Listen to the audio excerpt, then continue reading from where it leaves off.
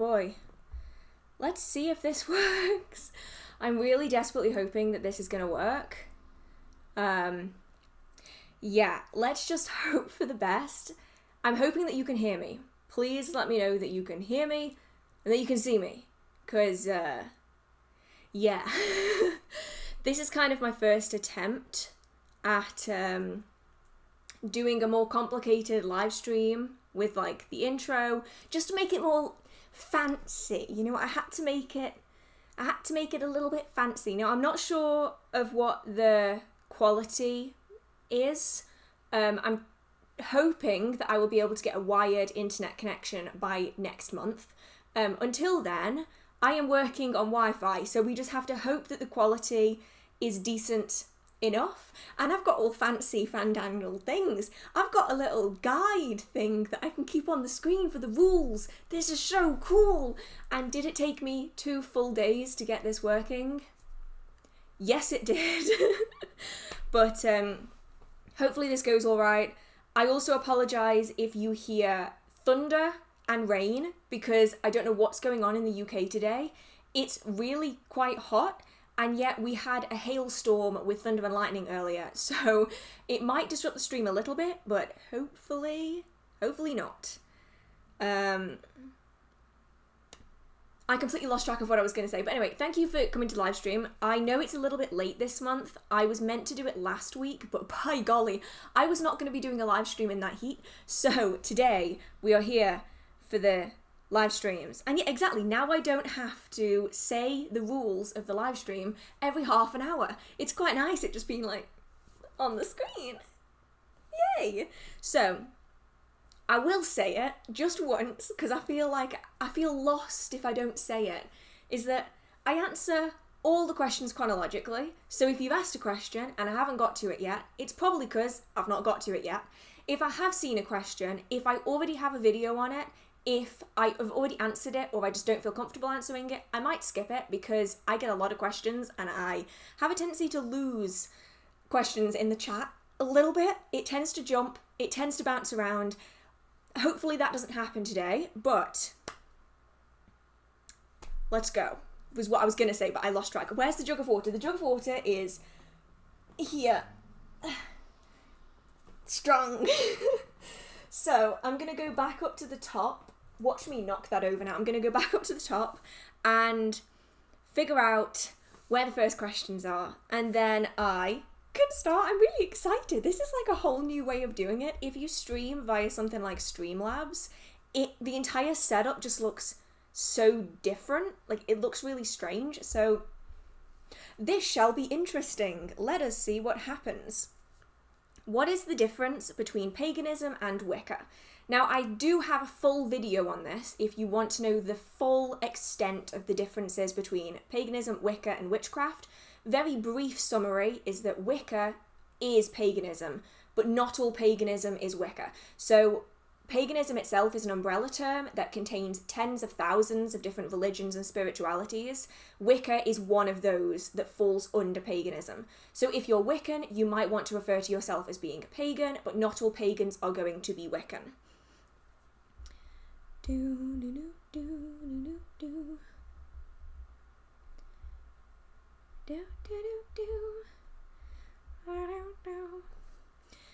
In a candle spell, after the candle is lit, what do you do? Do you sit and meditate on the candle until it burns all the way down? Can you close the circle and let it burn? I researched on books and websites, and they tell you the candle lighting part, but not the after bit. Okay, so it entirely depends on the type of candle magic that you are doing. I have a full video on 2 main different types of candle magic, one being elemental and one being sympathetic candle magic, and that could help answer that question. But it really depends on the type of practice that you're doing and how you're doing it. So if you're working with the flame and the element of fire, you don't necessarily need to burn a candle all the way down. You can do that working, thank whatever it is that you've brought into that space, and then snuff the candle, blow the candle, pinch the candle, however you want to do it, and then leave the space. Close the circle, leave the space. If you are using the body of the candle as a vessel, as is seen in a lot of sympathetic candle magic, then you're going to want to burn that candle all the way down because the vessel itself contains the energy. So basically, it just entirely depends on how you do it, which is why a lot of people don't seem to mention what you do afterwards, which I've noticed in a lot of books. They're like, do this, light this candle, and then they just leave you to it, and you're like, wait, what? What do I do now?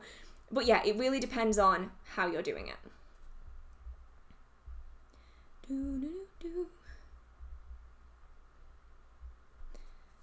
I was wondering if you had any difficulty putting up any protections or bubbles earlier in your practice. I've been trying them and I end up completely worn out.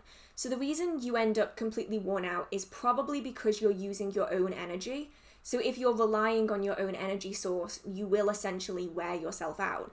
But if you start grounding and centering before you do protection bubbles where you're pushing out that energy, instead of using your own energy, you're drawing on the earth's energy, and therefore you aren't draining your own energy. So at the very start, it can be really easy to accidentally drain your own energy because it's a little tricky to feel the difference between personal energy and surrounding energies.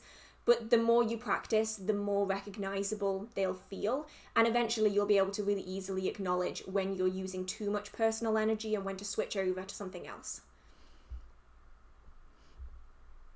I've noticed today, by the way, as well, I have spoken so much in the last 2 days, like a ridiculous amount. So if it sounds like I'm losing my voice, it might be because I am, but it's not because of anything like bad. It's just because I can't stop talking. I've been talking to myself. I have been talking to the electronic devices. I talk a lot when I'm playing games. I realize that I talk to myself. So yeah, I sound like I'm losing my voice. I probably am, but it's not going to be a bad thing. Honestly, it might give everyone around me just a little bit of peace.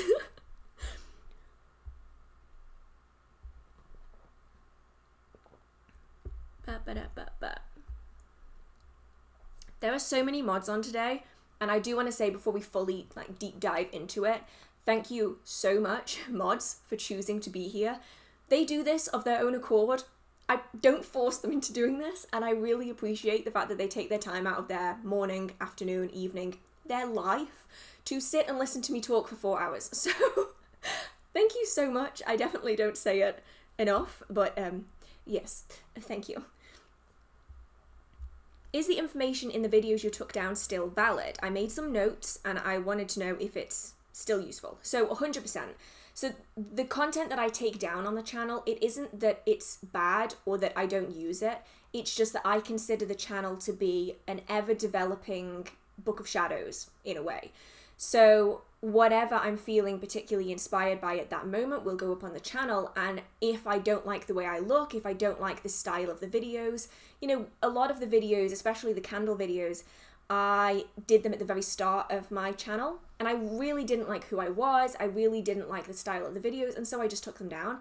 I still enjoy the content of the videos, I just don't like the video, so I took the video down, and it's likely that I will end up doing similar videos in the future, just in a style and in a way that I much prefer, because I hate every video that I put out the moment I put it out, and the longer a video is out for, the more I hate it, and then eventually that hatred of that video takes over and I just take down the video. So in the future I will probably end up doing kind of similar videos, just in a different style that I like considerably more.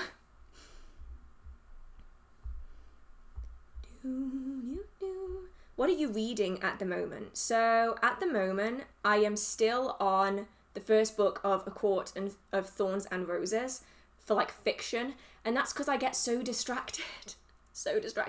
But spiritual witchcraft books section, I'm currently rereading Traditional Witchcraft, A Cornish Book of Ways. I've already read it. I read it last year, and then I just decided, you know what, I'm going to read all of these traditional witchcraft books. I'm going to start with that one, so I'm rereading that one.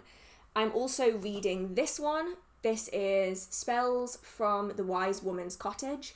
This is a book that I actually got from Glastonbury, but I forgot to put it in the hall because I'm daft and I left it upstairs.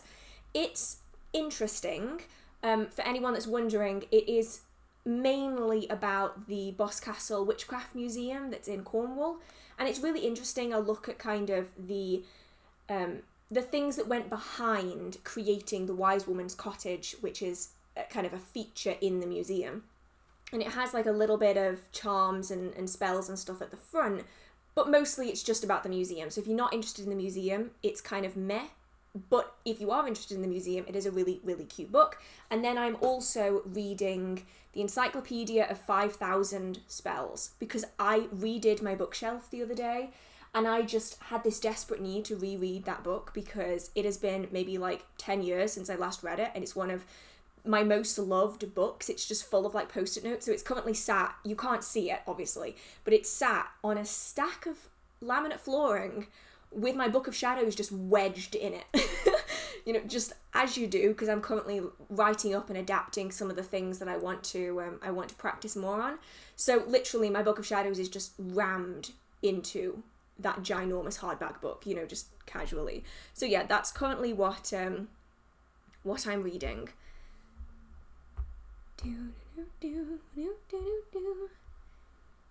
Suffolk, Florida. Oh, you were from everywhere. Chicago. I always say it wrong. Like I know that it's Houston, but because I'm British, I just say Houston, and it doesn't really work. It just kind of sounds strange.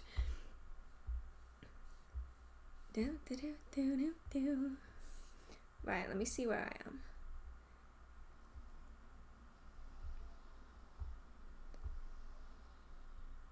Could we get a full candle set on the website, like a couple of candles in each colour?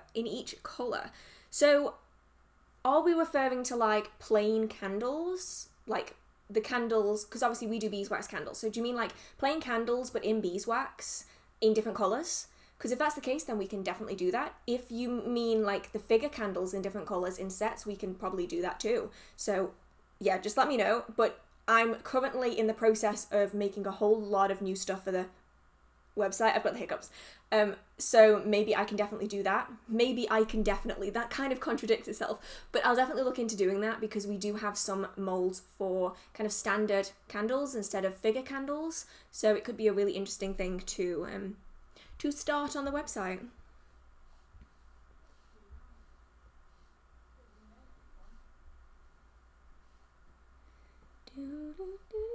You had hail, nothing but rain for me. Yeah, we had hail. It was intense. I was sitting here. I spent 2.5 hours this afternoon just changing the settings for the stream tonight. And I was just sitting here and I heard this noise that I thought was a bin. You know, like the rolling of a dustbin. And then it kept going, and then it happened again, and then I realised it was actually thunder. And then all of a sudden, out of nowhere, it just kind of started hailing. I'm not really sure what's going on with the weather in the UK right now. It's just been a bit all over the place. It's gonna jump. Ah! I knew it was gonna jump. It always jumps. I should just get used to the fact that it is always going to jump. Oh, who we have here? Glasgow, Germany, New York. Oh, I've always wanted to go to New York. Philippines, Colorado. Oh, Midlands. Gosh, down with the Midlands. London. Oh, I really want to go back to London again. I have not been to London in so long. I love London, but it kind of scares me. Like, it's really cool, but it also kind of terrifies me. Right. Where am I? That's just a good point. Where? I think I'm here. Okay. I haven't lost any of the chat messages yet. There's likely time. Belgium. Do you do any rituals or workings for the dark moon? I typically don't, mainly because I barely recognise what day it is, let alone what moon phase it is. I don't have my phone over here, but I actually have this little icon on my phone that tells me what the moon phase is, and even though I have that, I will still forget what the moon phase is. So the other day I was going upstairs and it was maybe like 3:30 in the morning, and I walked past my window and I saw the moon, and it was like ginormous and red, and I was like, shit, I missed it. So yeah, I'm not particularly good at remembering. I'm hoping to learn a little bit more about it though. There's a book I just got. I can look now because I reorganised my bookshelf, but where did I put it? That is the question. I reorganised my bookshelf so I wouldn't lose things. Of Blood and Bones is a new book that I got, which does specialise in kind of dark moon rituals. So that is going to be maybe the next book that I read once I finish A Cornish Book of Ways, because that one I'm so excited about, and I haven't got around to reading it yet. So definitely Yes, looking forward to that one, and hopefully that will give me some ideas if you would like any videos on dark moon magic. I know that there's so much content on full moons and that kind of really positive workings, and so if you are interested in some dark moon magic, let me know, and I'm sure that I can gain some inspiration. I've got a few books on lunar magic dotted around the house. I've honestly, they're everywhere. So hopefully I can kind of come up with a few bits of information and some rituals and stuff that I can adapt that you might find really useful. How do you resolve arguments with loved ones? When do you know how to let go of anger and admit you blew things up more than you had to? I'll be honest, I am really bad at that. I'm really bad at that. I'm a very, very passionate person. And so when I feel strongly about something, I will dig my claws in. And so admitting that I'm wrong is not something I'm particularly good at. But I am learning, and I find the best way that I can figure out whether it's, a hill I actually want to die on, or whether it's just something that I'm caught up with in anger, is to take a step back. And I found that being able to even go for a walk, just take yourself out of that situation, go for a walk, go for a wander, calm down, chill out, be in nature, and then come back again. It gives you a whole new perspective on what is something that you really want to keep fighting about, and when you can admit that you just blew it up out of proportion. And I'm finding I am slowly starting to learn to do that. It's taken me a long while. I am a very argumentative person. I don't mean to be, I'm just so passionate about everything. So yeah, that's how I do it, just because then you can really identify what is going on in your head. What type of entity work, if any, would be best for beginners? I would say the first kind of thing that you should be doing when it comes to entities is research, always, especially if you're a beginner, mainly because there's so many things that can go wrong. This is not designed to be a scare tactic at all, but it's just that when you are more experienced in practice, you're maybe more able to recognize energies, negative energies. You're more likely to be able to identify when things are attaching onto you. Whereas if you're a beginner, you might miss those signs that you maybe would recognize, a year down the line. So when it comes to any kind of entity work, it doesn't matter if you are a beginner or if you are the most advanced magical practitioner in the world. I would always recommend starting with research on the particular type of entities that you want to work with. I would say if you are a beginner, maybe work with ancestors, as long as, you take precautions. They can be nasty, they can be mean, but usually there's nothing that can go absolutely detrimentally wrong with ancestors, and especially if you are picking particular ancestors to work with that you have known perhaps, that makes it a whole lot easier. Other entities, it gets a little tricky because it really entirely depends on who you're dealing with. You can find some really happy, interesting, calm fae, and you can also find some really, really angry fae. Same with ghosts and spirits of people who've passed over. Same with demons. So I would say first step is to always research different types of entity, different types of spirit, and then figure out what you would feel comfortable with, then move on to protections, and then start looking into working with them just to make sure that nothing goes detrimentally wrong there. Are you going to make more videos on spell work? I'm having trouble finding a place to start crafting my own spells. Oh, 100%. At the minute, it's a little bit chaotic here because my workshop upstairs, which is where a lot of the products for the shop are made, and it's where I was hoping to do loads of videos, is currently being renovated, so I have basically no use of my workshop right now. But once that is done, I am hoping to have a filming space up there. I'm also hoping to be able to do spell videos more easily. This little corner is very difficult to do spell work in because my table is so low and it's so small that it's really difficult to do it. So when I have my workbench, I can probably do videos, and I'm so excited about that. So the plan is to do a lot more spell work videos when that's all finished, and I'm so excited.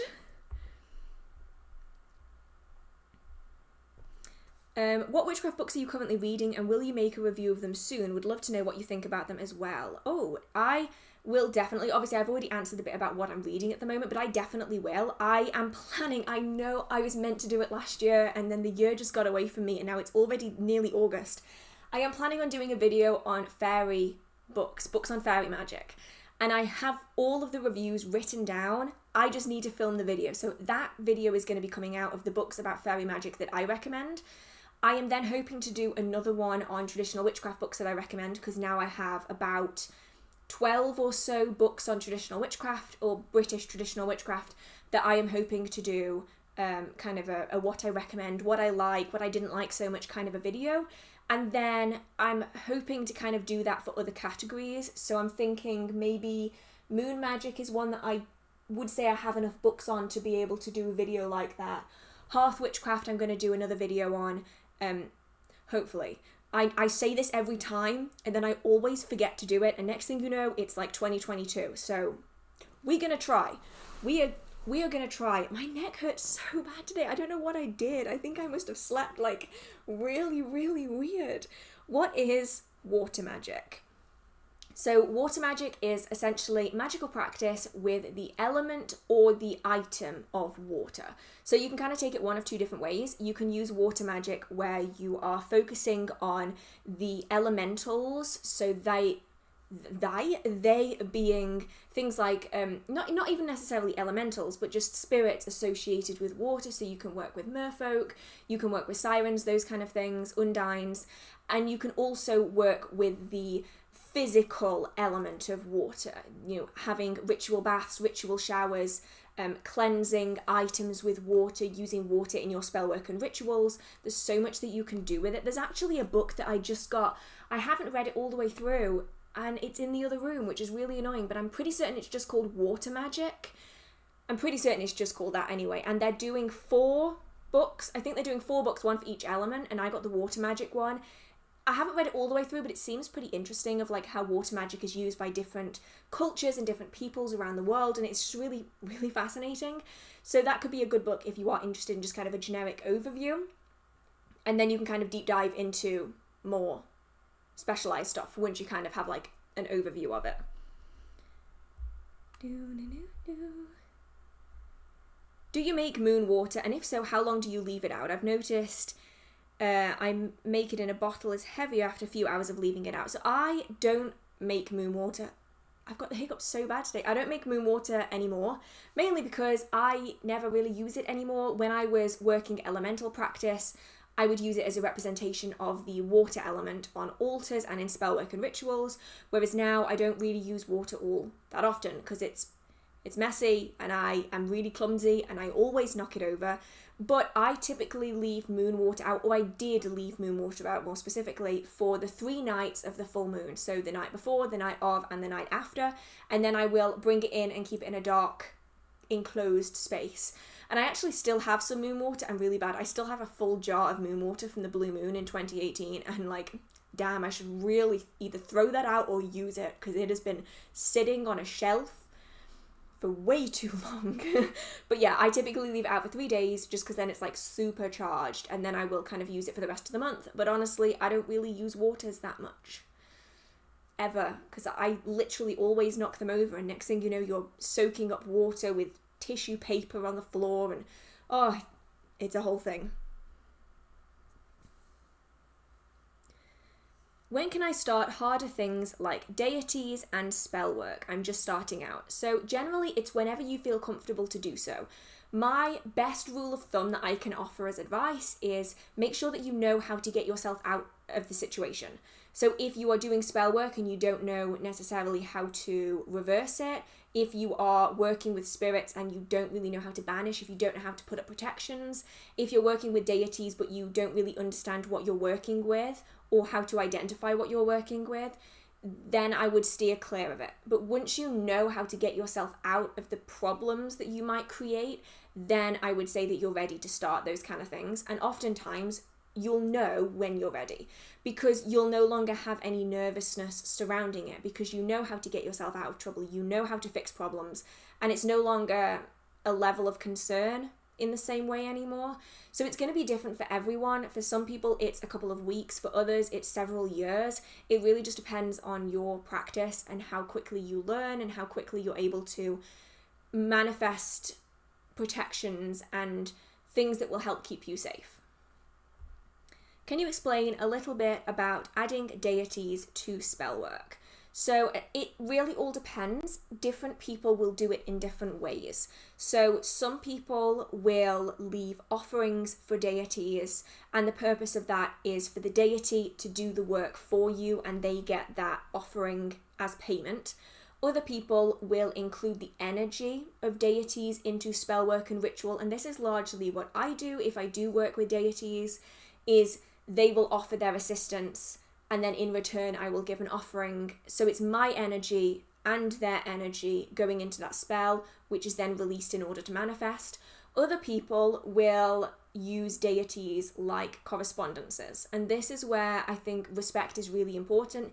If you are planning on doing this, please make sure that you respect the deities that you are working with, where they will call on different deities depending on their associations within folklore and tradition. So for instance, if someone wanted to do something for love and beauty, maybe they might work with Aphrodite, but then they'll switch when they want to work with something else, and I think that can work. Just always make sure that you are giving offerings and that you're being respectful, otherwise they might think that you're using them, and some deities are going to respond more negatively than others. Are pendulums beginner friendly? I mean, they definitely can be. I don't see any reason why they can't be. I actually have one right here because I have witchcraft stuff literally everywhere. That was just on my floor because I apparently knocked it off a table. They definitely can be. I think, once again, it's just a case of knowing the energies that are around you. A lot of people will, scare tactic people out of using pendulums, saying that, oh, demons and oh, negative spirits. But realistically, a pendulum is working with your own subconscious. Essentially, it is the amplification of micro movements. So when you ask a question, you are essentially asking your own subconscious, your psychic connection, to give you an answer that maybe you know, but don't really know at the front of your mind. So I think that they are perfectly fine to be used by beginners. Just be careful, don't go out there asking for spirits to be moving and affecting a pendulum if you don't know how to protect yourself. Just using a pendulum for yourself with yourself is probably just completely fine. I've never ever had a problem, and I've also never heard of anyone have a problem with it.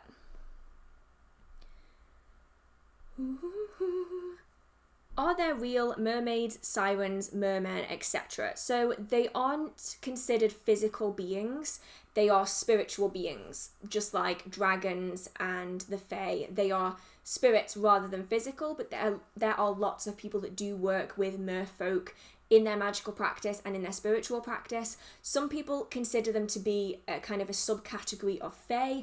Other people consider them to be their own thing. Other people class them as elementals. It's kind of a little bit tricky. It's kind of all over the place. But people do work with them very successfully. What do I need to give up to do magic? Absolutely nothing, except maybe some time. You need the time to set aside to learn and to practice. Besides that, not much. Time and energy is about it, depending on what you're doing, of course, because you might want items and then it's going to be time, money, energy, but you don't need items, so mainly just time and energy. Would you subscribe to Witch Casket? I personally wouldn't, but that's not because I don't like the company, and that's not because I don't think they're good. It's just that I have my own witchcraft business and I just keep myself to myself, and I don't really need any additional items, so I wouldn't just personally, but I'm sure that they're good stuff. I just don't know very much because I don't really pay attention to it.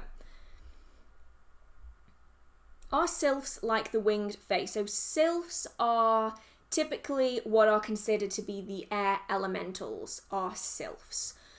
And it's another one of those where the line between fae and elemental often kind of crosses. Some people will consider sylphs to be fae, some will consider sylphs to be elementals. I personally was always taught that sylphs along with undines were elementals, whereas fairies and merfolk were their own thing. But obviously everyone's training is going to be different, and it's also going to depend on your culture as well as to what you're going to refer to them as. Have you started to read the Scottish witchcraft book you got in Glastonbury? If so, how is it? I have started to read it. Where did I put it? Oh, it's there. I'm not going to reach for it because I will fall off the arm of the sofa. I did start to read it. I'm not certain on how I feel about it yet. I was quite surprised by the first section that I read, because a lot of it's a little confusing, a little all over the place, and by the sounds of it, a lot Wicca influenced, which I was quite surprised because I was expecting it to be a little bit more about the folk practices of Scotland. Instead, it's more about Wiccan witchcraft with a Scottish flair. But I will keep reading. I'm not going to give it too harsh a judgment because obviously I haven't read it all yet. But I was just a little bit surprised because it wasn't what I was expecting. So if you've read it, let me know what you think about it. I will have to get back to you when I've read some more of it, because I'll be honest, I was reading it in the car and I might have fallen asleep. I definitely fell asleep, and so I didn't read all that much of it. Oh, thank you so much. Here we go. Thank you so much, Bresky. Thank you. You guys are so nice. You're absolutely lovely.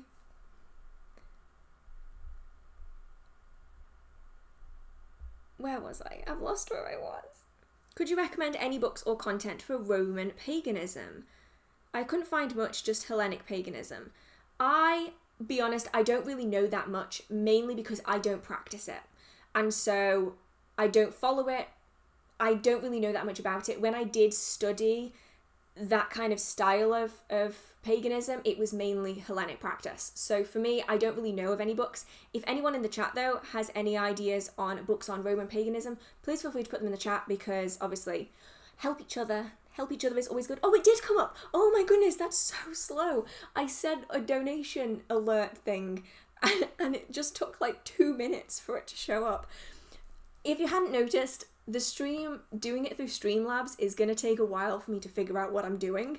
So we will just have to figure it out together. But I wanted to do the intro because I saw the intro and I was like, oh my god, I need that intro. So yeah, we just have to figure this out. I mainly did this for the intro. Is that weird? Maybe it is.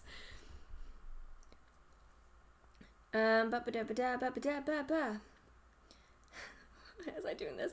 My candle holder doesn't let the candle burn the whole way down during a spell and without burning the holder, so I usually have to blow the candle out before it's fully finished. Will spells still work? I'd say definitely. I used to do this a lot. I still have them, but I don't use them that often, vintage candle holders. And they always end up with like this much wax stuck in the bottom, because obviously you've like wedged it into the candle holder. And when I was doing workings with them, I never found a problem by blowing them out. I think it depends on how you do your workings and how you feel about it. But really, I can't see of much problem because you've already put the energy into that working and you've already done what you needed to do. So I'd say that's fine. The other option, I suppose, is to do what I typically do and what lots of other people do. Hiccups, god damn it. Which is to heat up the bottom of the candle and just wedge it onto a plate. It doesn't look half as nice, but it just allows you to kind of burn it all the way down. But I don't think you'd have much problem, honestly, and I don't think it matters too much. I love that mug. Where did you get it from? This is one of the many that I got from Ali Reese Ceramics. She's a friend of mine that goes to events with me, and she makes the most amazing mugs. I have like a ridiculous number of these mugs. And so it's always Ali, like A-L-I Reese Ceramics. They're on Facebook, and I love their mugs so much. I use them every day. Oh my god, I've just realised my entire house smells like apple cider vinegar. This is a problem. I've had to put apple cider vinegar out because of the fruit flies that are in England right now. And now I hate the smell of apple cider vinegar, and I forgot to tip it away before the live stream, and now my entire house smells like apple cider vinegar. I hate it so much. I might have to light some incense at some point just to drown out the smell, because I hate it. Is it safe to work with deities from different pantheons that I'm not related? I just got reached out by the goddess Ceridwen. I think it really all depends on respect, and it's going to also depend on the cultures that it's being drawn from. I obviously cannot speak for every culture, nor would I ever claim to, and so it's going to very much vary. I would say go into everything with a level of respect, learn about the culture, the history, the folklore, before you then make any kind of big decisions, to figure out whether that's something you would feel comfortable doing or not. Oh, it's so bright in here, my head hurts.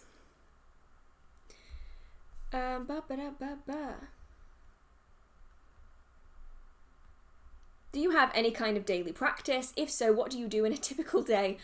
No, I don't. I'll be honest, I can barely be bothered to get changed some days. I don't have any kind of daily practice. I don't think I've had a daily practice in maybe 10 years because it's just not that important to me. Like, I'll always learn something in a day. So my one rule of thumb is that every single day I have to have learned something, even if it's just like a little thing, not just about witchcraft, but just generally. But I find that often it's something witchcraft related or witchcraft adjacent. And that's typically the only bit of daily practice that I have, because I don't have the time nor the patience to be doing practice every single day. And also, life's busy, you know, when you have to go places and you got to go shopping and then you're working on the workshop, and like, it's difficult trying to juggle everything and do something every single day. Props to anyone who does. If anyone can do meditations on a daily basis, then damn, I cannot.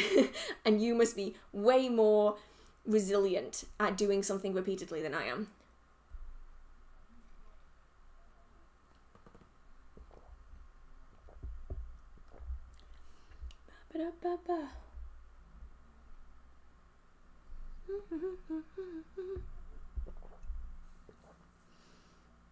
What is a different type of protection other than sprinkling herbs or eggshells? Can I put the ingredients in a satchel? Oh, 100%. I mean, there's hundreds of different kinds. There's witches' ladders, witches' bottles, witches' balls. There are spell bottles. There are little charms. I did a video on the channel about Rowan protection charms. You can use items as protection. I'm just going to use the word charms because I always get the word amulet and talisman mixed up, always. You can do active spells that you are maintaining. You can do passive long-term spells that use a battery. You can use dolls. You can use bags. You can use jars. There's literally hundreds, probably thousands of different kind of protection magic out there that goes beyond herbs and eggshells. There's so much out there. There's literally so much. I'm hoping to do a few videos in the future about different kinds of protection magic and actually showing the creation of them. So hopefully that I can do once the workshop is finished. But yeah, so much out there.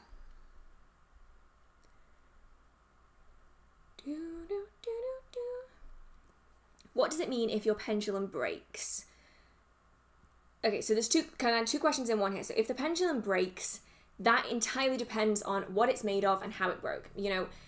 And I'm not saying this as being particularly you. I'm going to say this like generally for the community. I have found so many people will try to find signs in things that they don't need to.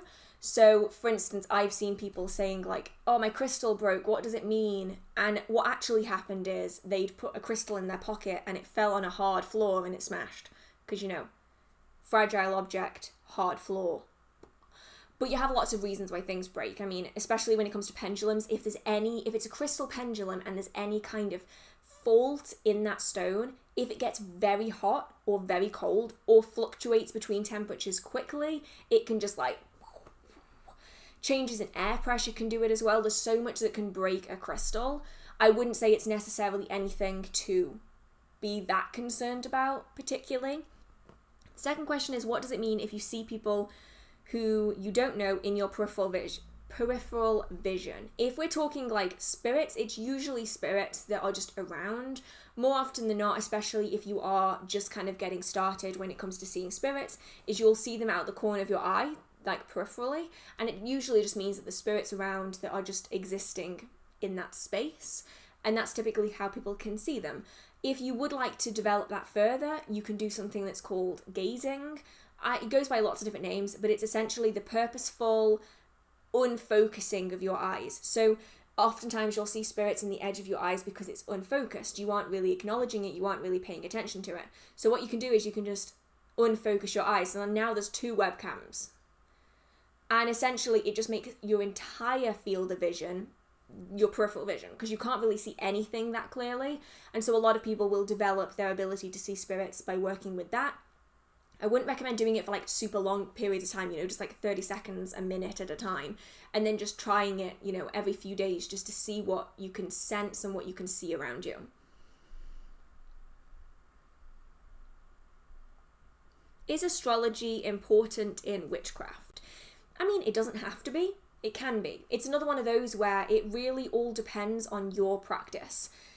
And as with most things, I think it's important to remember, or to think, should I say, about what people would have done. So for instance, if I were a poor widowed woman in a village in 1600s England, I probably wouldn't have had any understanding of astrology because I probably wouldn't have been educated. I probably wouldn't know anyone who was educated enough to tell me about astrology, and therefore I probably wouldn't have bothered with it.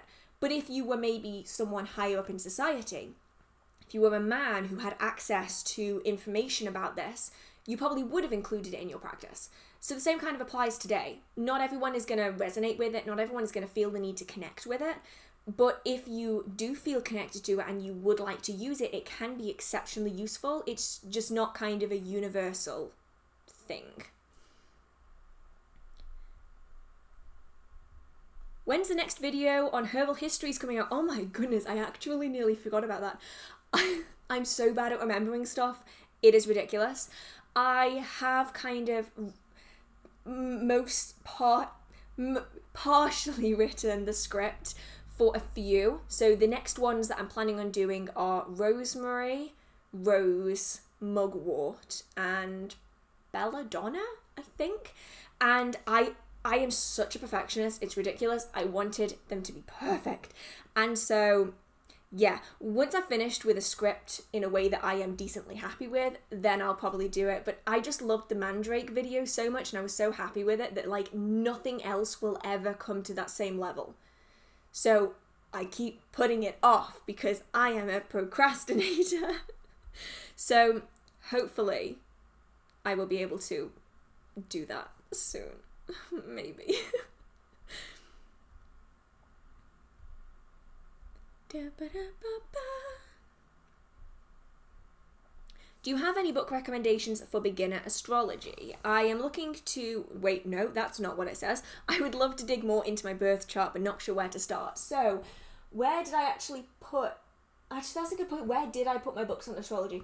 I don't really have that many books on astrology, but I'm just trying to see if I can see any. Have I lost them? Where have I put them? Oh no! I actually can't even see them. What I'll have to do is I'll have to kind of accumulate some books on astrology that I find are quite good. I have like 1 or 2 at the minute. I think one of them is called Be Your Own Astrologer. I think that's one of them, and that's a pretty good one actually. It's obviously not the most detailed book on astrology that there is out there, but it gives a very beginner kind of a first look at doing things like natal charts and figuring out the meaning behind different houses and different planetary bodies and these kind of things. So that could be a good one. There are lots out there though. I would say if you're looking, check out reviews. And also try and find some, I don't know of any, but try to find some astrologers on YouTube or on other platforms and maybe see if they have any book recommendations, because obviously I don't specialise in astrology, so I'm probably not the best person to ask. Oh, my head.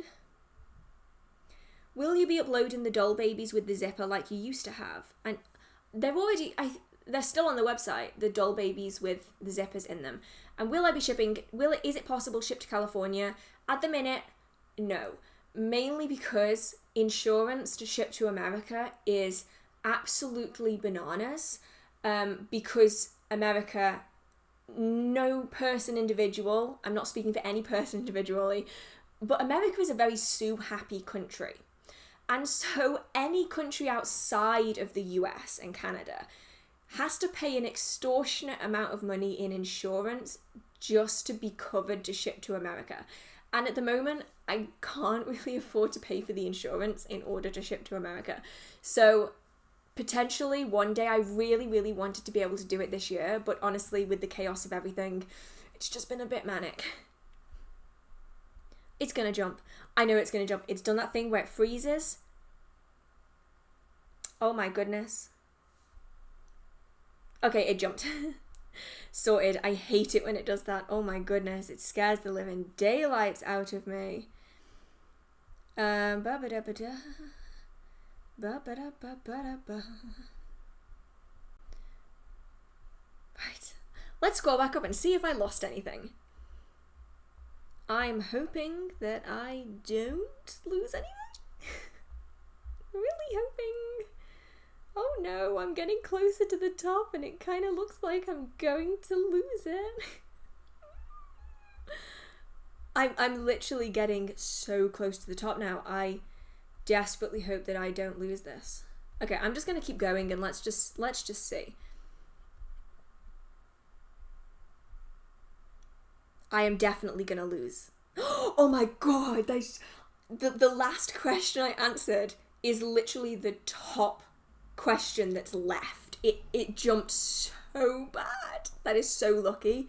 Okay, I'm gonna try and be really quick through a few so that I don't lose too many. Can you please teach us more about deities, perhaps a video on how to communicate with them? I definitely will be. I'm hoping to do a video on how to set up a very basic deity altar. I'm also hoping to do the same for ancestors as well, because I get a lot of questions about that.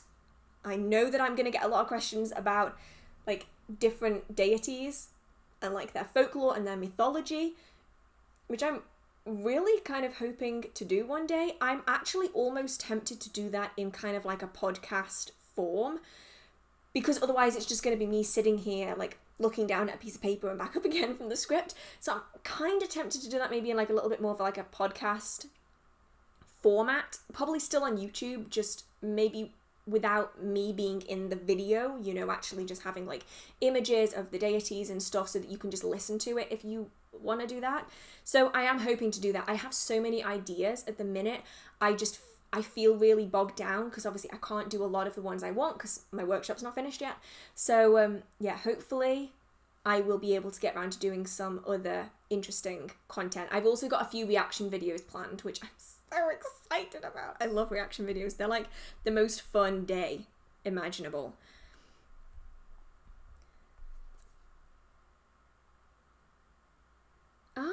Sorry, this is about the question earlier about selling groups of candles. Even the figure candles too would be extremely useful to be able to buy them all at once. I will definitely start thinking of doing that, because obviously, we make all the candles to order, so it might take a little bit longer to get a candle order out depending on how many other orders we have. But I'm sure that we can definitely start doing sets of things. My mum actually had an idea a couple months ago of doing a full set of candles. A candle, one candle of all of the figure candles that we do for people who just want kind of a selection of things, which I think would also be really cool. Is there any places that you'd like to visit in Scotland? Any witchy places? I'll be honest, I don't know Scotland that well. I've always wanted to go. I've always wanted to go to Edinburgh. I just love the atmosphere of Scotland when you watch videos, and I really want to go.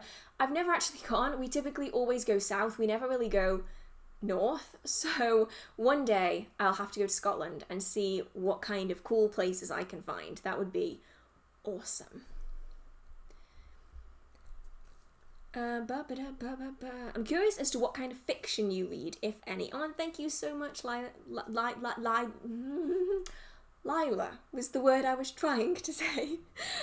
What kind of fiction books do I read? So I'll be honest, I'm really cliche. Anything fantasy, anything. If it has a vampire in it, even better. If it's got fairies in it, fantastic. Werewolves, I'll even take a werewolf. I just love fantasy media. I always have, things like the Harry Potter books and Lord of the Rings, and even things like Hunger Games I actually really liked the books of. So yeah, any fantasy media, I love it. I don't read as much as I probably would want to, mind, but I do really enjoy it. Is it true that they might damage Stonehenge by building a tunnel underneath it? Honestly, it wouldn't surprise me. They are currently trying to figure out where the HS2 railway is going to go, and it's going to go pretty close to Stonehenge. There's also talks of it being taken off protection lists, there's talks of underground tunnels, there's talks of everything, and I just want to slap every single person who is thinking of damaging Stonehenge around the face. Like, that is how angry it makes me. It's, oh, I hate it so much. So yeah, there's lots of talks about underground tunnels and railways and all this kind of shit. There has been for years. It's just an unfortunate thing that makes me incredibly angry.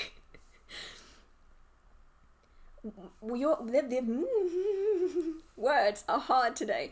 May I ask your opinion on Black Mirror scrying, and if you are familiar with, and your opinion on the Malleus Maleficarum. Now, I'm not sure if you can see it, you probably can't.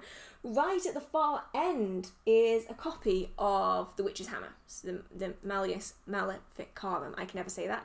I have a copy of it. I haven't never fully read it. It's one of those books where I keep thinking about it and then I go, nope, and I read something else. So, my opinions on... as far as I'm aware, though, it is The Witch's Hammer, isn't it? Am I thinking of a different thing? I'm starting to doubt myself now. If it is The Witch's Hammer, then it is an absolute book of nonsense that was created by a person who really didn't like people and really, really wanted to take everything out on them. Like, oh, it makes me angry. Everything makes me angry. I've just discovered now, like, as an adult, everything makes me angry. But yeah, it's basically just an entire book that was created to pin people for practicing witchcraft and to have them be tried for it, which makes me really angry. However, black mirrors, I absolutely love, and I really enjoy working with them. I've created my own black mirrors. I have used black obsidian scrying mirrors and really, really like them. They're really tricky though in comparison to other forms of divination, because obviously if you're reading cards, although your psychic energy and your subconscious is still at play, you do have a physical object in front of you that's kind of guiding you. So, you know, like when you have a reading and you're seeing the moon, the tower, and the devil, you kind of get a feel of what that reading is going to be like. And then you can allow your subconscious to kind of take it from there. But when you're using scrying mirrors, or scrying in any form, whether that's water scrying, fire scrying, mirror scrying, you are entirely reliant on your own subconscious, and that is really strange. It feels like you're out of your depth a little bit, because all of a sudden you have like nothing to base anything on. It's really, really interesting, and it's also a really cheap way of doing it, especially water scrying. So if you are interested in scrying, maybe try water scrying and kind of go from there. But it's intense, and it makes you feel kind of stupid because you're just there, just staring into a bowl of water. But when you get answers, then you feel really epic. Because you're like, damn, I did this all by myself.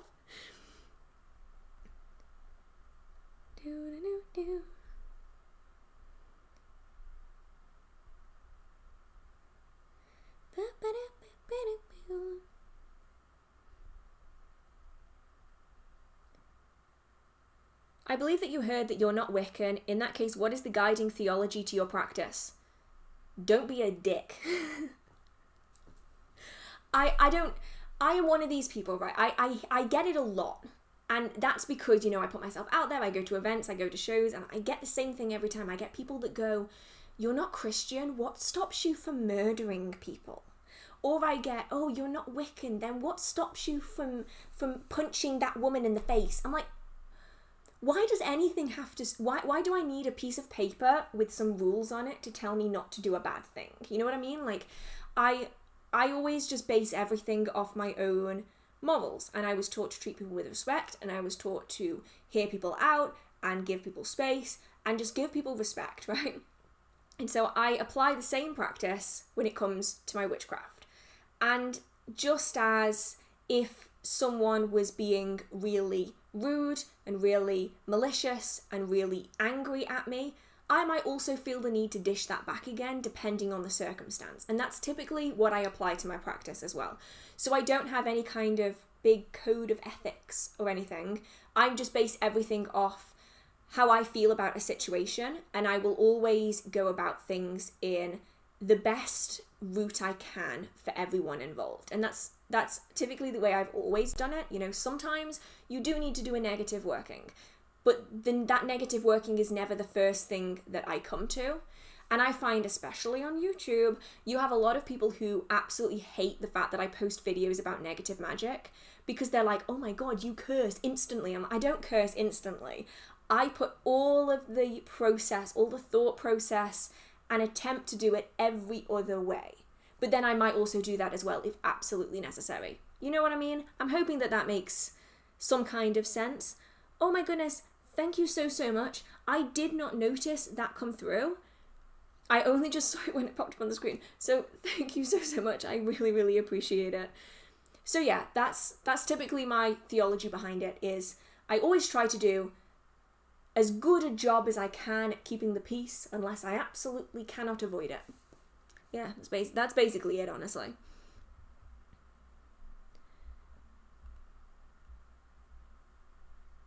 Oh, this is the best question ever.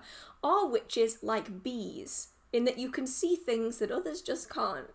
That is amazing. I love I am going to just refer to myself as a bee from now on. I mean, I'm guessing some definitely can. I mean, I've always experienced seeing spirits, and I could see auras as a child. Lots of other people can see auras and spirits. So I would say some definitely, but it's not kind of a universal thing. Different people are going to be good at different things. And so some people might be really good at ritual work, whereas others might just be innately empathic or be able to see spirits and communicate with them. So it's not really a one size fits all. It's kind of some maybe are like bees and some maybe aren't like bees. I love the fact that witches are now bees. This is amazing. Can you be both a green witch and a moon witch at the same time? Yes, 100%. Okay, so when it comes to these categories, like these types of witches, it's simply used as a description of practice. So for instance, I am a hearth witch. That means that the workings that I do revolve around the hearth and the home, usually for the people I care about or for myself and the protection of the home. If someone were to tell me that they were a green witch, then I know that their practice largely revolves around the natural world and largely around plants, gardening, and the use of herbal products. That doesn't mean that they can't do anything outside of that. It just means that the bulk of their magical practice, for the purpose of telling someone else, falls under the green witch category. A lot of people simply refer to themselves as eclectic, because that just means that they take lots of different practices from lots of different types of witchcraft. So at a full moon, they might do a full moon working, but then the next day they might do a spell in their kitchen with cooking. And then they might go on to do a ceremonial working, and then they might go on to do chaos magic. And their work all kind of falls under this kind of umbrella term of eclectic. So you can really refer to yourself however you see your practice falling into best, or you can just refer to yourself as a witch. Like, that's cool too. They're mainly just used as descriptions to help other people identify what your practice is. Everyone seems to really love the rules in the corner. I am so glad. That was like a last minute decision at 3 o'clock this morning, so I'm very glad that I did that. Right, let's see where I am. Cornish Book of Ways is excellent. All of Gemma Gary's books are amazing. Read The Black Toad. I know, it's right there. I have all of them. I forget who writes who, but I have The Black Toad. I have Silent as the Trees. I then have most of the works by Nigel Pearson. Never sure how to pronounce that. I just have most works of most traditional witchcraft authors, generally speaking.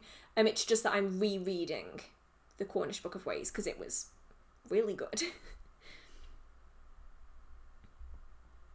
Yes to the Dark Moon video. Yes. Okay, everyone seems to really like that. What would explain if a shade talked to you and you talked to them, but you couldn't remember what you or it said after it happened? It really... what am I trying to say here? Oftentimes this happens with spirit encounters, especially something like shades. Shades typically like keeping themselves to themselves, so it really doesn't surprise me that you can't remember what happened or what was said. It's pretty common, depending on the spirit. So oftentimes with ghosts, like people who've passed over, you can typically remember it. But with lots of fae and also with things like shades, sometimes you just don't, and that's usually the choice of the spirit, deciding what they do and don't want you to recall.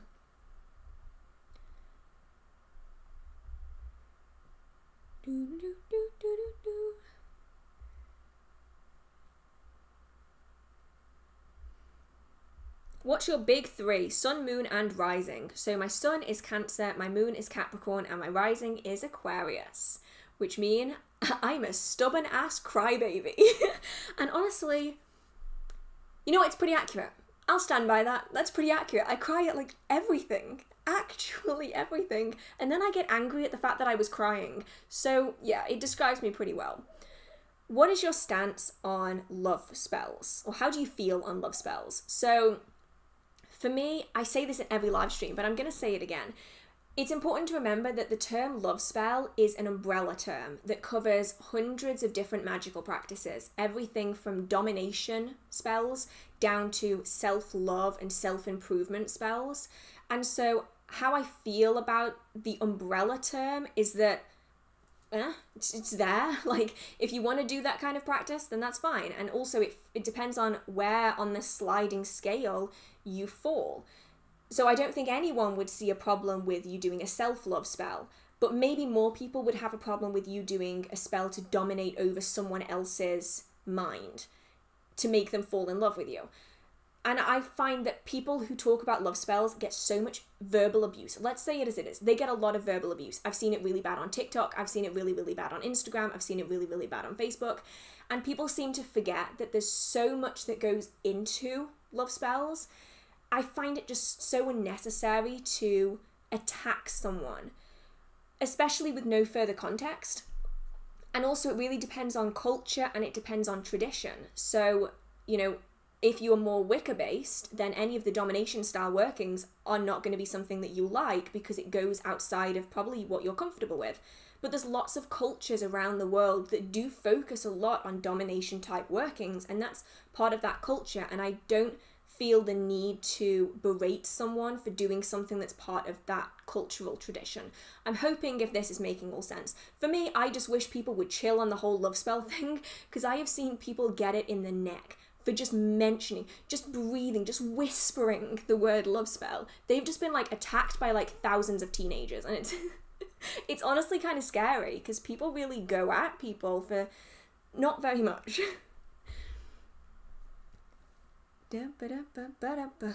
Any advice for keeping pets safe from the smoke when you cleanse or have candles out? When it comes to cleansing, if you have pets, I would recommend not using smoke. There's lots of alternatives out there that are smoke-free so that your pets aren't inhaling any of that. When it comes to candles, I would typically stick to candles in large vessels. So you can get like the hurricane jars, which are like the really deep glass containers. So the candle is like right at the bottom, so that then like pets can't just knock over the candle or, you know, God forbid, catch themselves on fire by accident by just brushing a tail against it. Or you can get candles that are put inside, you know, smaller containers or containered candles that you can then keep out of the way of pets. It's a really tricky one because obviously I don't have any pets, so I don't really have to think about it, but you definitely have to really think about the hazards when you have like children and pets and all that kind of stuff.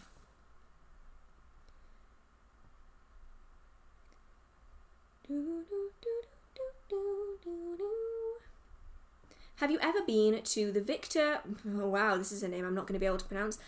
Is it Wind? W-Y-N-D. The Victor Wind Museum of Curiosities in London. Ronald Hutton is giving a lecture there. Oh my god, in December. Oh my god. I might have to make a trip to London just to go and hear Ronald Hutton talk again. Oh my god. I will inevitably forget this. But I have never been. But this sounds freaking awesome and I would really like to go. So I'm going to have to look that up. Hi, where do you recommend getting jars? I want some small jars, but I can never seem to find the right size. I don't want to resort to Amazon either. So I typically... It's difficult, obviously, because I have a business. I often get glassware in bulk because I can go to the manufacturer because I use so much glassware. So a lot of the jars I get are from large, bulk, wholesale business manufacturers because that's kind of what I fall under.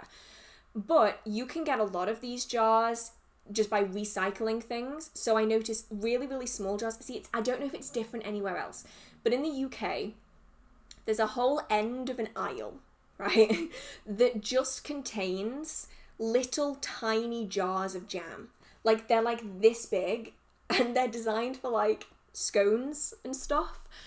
And also, I don't know if anyone else's family is like this. Every time my dad used to go and get like a scone, like a cream tea when we were out anywhere, he would always take the little tiny jam jars home with him, and they are perfect for spellwork.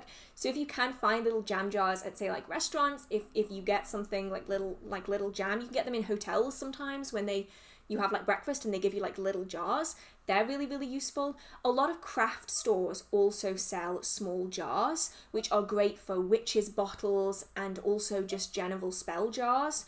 Or you can essentially just alter how it is you're doing it. I'm so sorry if you can hear the dog barking next door. He's going to be barking for at least another 10 minutes, so we're just going to have to deal with that. You can kind of use other techniques. So if you can't find any jars, but you want to do a similar working, maybe adapt that working to fit into a bag that you can make yourself, or something like this, which is just like a little organza bag, and then make use of the items that you have if necessary and you can't find anything else. Sip reminder, don't forget to drink water. Good call.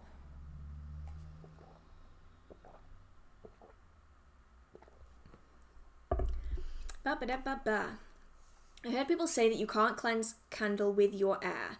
With your air as in like, with like breath, or like with air cleansing. I will admit I have never had a problem cleansing my cards with any technique. Obviously the only techniques I wouldn't use are water, because that would be a bad idea. But I see no reason why you couldn't cleanse cards with air. I've done it and it seemed to work fine.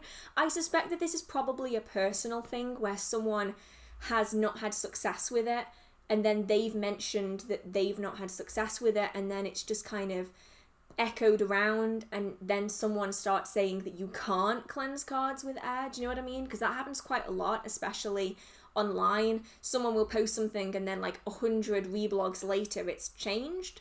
So maybe that's the case. I have to say I've never heard of that, and I've never experienced that myself, but obviously that is just me. Hi, it's my birthday in 40 minutes. Well, I hope you have an absolutely wonderful birthday, Andy. I really do. Do you do deity worship or only deity work? How do I word this?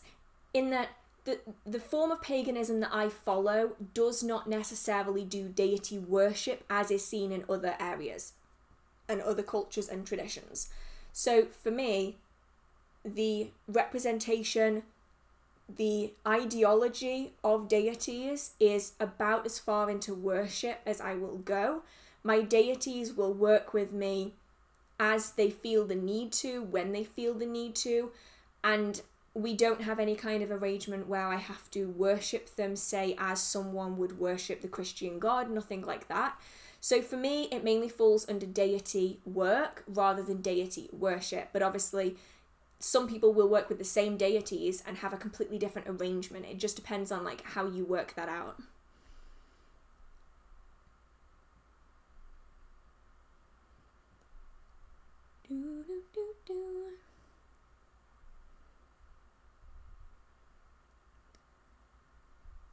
Any tips on how to convert learning about baneful magic into protection? I got the book Utterly Wicked by Dorothy Morrison. Oh my goodness, you managed to get it? I've been trying to get that book for like a year and a half, and every time I look for that book, it's always out of stock. Always. So the way I would take this is I would look at the intentions behind the workings that are written about, look at the methods and how they're done. And then it's a case of mitigating that. The dog is going again. Figuring out what it is that they're trying to cause. And then you can counter that with the protections in certain aspects of life. So for instance, if someone is doing a negative working to make you lose your job or make the people around you at work not like you so that you get fired, the way to mitigate that then is to put protections into place, put positivity workings into place, so that the people around you feel relaxed, so that people around you feel calm, and essentially you're acting as a counterbalance. So whatever is coming at you, you are countering, so it just returns to neutral. It's pretty much the way I would go about doing it. And then you can take the styles of workings that are done and then create kind of an extreme opposite of it to counter it if necessary.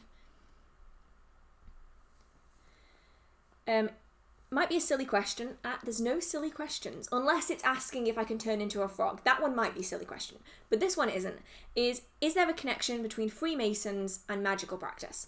So Freemasonry has a lot of correspondences, associations, and depending on who you talk to, some people will say that there were ceremonial rituals, other people will say that there weren't. I think that mainly depends on where you were, but there probably is a connection, but it isn't an innate connection. Do you know what I mean? So like magical practice and witchcraft is very much its own thing, but much like other forms of ceremonial practice around the world, like the Golden Dawn, for instance, other people, other groups may incorporate magical practice within their tradition, if this makes sense.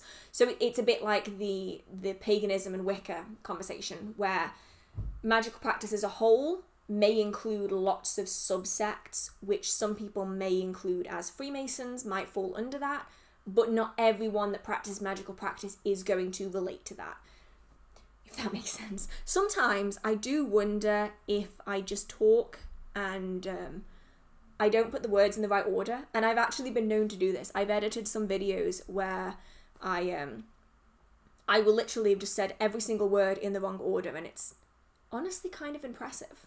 I think that's got to be a skill, like, in its own right. My mom is allergic to most incense. What do you recommend I do? I've started doing incense-related stuff outside, but I don't really have a proper altar set up out there. The question I have in response for you to just think about, like, you don't necessarily have to respond to me, just think about it, is what is it that you're using the incense for? And do you actually need the incense in order to do what you're trying to do? So if you're working with the air element, do you really need the incense? Can you represent it a different way? If you are doing air magic, can you use different styles and techniques? If the incense is for correspondence in spellwork and rituals, can you substitute it out for a different thing that will correspond to what it is that you want to do? If it's an offering to a spirit or a deity or an ancestor, can you alter what it is that you're giving so that you're giving liquids instead of smoke? Because the last thing I think I would want is for someone to have a really severe allergic reaction to something when you can definitely substitute it out for something else. And then later on down the line, when you are able to use incense without it being harmful, then you can start incorporating it back into your practice again.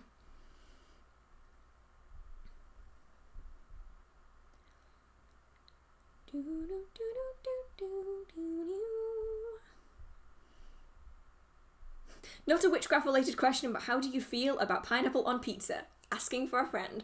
I am a savage and I love pineapple on pizza.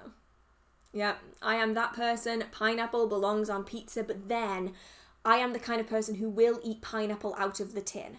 Like straight out of the tin. Because I am weird like that.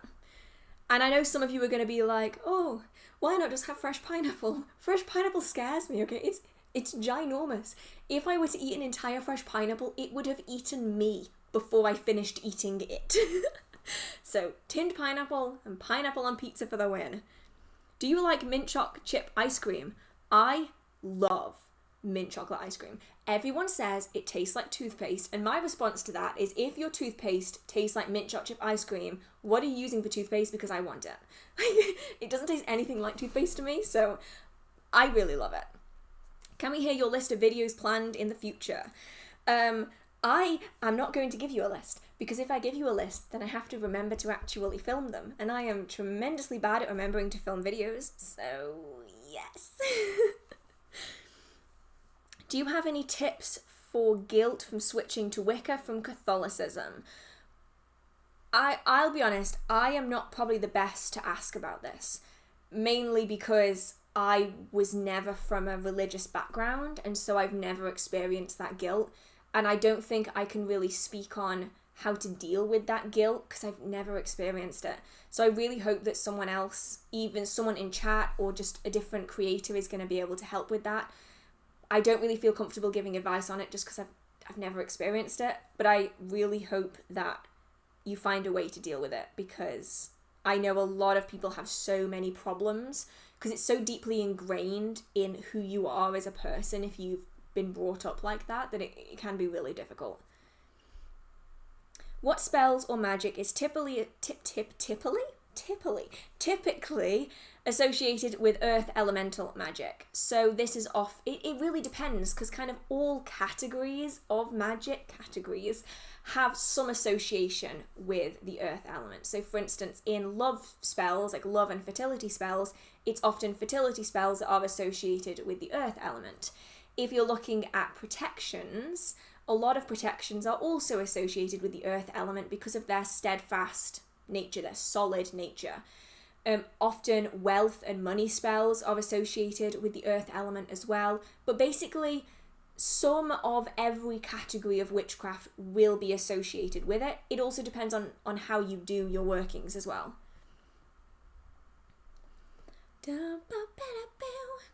What kind of spirits should nobody work with? I don't think there's any kind of hard and fast rule. It's going to really depend on who you are and your background. There's a lot of cultures out there who will say, do not work with our spirits from our culture if you are not of our culture, and in which case I wouldn't recommend working with those spirits unless you are of that culture. And then there's also a lot of people who say don't work with demons because all demons are bad. That one though, I don't really agree on so much. I would say when it comes to the spirits that you are able to work with, it's all about precautions and knowledge. And once you have that understanding and once you have that safety behind it, I don't think there's any spirit that you really shouldn't work with. I know a lot of people say demons, but honestly, some of them are dicks. Don't get me wrong, some demons are dicks. But some of them are also really nice, and some people have really, really effective workings working with them. So I think as long as you're being careful, all is good. Yes.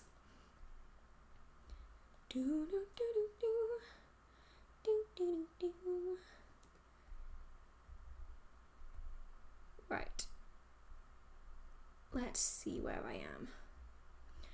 What's your favourite form of divination? Probably runes and cards, I'd say.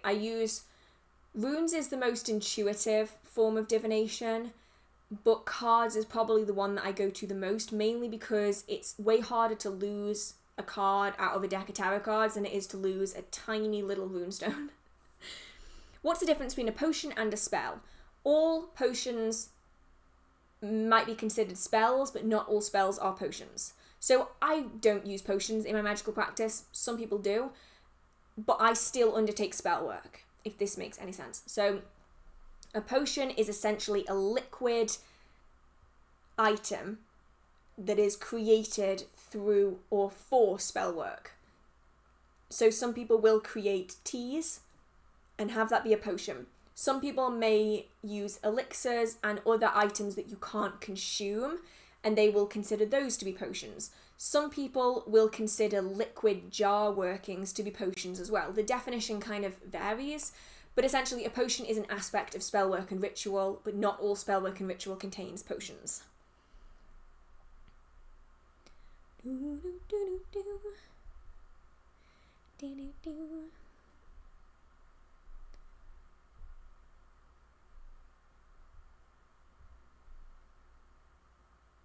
Hi Hearth, if you draw energy from a plant or anything living, what is the source of that energy? Is it like the life of the thing? Not really. I mean, you can draw so much energy out of a plant that it will die, obviously. Same with anything. But if you actually think about it, most energy, just generally, that we have in our world derives from the sun. And so, essentially, I oftentimes view energy from plants as being solar energy adjacent, because that's essentially what it is. It is energy from the environment that is condensed down into this quite powerful thing that then has some of its own flavour added onto it. I'm not sure if this is making any sense. So like every plant has got slightly different energy, but the base of that energy is almost always the same because it comes from the same source. So you can drain a plant so much of its energy. a lot of people will also use plants to attach onto protection spells so that they can tell when something negative has been done to them because the plant will die. But generally, for just standard day-to-day workings, if you're just taking the leaf of a plant, you're only going to be able to take as much energy as there is in that object. So you're not going to drain the plant of all of its energy.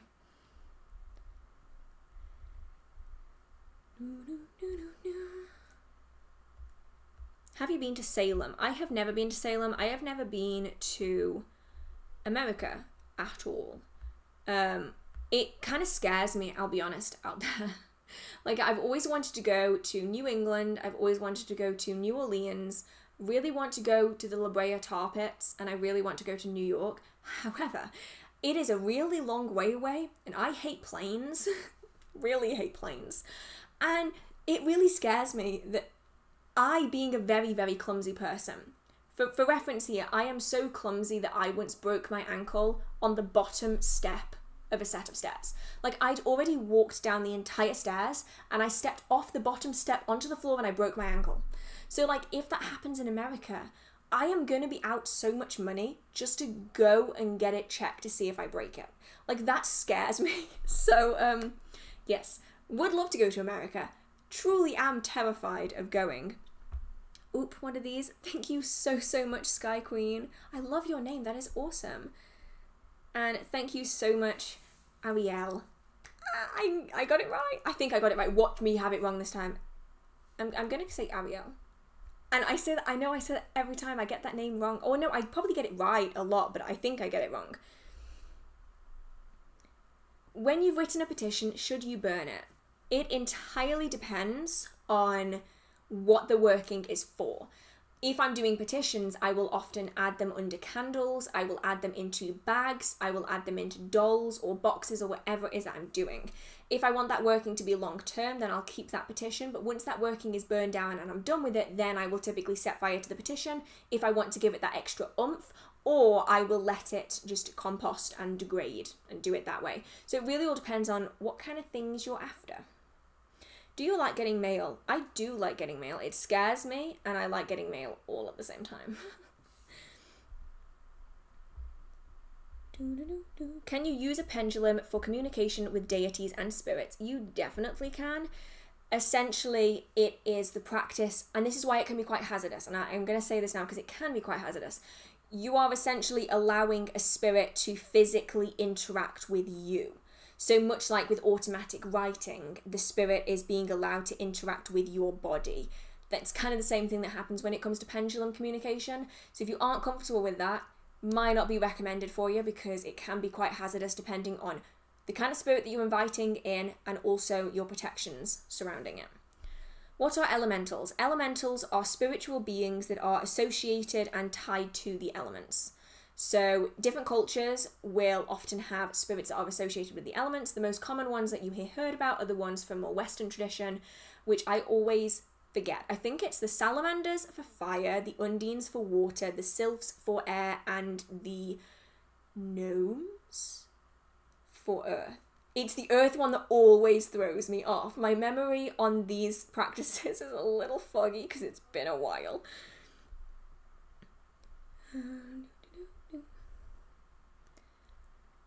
What's the difference between a regular crystal and a tumblestone? Super easy. A tumblestone is a crystal that's been tumbled.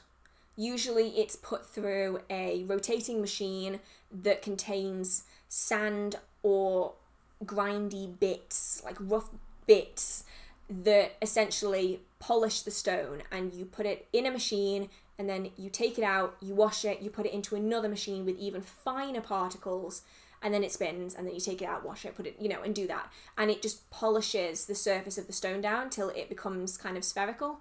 And that is the difference between a standard stone and a tumbled stone, is that one has gone through a machine where it just gets spun around with particles and the other hasn't.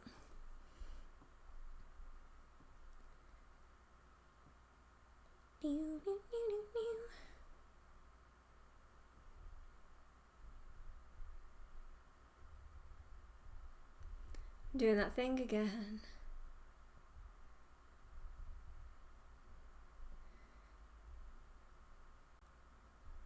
Yeah, if there's any kind of glitches or anything during the stream, I do apologize for that. It's literally just because this is my first time using it, and there's going to be a little bit of technical issues. I'm not great at technical stuff. So I'm hopefully, I'm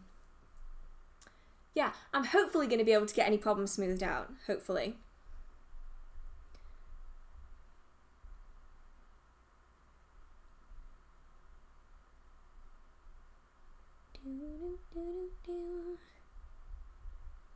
What is your favourite episode of season 1 of Buffy the Vampire Slayer? That is such a specific question. I'll be honest, I don't remember Buffy enough to give you like an episode from season 1 that I love the most. I will inevitably have to rewatch it, but I cannot deal with that last season. I can't do it again. I've watched Buffy maybe like 5 times, and I am a weepy, sobby mess by the time I get to the last season, and I'm not sure I've got the willpower to do it again. So I might have to go back and rewatch that before I can answer that.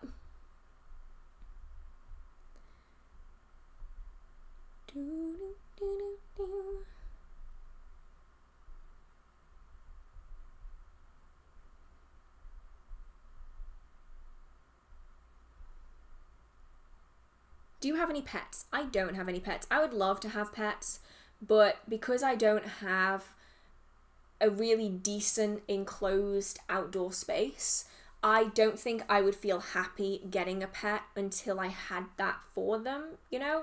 And also, if I was going to get a pet, I would probably adopt, and they have really strict requirements in the UK of, like, you have to have a large enclosed outdoor space, and I don't have that. So maybe one day. Maybe one day, if I'm lucky. Where do you get your books from? I get my books from everywhere. A lot of my books, especially more recently, I get them from occult shops, mainly the ones down in Glastonbury, because I know that they have really good quality stuff. I go there a lot, and it's also secondhand, which I really love. I get a lot of books from charity shops as well. Some of my more unusual books are actually from charity shops. You'd be amazed the kind of things that you can just find. Like one of my favourite spell books, I don't like that many spell books, but Spell Weaving by Pamela Ball, that one was like 50p in a British Heart Foundation shop. And I think that book is currently selling at like 60 something quid on Amazon and eBay. I also go to eBay sometimes if there's something specific I want and try to find a secondhand book. I'll be honest, like 90% of my books are secondhand, or I get them from small occult businesses. I will admit quite openly that some of my earlier books I did get from large mainstream bookshops and or Amazon, because I didn't really know any better. Now I try to avoid that when I can. Sometimes I have to because it's the only place that has a very particular thing, but I typically prefer to go elsewhere. Are you planning on doing any videos on traditional witchcraft aside from book reviews? I mean, certainly a lot of the spell work that I do falls under traditional witchcraft anyway. I don't necessarily state it, but for instance the Rowan protection charm, that is a traditional witchcraft charm that has been around for a really, really long time. So I might not specifically mention that something is traditional witchcraft, but a lot of the stuff I do falls under that category anyway. But maybe I'll have to start like labeling it. If you want me to do that, let me know, and I'll put like a tag or something on the videos that tells you that it's traditional witchcraft versus like a more modern style of practice.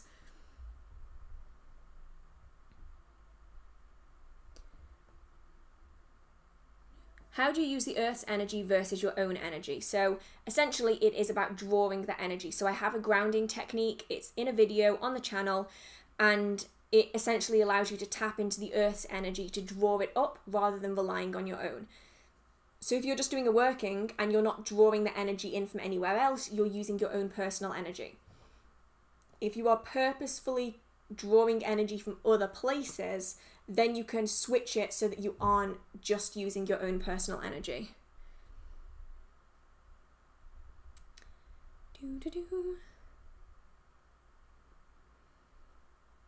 What is your current favourite tarot or oracle deck? Oh, this one's really difficult. I've moved them so that they're now all the way at the top.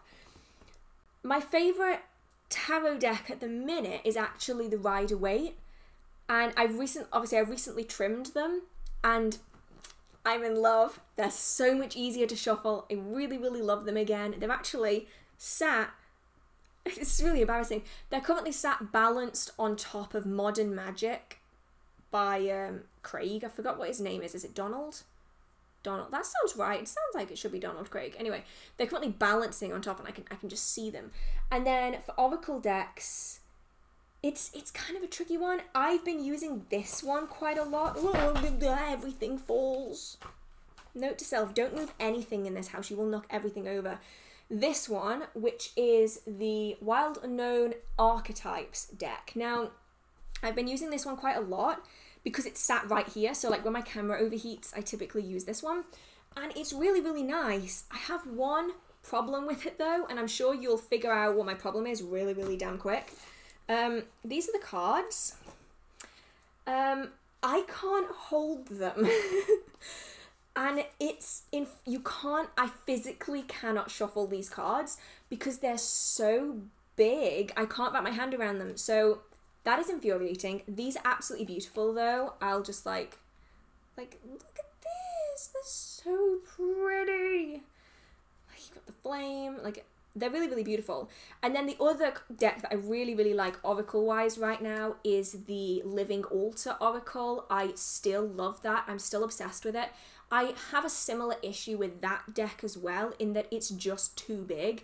I have really little hands, and I really, really struggle to shuffle any big deck like that. So those are kind of my favorites, even though I kind of struggle to use them. I try really, really hard, even if I do struggle with it.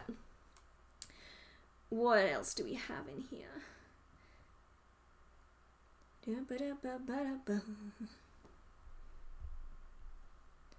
Are jinns a concept in witchcraft?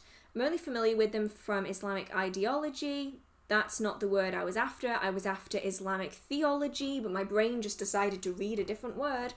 As spirits made from a smokeless fire living among us. So they do play a part in magical practice.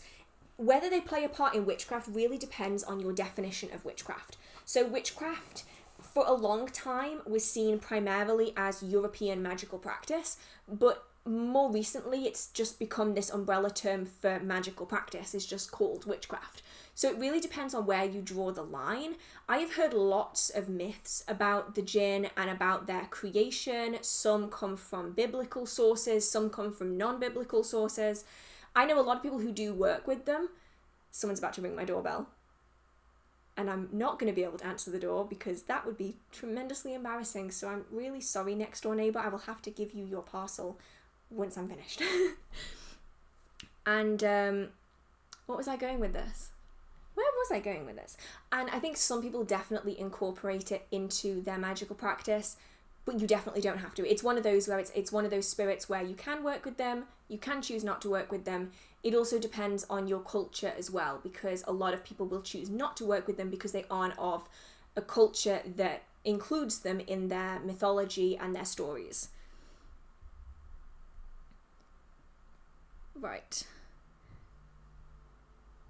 I am so far behind. Oh my goodness.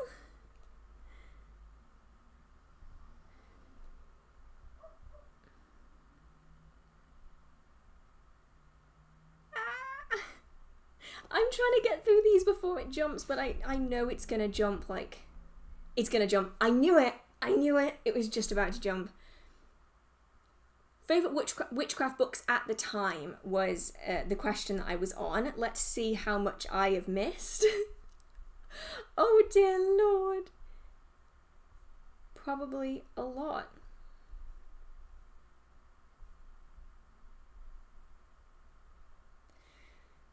Yeah, I think I lost a lot of them.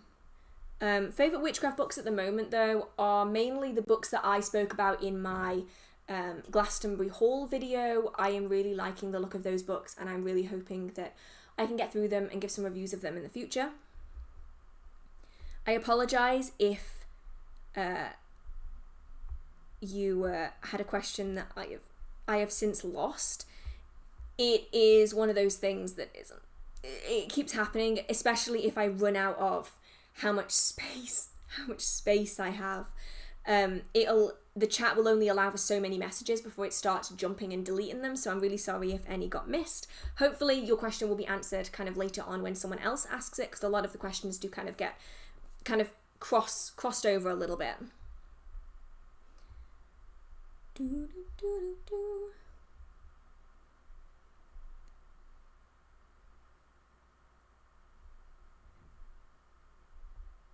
I know in tarot you prefer swords for fire and wands for air. Have you ever run into problems with that? The thing is it's not necessarily in tarot that I incorporate that. That is within like ceremonial magic.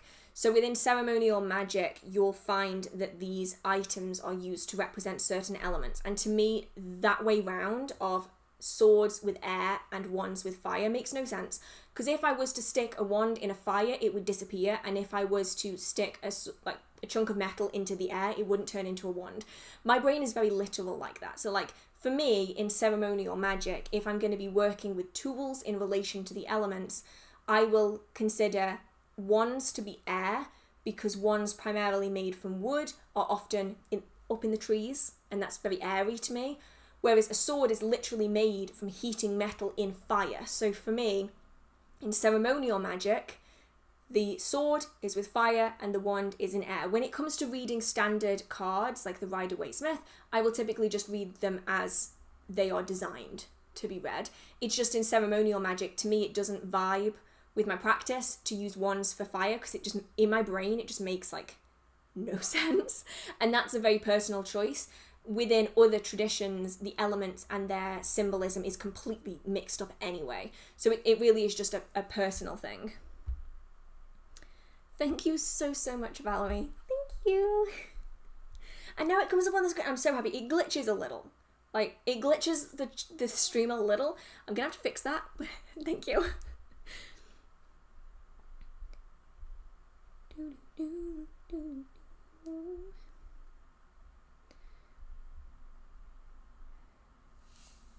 How goes your day? My day has been pretty good, actually. I spent a lot of it trying to fix the stream a little bit, and then I ate, and I managed to kick a frozen vegetarian chicken nugget under my fridge freezer, so I'm gonna have to fish that out later.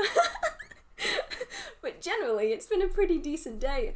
I'm gonna continue writing in my Book of Shadows tonight, which is gonna be fun. Oh, thank you so much. That one didn't come through the same, so I'm sorry I didn't catch your name, but thank you so much. I just saw it pop up on the screen. Where was I?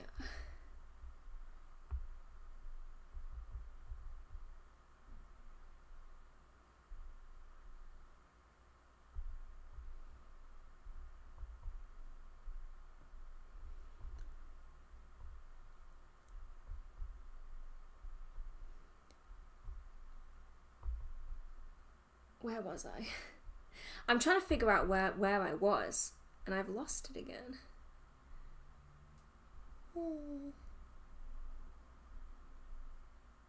Is there any type of event like a WitchCon? Oh, there's loads of them. The biggest one in the UK is called Witchfest.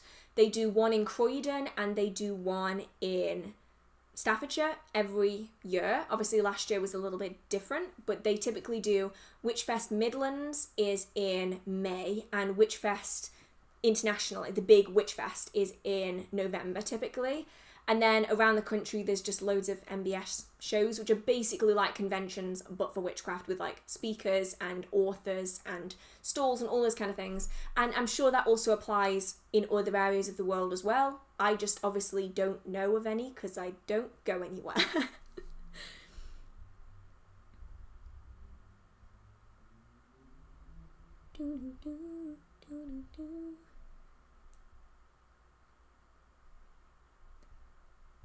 Will you be restocking your cleansing spray? It smells amazing. I 100% will be. I'm essentially doing a giant restock of everything once the workshop is done, because I can't reach anything at the minute. Like, all of my stuff is stuck at the back and I can't get to it because of the work that's being done at the front. So I'm hoping that in the next couple of weeks I'll have a brand new restock of the current cleansing sprays, one of them is being renamed. And then I'm also hoping to have some more cleansing sprays available in different scents that I'm currently working on. I'm so excited, but at the minute I'm like stuck to my computer. Like I can only do work at the computer. I can't do any like physical making, and it's driving me insane. So I'm tremendously looking forward to being able to make some more cleansing sprays, make some more kits. That's the other thing that's being done. Kits, cleansing sprays. I'm going to be restocking the powders, the herbal blends. Loose incense is also being added onto the website because I've had it in like its little packaging and I haven't had the chance to put it on yet. So that is going up. So many goodies. I'm so excited. So excited. What would you recommend that I burn things in, like a sigil, if I don't have access to something like a cauldron? Fireproof container. That can be anything that is suitable of maintaining exceptionally high temperatures without breaking. So this could be something like a fire pit outside. It could be bowls that you cook at a really high temperature in the oven. I have the hiccups again. Or if you're just burning sigils, and this is how I have done it in the past, is if you have any kind of like big slab outside, like what is the word I'm after? What you make courtyards out of, you know, those big slab stones, and get yourself like a pair of like barbecue tongs, and if you hold the petition and then light it on fire with a lighter or a match, hold it with the tongs for as long as you can, and then if necessary you can put it down on the big slab and it's not gonna, you know, set it on fire. But obviously everything should be done with fire safety, and if you can have water nearby, please do.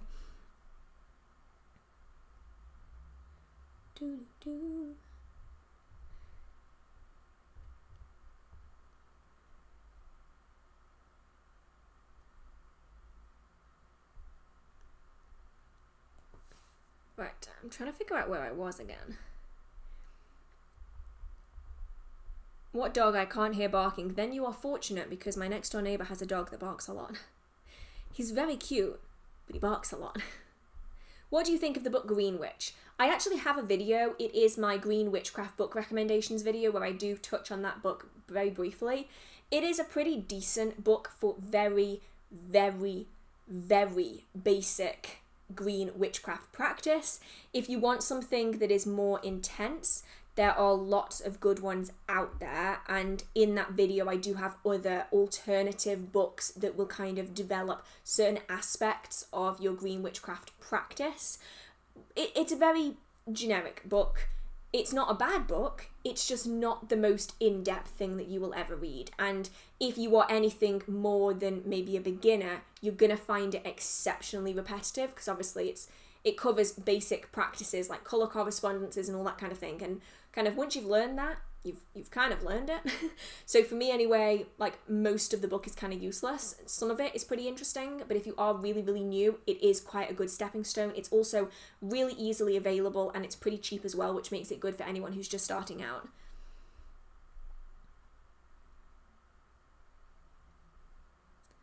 I have a really weird crystal that looks like it has sand in, and I don't know what it is. I am gonna make a blind guess here and think it could be fulgurite.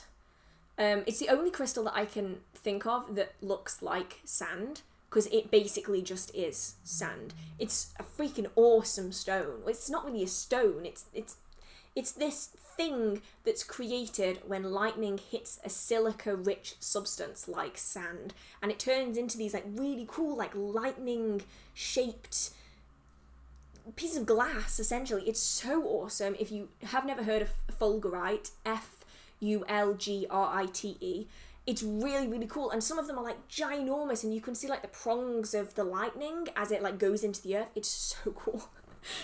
Tangent has been taken.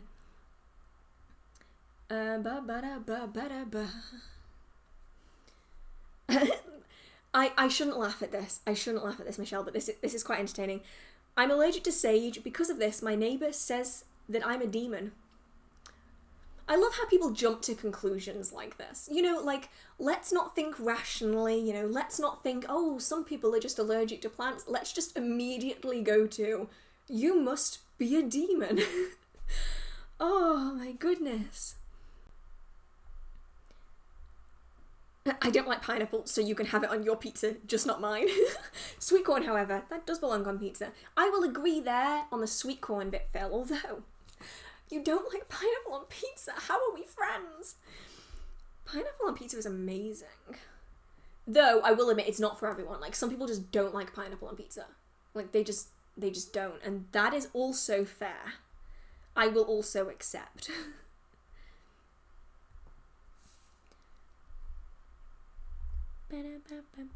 Wishing to see more content on the other channel. I know, I'm so bad. I was like, oh yeah, I am gonna post every single week. And then I got distracted and I've not posted on my second channel in like 2 months. So I really need to get back to doing that again. I'm hoping that once the filming room is a little bit less chaotic and I can like move around and do things, that I can be putting some more stuff on the second channel.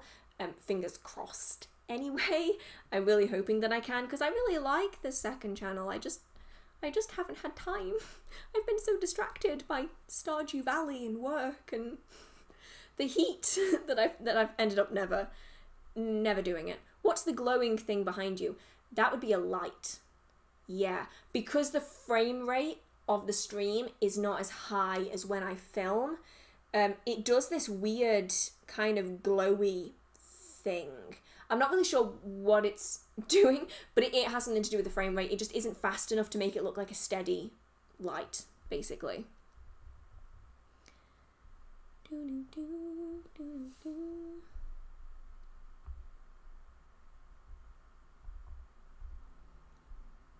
Any tips for a beginner tarot reader? Daily readings. Fantastic. Just one card. You just need one card. You don't need any more, but you can obviously do more if you want to, but I would just do one card. Just every day, or as many days as you can, draw that card and don't look at the book. Do not look at the book yet. Instead, look at that card, have a look at the imagery, the colours, what do you see, what is like calling out to you the most, what do the colours represent to you, and then once you've done all of that, go to the book and have a look at what the book definition of the card is, and then see where the two line up, because one of them is your intuition and one of them is the textbook definition, and you can kind of go and merge them together. And then as you're doing cards every single day, you're probably going to get some repetition, and once you get that card the same again, you can then try to recall what was written about it, mix in what you are seeing, the imagery behind it, double check it against the book, and then do the same again and again and again. And you can be writing this down, so like every day write down what your intuitive instinct was, and then just see how that changes throughout the process. And it's probably the best advice that I can give on that. So this was actually the donation that I missed. It didn't show at the top of my screen. So it says, from Kaylin, what's your best cord cutting ritual? So my favoritist ever cord cutting ritual is really, really simplistic. It's kind of daftly specific. But there's two ways of doing it. You can either get pre-joined candles. These are candles that have one wick for 2 candles. So 2 candles with the wick that joins them in the middle. So like hang from the wick. Or you get 2 candles and you essentially would have to tie a cord between the two. On each individual candle, I write, one candle has got my information on it, my name, my date of birth, my energy. The other one has the other person's name, date of birth, anything else that I can associate with it. Then to make it even more personal, I will then use different oils on each of the 2 candles. Usually I will use a zodiac style oil, so an oil that represents the zodiac sign of me and the other person, dress both of the candles, and then I'll often put some like cleansing oil on the wick or on the cord, just to kind of add that extra thing in there. And then I will essentially burn either the wick that goes between the 2, I'll light it in the middle, or I'll light both of the candles and then light the cord in the middle to cut it. And then once it's cut, I'll separate the candles onto 2 different tables and then just allow them to burn down separately. And it's really, really simplistic form of cord cutting, but it's one of probably the most traditional, most well-known techniques of cord cutting that a lot of people have had success with. The little things you can change about it's like you don't have to use like the zodiac oils, you can just use like cleansing oils or cord cutting oils or banishing oils, those kind of things.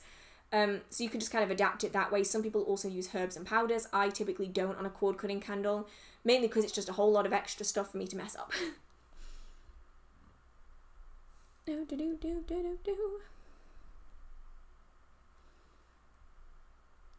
Have you ever made your own Ogham sticks, or did I buy them? I bought mine mainly because I went to a gentleman who uses specific woods that he harvests himself, and I really like the energy from the Ogham staves that I got from him.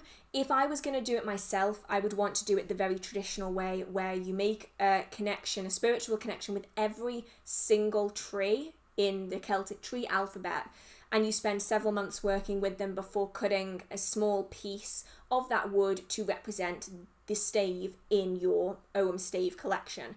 So if I was going to make my own, I would do it that way, which takes probably years worth of time and connection with all of these trees. So I would love to do that one day. At the minute, I don't live in an area where I have access to all of the trees that I would need to visit them on a daily basis or a near daily basis.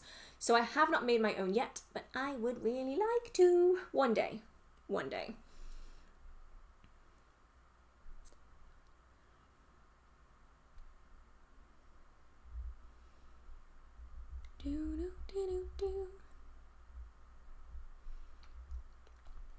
What sort of workings do you do with stormwater, or would you do with stormwater? I really love stormwater. I will use stormwater on basically any kind of working imaginable, because for me it is a very energetic water. I use it the same way a lot of people will use coffee. So coffee is used as an accelerant. It is used as a stimulant for the exact reason that coffee is drank. And so a lot of people will add coffee into workings to speed up the process and to add energy into it. I do the same thing with stormwater, because for me, lightning and electricity is the easiest form of energy that I connect with, always has been. As you can tell today, right now, I am hyper as hell, and that is because it has been storming all day and I am just a little bit staticky. I'm a little everywhere. Guarantee I will be electroshocking random metallic objects for the rest of the night, because that's just how this works. So for me, I always use it as an accelerant. So if I'm doing candles, I will cleanse the candle. Instead of cleansing it with smoke, I will instead cleanse it with stormwater, because the water is washing away any of that unwanted energy, and it's leaving behind this like very staticky, very powerful energy that really gives everything like a noomph. Now, some people, depending on how you associate electricity, will use stormwater for more negative workings. And that really comes down to how you feel about storms. If you have a very deep fear of storms, then using it in more negative workings is going to be exceptionally powerful. Whereas if you're like me and you get hyperactive when you've been around a storm, then using it as an accelerator is probably the best option. But obviously, trial and error, see what works best for you. But I just like using it as an accelerator because it's just so powerful, sparky. You know what I mean? I'm hoping you know what I mean. Can you incorporate knot magic into braiding your hair? Absolutely, and people have done for a very, very long time. So you definitely can. You can do it with the amount of ties that you put in your hair, like bobbles. That was the word I was after. Like hair ties. You can also do it like the number of twists that you do. You can do it based on, a lot of people will add like extra details to their hair, like pins. You can do that for a certain number based on numerology. You can thinking of your intention like people used to do. A lot of people still to this day actually will tie like almost like witches' ladders a little bit, where they will knot energy into their hair so that when they release it, it goes away. I do this a lot when I'm really, really anxious. I will tie my anxiety into my hair. Now, this sounds really, really strange, but sometimes when you're at an event, you just can't deal with it right now. And so I will take all of that energy and I will tie it into a plait, and then I will deal with it later. And if that isn't a perfect description of how I live my life, I don't know what is, because I do that a lot. Just, I can deal with this later. So yeah, that you can definitely do. And there's so many more techniques out there that I don't know of because I don't do it that often. What is your what is your preference? American hot chocolate or Italian hot chocolate? There's a difference. There's different kinds. I did not know that there were different kinds. See, in England, we just use powder. Like, I know that in America, they do, like, proper melted chocolate. Here, we just use powder. It's just, like, pre-powdered chocolate that you add into milk. So, is that an option? Because that's the one that I know of.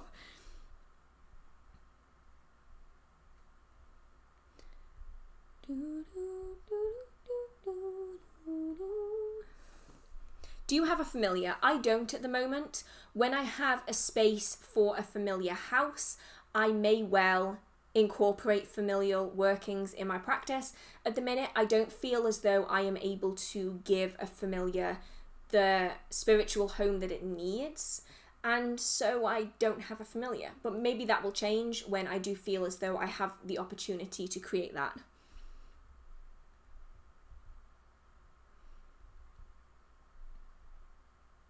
What's a mistake you commonly see new witches do? Teach. Teach. It is my biggest pet peeve in the community. And it's not that I get angry. It's not that I get annoyed. It's that I get worried. I have even experienced it myself. I have spoken to beginner practitioners who ask me a question, and then I see them sharing the information basically copied and pasted that I just sent them to another beginner practitioner.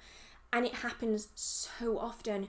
And the problem is that especially if you haven't had the time to practice that thing yourself, if you haven't had the time to play around with different options, different alternatives, change things out, add things in, you can often teach mistakes really, really easily. And of course, every practitioner is capable of teaching mistakes.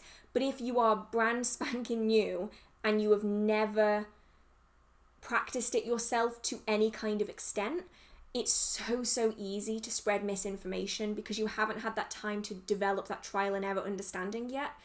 And it's where a lot of misconceptions come from, is a beginner teaches a beginner who teaches a beginner, and ultimately the meaning of that lesson disappears because the context is all missing. That's probably the biggest thing I see beginners do. I'm like, please don't. Like, I get that beginners will do spell work when they maybe shouldn't, and that has the potential to harm them.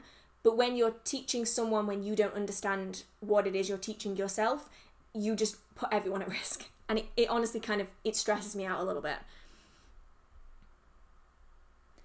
Can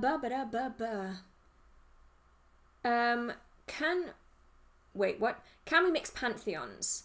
For example, demons and gods. So demons and gods aren't different pantheons. They're just different beings. So a pantheon is typically referred to as a collection of deities from a specific culture. So for instance, the Celtic pantheon, the Welsh pantheon, the Hellenic pantheon, they're different collections of gods from specific cultures, whereas demons are more spirits. So you can work with spiritual beings and you can work with gods if you want to. You can work with different kinds of spiritual beings. So you can work with like demons and fae. You can work with ancestors and angels if you wanted to. Or merfolk and, fairies, little people. That's an option as well. And in certain circumstances, you can mix pantheons as well, although that is obviously going to entirely depend on the pantheons upon which you are drawing on, and the culture and the history and all of that kind of stuff.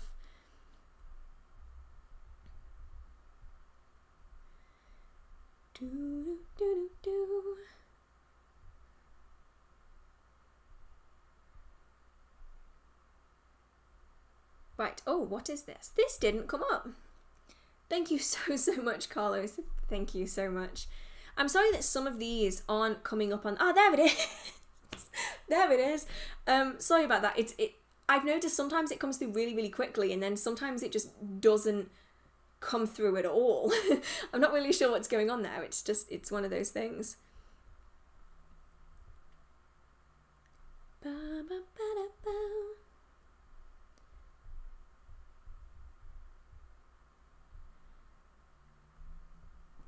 Is tap water energy neutral, or does it have energy? I mean, for me anyway, all water has energy. Wow, I nearly went full Yoda then. All water has energy. It's just that it has different types of energy depending on where you get it from. So seawater to me feels very different than moon water, which feels different from swamp water. You know, they have different energies, but water itself still has an energy. So if you want just a really generic water energy, go for tap water. If you want something more specific, then you can try other types of water to add kind of different energies. I genuinely think I just saw someone run past my front door wearing like a full mascot suit. You know, like they wear to like American sports events. Did I just imagine that? Have you seen Sabrina on Netflix? I have, though I haven't seen the last episode. Not the last episode, the last season yet. I was going to watch it when it came out, and then I got distracted, and then I was watching something else, and I've never watched it. So I need to watch the final season of Chilling Adventures on Netflix. I actually just moved on to The Magicians today. I literally just started. I'm not even finished on episode 1, season 1 of The Magicians on Amazon Prime. But that is kind of what I'm going on next. And then I'll go back to the final season of The Chilling Adventures of Sabrina.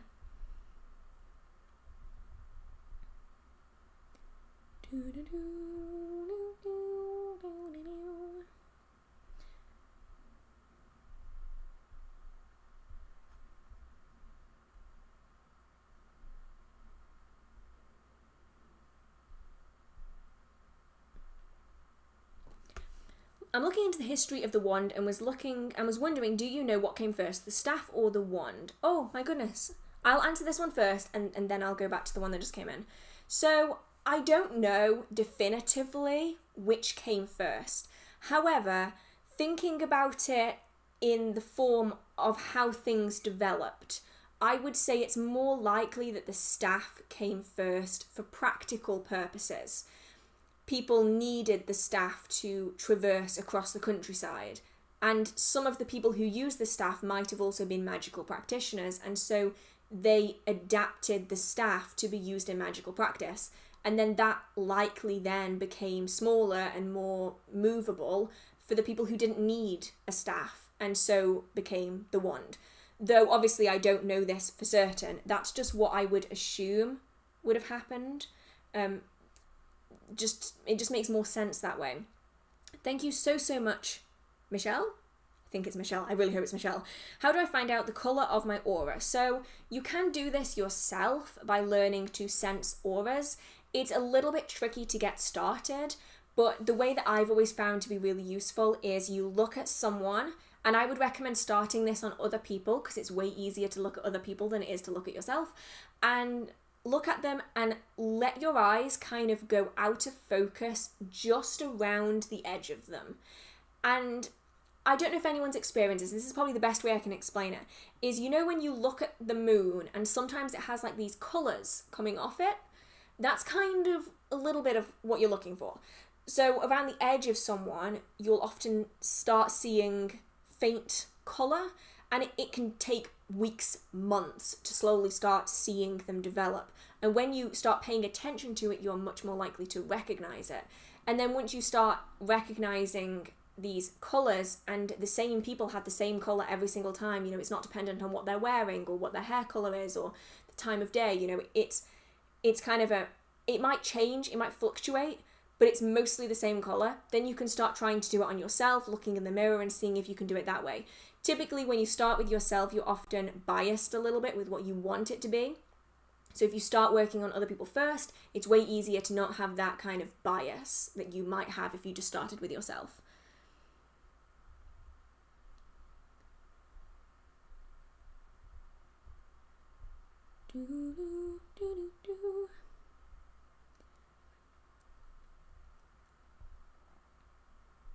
Oh, is it okay? I think it's okay. It keeps doing this thing where it just kind of spins. How often do you use Ouija or spirit boards? I never use them. Not because I don't like them, not because I think they're unsafe, but because I simply don't have one. And so I don't feel the need to use them. I do, however, have pendulum boards, which are used in a very similar way and are basically the same thing, just under a different name. So I do use pendulum boards, but I don't have what is classically considered a spirit board. Just because I have too much stuff and I already don't have space to put stuff. So I'm not going to get anything else out. And I just got reminded to drink water, so thank you so much.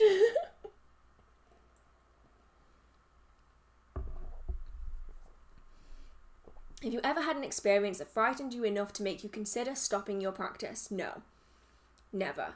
But that's because I've never really had a scary experience with magical practice. I've had scary experiences with spirits, but that's never stopped me from wanting to continue my practice. I feel like as the video is going on, I'm sinking in the sofa. Like, I'm getting shorter and shorter. It's like the seat is just like slowly deflating underneath me. So let's see if I can sit right on the hard edge of the sofa. It's very uncomfortable. Right. Do you think spirits are ghosts of deceased people, or are they entities that were never human? That's the thing, is that the term spirit is an umbrella term, much like paganism, in that ghosts, the spirits of people who have passed over, fall under spirit. But also, so do demons, so do the fae, so do merfolk. There's so many spirits that fall under the category. Not all spirits are dead people, but all dead people are spirits, if this makes sense. So like the spirits that we may see as ghosts fall under the category of spirits, but something like a fae isn't necessarily going to be someone who's passed over, and most of the time they were never human to start off with. Like shades, they're just shades. They're usually always been shades. They've never been something else beforehand.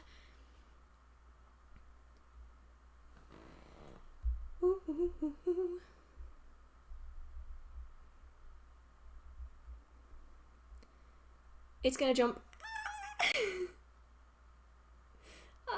Okay, it jumped.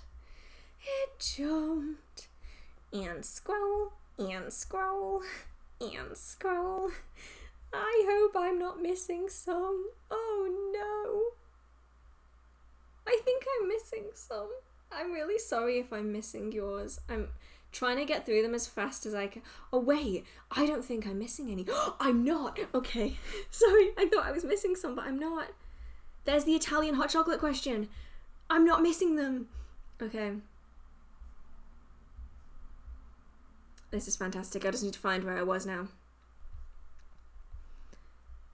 Okay, where was I?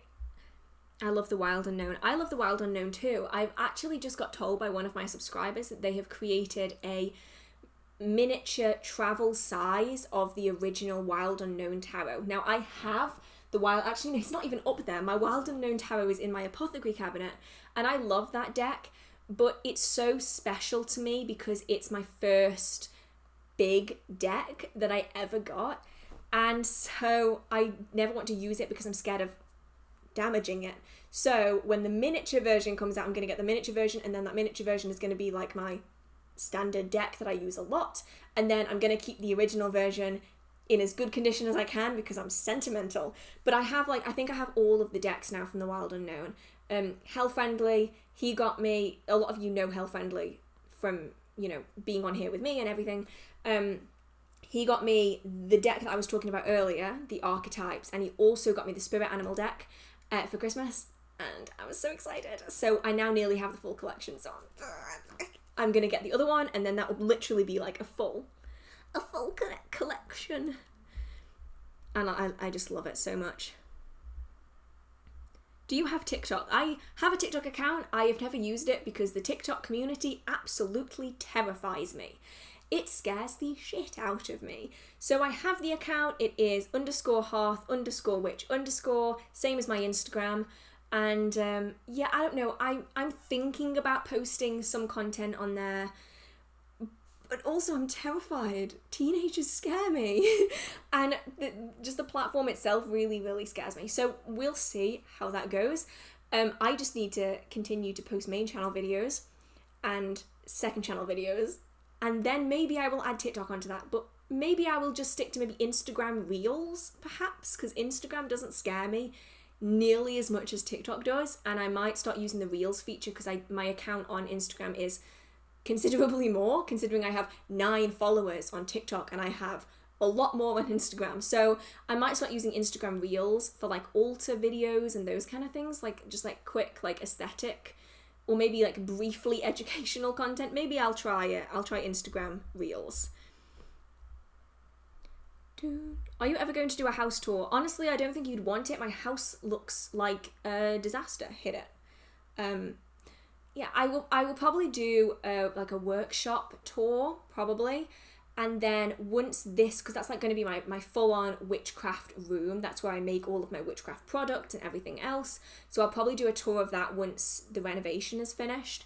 And then once that's finished and I can be clearing stuff out of my filming space, I'll probably do a tour of this space with all of the artwork and like the altars and stuff in here, because at the minute it's absolute chaos because I have like laminate flooring and boxes and bags and tables that don't belong in here and chaos.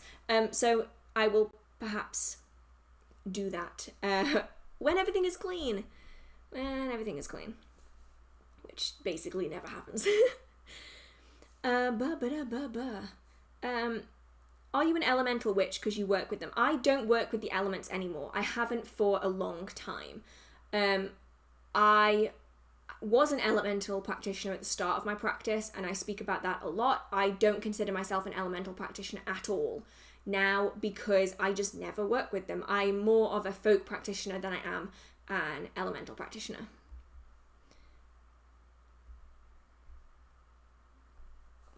I also have little hands and find it difficult to get a good shuffle going. Can you recommend any techniques? Cut your cards down is really the only technique I've ever found to work. I've tried everything. I have tried the technique where you split the deck in half and you like pull them up and you like, I don't know if you understand what I mean, but that technique where you take half of the deck and you like pull up the edge and then shove them together so that when you release the corners, they like fold on top of one another. I can't do that. My hands aren't big enough to get around the end of the cards. I've tried the technique where you lay them all out on like a bed and then you just like, you know, like the toddler approach, like, and then you shove them all back together again, but then you always end up bending a card, and I don't like that technique either. So the only technique I've ever found is to buy small decks or cut decks down, which hurts my soul because I've got some decks that I love, like the Living Altar deck, that I don't want to cut down because it's so beautiful, but it's so huge that I can barely shuffle it. So if anyone has any techniques for shuffling cards when you have small hands, please let us know. The little-handed people need help. I always really, really struggle with it.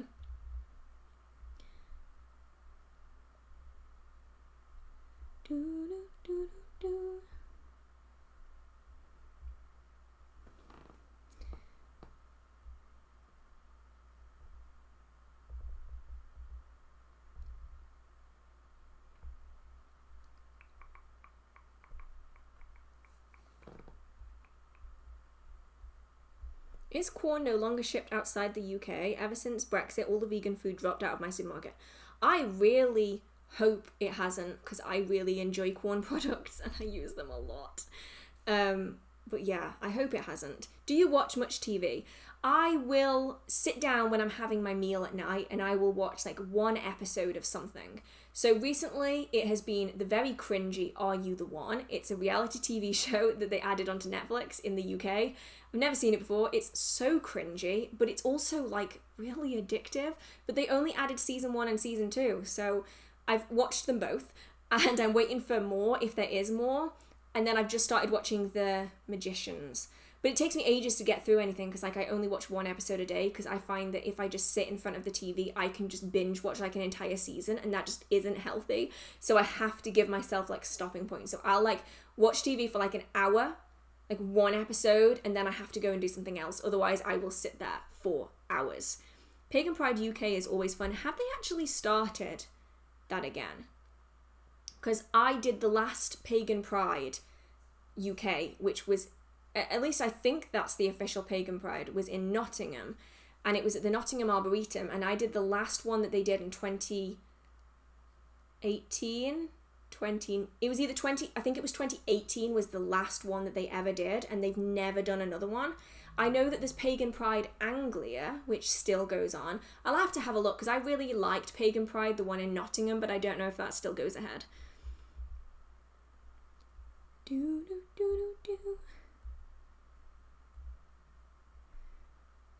Would you recommend to get a cauldron? I really like my cauldrons. I use them a lot, mainly for loose incense burning, and also when I'm burning any kinds of petitions, I will also use them. Do you need a cauldron? Maybe not. You can find other options out there. You can get cast iron dishes that are used in cooking. Maybe, you know, if you don't want the symbolism of a cauldron, you can use a cast iron dish instead. There's lots of options out there that aren't cauldrons. I really like using them, so I do have them, but you don't necessarily need them.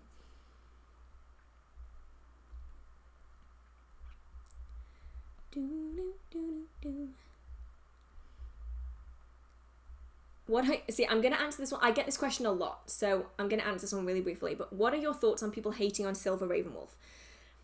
I'm going to try and be really civil here, because it frustrates me a lot of the things that she has done and the things that she has written. And if you don't know about Silver Ravenwolf and you are looking into getting some of the books, I would recommend looking up the author and looking at some of the reasons why people don't like her. I'm not going to go into it super in-depth on here, but there's been a lot of very damaging things that have been written in the books that we are seeing even now having a very detrimental effect on how people perceive the community and how people perceive witchcraft. Everything from, you know, certain people not being allowed to practice witchcraft, you know, to children hiding things from their parents and doing dangerous things without their parents' permission. It's a lot. And so for me, I typically steer clear of any of the books. I know a lot of people really love them, and I know that a lot of people really hate them. I tend to just steer clear, and that's how I go. And I would always recommend, before you start reading an author, to do a bit of research on them to make sure that their practice is what you're interested in, and also just to make sure that they aren't potentially damaging. I think it's perfectly fine if you're reading the book alongside other things completely, but don't just buy all of one author's book. That includes everyone, not just Silver Ravenwolf.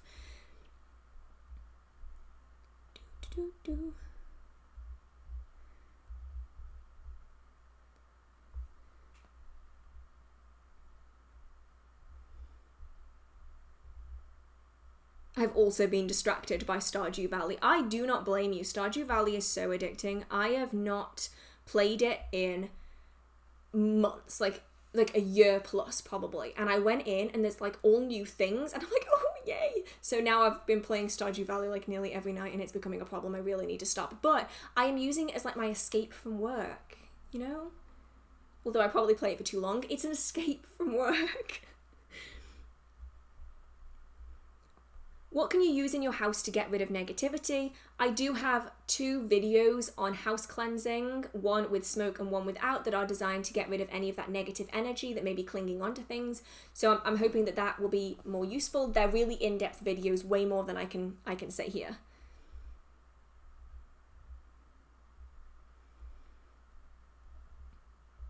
Ba-ba-da.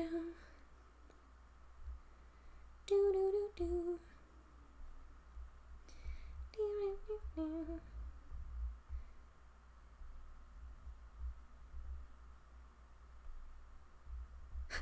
Everyone's just like fighting over whose hot chocolate is the best, and they're like, Czech hot chocolate, Mexican hot chocolate. I love when you sing these little melodies. I am so glad that you do, because I have had some people tell me to shut up. And it's like, I'm sorry, I am sitting here talking to myself. Like, I have to fill in the gaps. So, what is a familiar? So a familiar is a spiritual being that you form a contract with that assists you spiritually in other planes while you work physically, energetically, and magically in this plane. Usually they come to you through meditations and through journey work, where you essentially form a contract where that spirit is then working alongside you in your magical practice to assist where you can't go. They then will often have a space in the house where they can reside. It's often referred to as a spirit house, and they are then often given offerings for their assistance. This could be energetic, this could be physical, it all depends on your familiar and the kind of things that they have requested. And essentially it's a two-way kind of contract where they will help you if you help them, and that contract can basically just be nullified if one of you doesn't pull the weight, essentially. A lot of people consider their animals to be familiars. I personally don't, because it kind of loses the basis of being a familiar, being able to traverse spiritual planes. But that is just me and my experience and my understanding on it.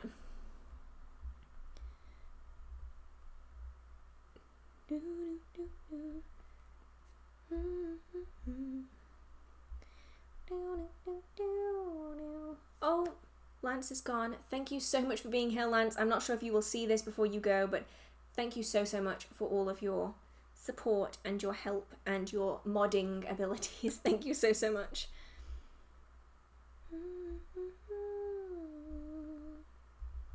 Do you read reverses in tarot cards or no? I'm just learning and I've heard both ways. I do on some decks and not on others. So it isn't like a universal thing like, yes, I read reversals. It depends on the deck that I'm using. So some decks I wouldn't want to, because the way I shuffle them would damage the cards. So if I'm reading my Rider-Waite, I will read reversals. If I'm reading my Wheel of the Year tarot, sorry, I had to look up there to see what it was, I will read reversals, because these cards I don't mind using the kind of corner technique to shuffle them. And so my Rider-Waite, I will always read reversals, and it likes to tell me how much of an idiot I am. It's an almost daily routine. I wake up, I do my card reading, it tells me I'm stupid, and I go, thank you very much, and I close the cards. Whereas there's some cards like my Starman tarot, my Wild Unknown, where I don't read reversals, mainly because I don't want to damage the cards. I'm so scared of damaging them. But some of my more affordable decks, I will read reversals, because I find it really useful, even if my deck basically just spends its entire life telling me off. It's kind of embarrassing, really, how often my deck tells me off.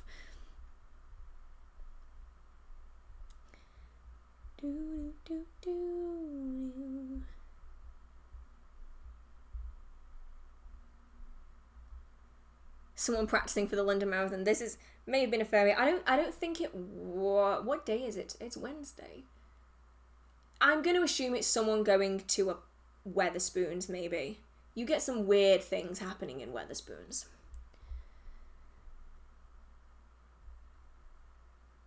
Do you think that a person who is a fan of Harry Potter will also enjoy The Worst Witch? I don't know. I think it depends which version of The Worst Witch you're referring to. I've only ever seen one version, and I think that's the 1995. It was the 1990s version. It was a TV show of The Worst Witch. That's the one that I watched, and I really enjoyed it, and I loved Harry Potter, but it's important to remember that the two books are designed for very different audiences. You know, Harry Potter gets really, really dark. The Worst Witch, especially the 1990s adaptation and the more modern ones, they aren't particularly dark. They're very, very childish, because that's the audience the books were aimed for. I think you can definitely give it a go. It might not hit the same emotional chord for you, but they're definitely fun.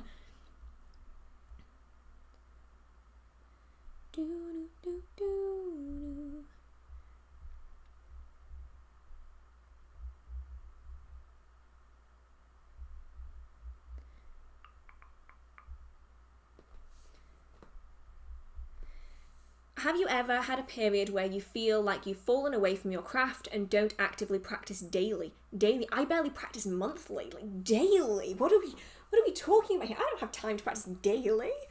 Yeah, loads of times. I've not practiced daily in maybe like 12 years, just because it's so time consuming. You know, there aren't enough hours in the day, and there also isn't enough intention in the world for me to do that. Like, I don't need to practice every day, because I don't need magic to do everything. And this is no negative on anyone who does practice every day. Some people may feel that really works for them, but for me, I only practice when I feel like absolutely have to.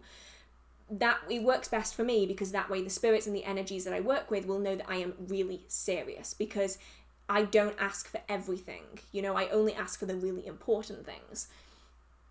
But there's been months, years where I've not done any practice because I haven't been able to, because I haven't felt comfortable doing it.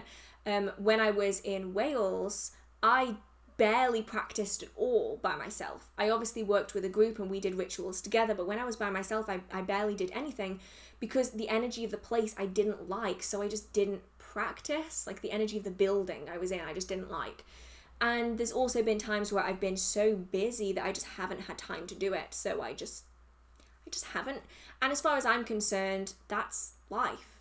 You know, most people, going back historically, most people didn't have time to spend every day doing spell work and ritual because they had other things that they need to get on with. And the same thing kind of applies today. It doesn't make you any less of a practitioner because you can't devote several hours of your day every single day to magical practice, because most people, you know, they have kids, they have jobs, they have a mortgage to pay, they have pets, they need to go on walks, you know, they have loads of other commitments. And for me, I would say the most important thing is that you give yourself the time and the space to practice when you feel that you should. If you get to the point where you feel as though you're forcing yourself to practice, then you're probably not going to have that much success because it's so forced instead of just being very, very natural. Oh, it's going to jump. And it jumped. Do you speak Welsh? I am trying to speak Welsh. And I haven't done any of it in a few weeks. I can say, well, okay, no, I can't say because I'm terrible at the word milk. I've tried to pronounce the word milk in Welsh like 1,000 times and I cannot do it. But I did learn I like tea, coffee and milk. Except I can't say the word milk. And I also can't say the word beer. Like it's 4 letters. One of them's a W. Is it like CWRM for beer?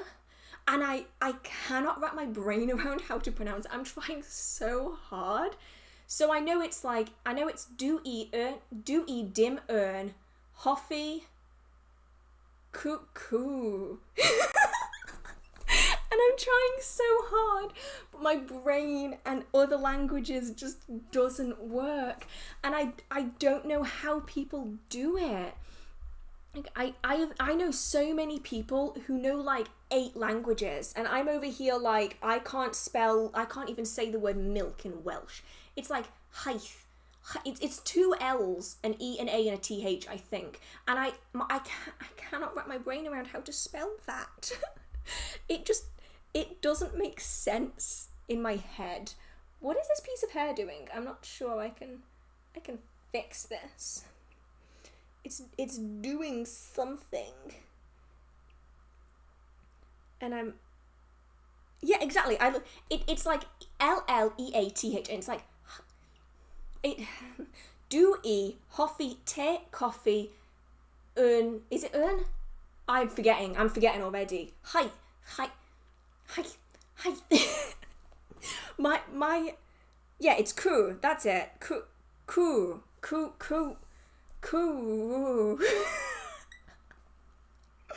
I spent 3 years in Wales and all I learned was that araf means slow, because it's written on every street in Wales.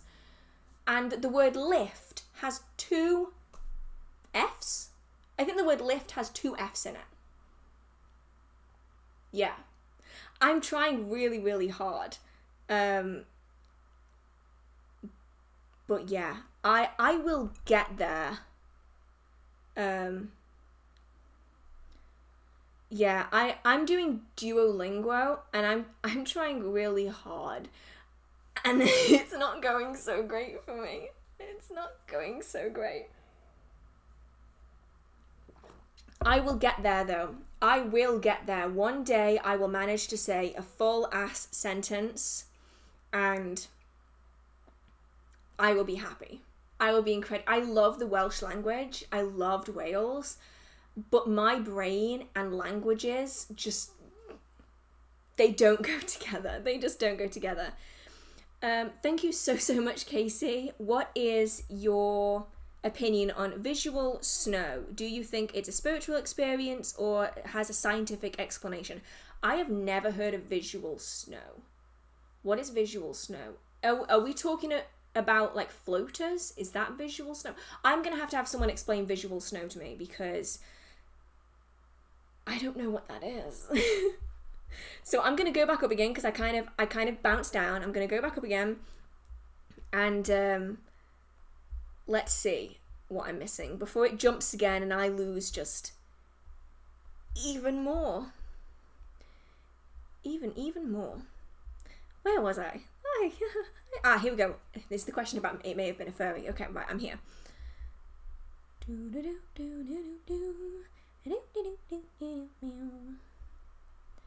Who is the better character?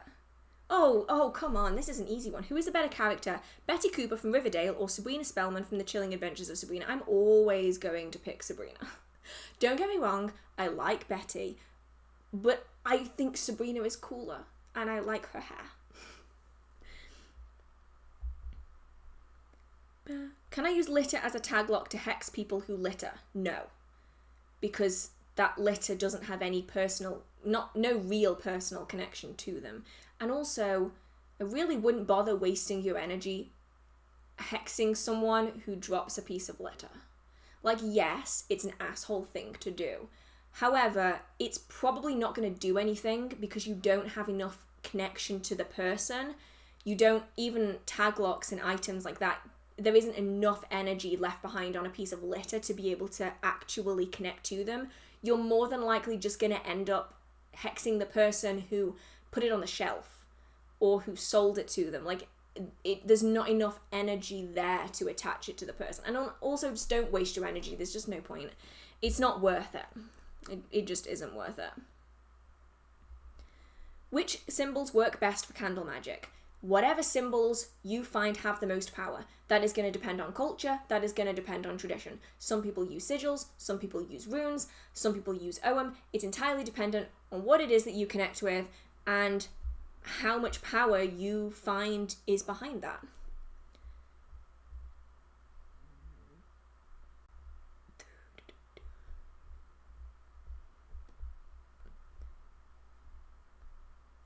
You have a beautiful voice. Have you ever thought of singing? Oh, believe me, I do not. My next door neighbours have to tolerate me singing 24/7. And it is a traumatic experience for them.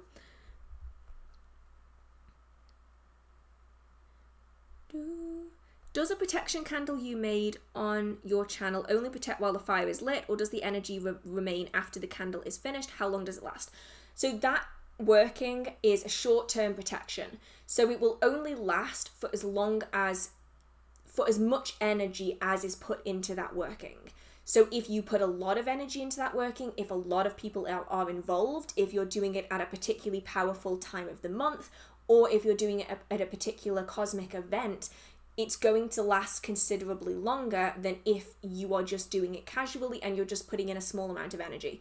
So it works kind of like a battery. It's only going to maintain for as long as that energy is there. If you need long-term protections, I would recommend having charms or items, more permanent things like witches' balls, witches' bottles, witches' ladders, charms, jewelry that you've enchanted that will last long-term.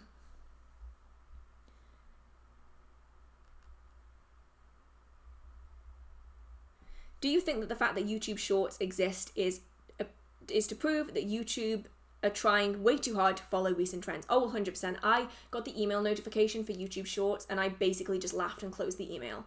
Like, we've already had Instagram basically tell all of its creators, you know, fuck you, we're not going to promote your photos anymore. We only care about TikTok Reels. And it's like, that's going to shoot people in the foot if the trends change. You know, and I think the same applies to YouTube. YouTube is really pushing this whole YouTube Shorts thing. And like, yeah, I guess it could be kind of cool. Like, maybe if I have a few extra aesthetic video clips from an altar setup that I don't know where to put, I might put it on YouTube Shorts. I don't think anyone is necessarily going to use YouTube Shorts the way people use TikTok or the way they hope that people are going to use YouTube Shorts. I don't know. I just feel like YouTube should just stay being YouTube and Instagram should just stay being Instagram and TikTok should just do its own thing. But that's not how the world works. So now we have to deal with YouTube shorts, which, like, good for them, but I don't know. I feel like this is a daft question. Are witches' souls human souls? Well, witches are human, so you do the maths. You figure that out. Like, every culture, every religion is different. There are some cultures that don't even believe in souls. So, like, I feel like it's a little bit of a weird question. A witch is a human who practices witchcraft. So then take that information and add it to whatever religion you want to associate it with, and then take it from there. Because obviously loads of different cultures are going to have different belief systems behind that. Some don't even believe in souls. Some believe in things other than souls. So that really all depends on the culture of the person that you're asking, and also the culture of yourself to figure out what you believe.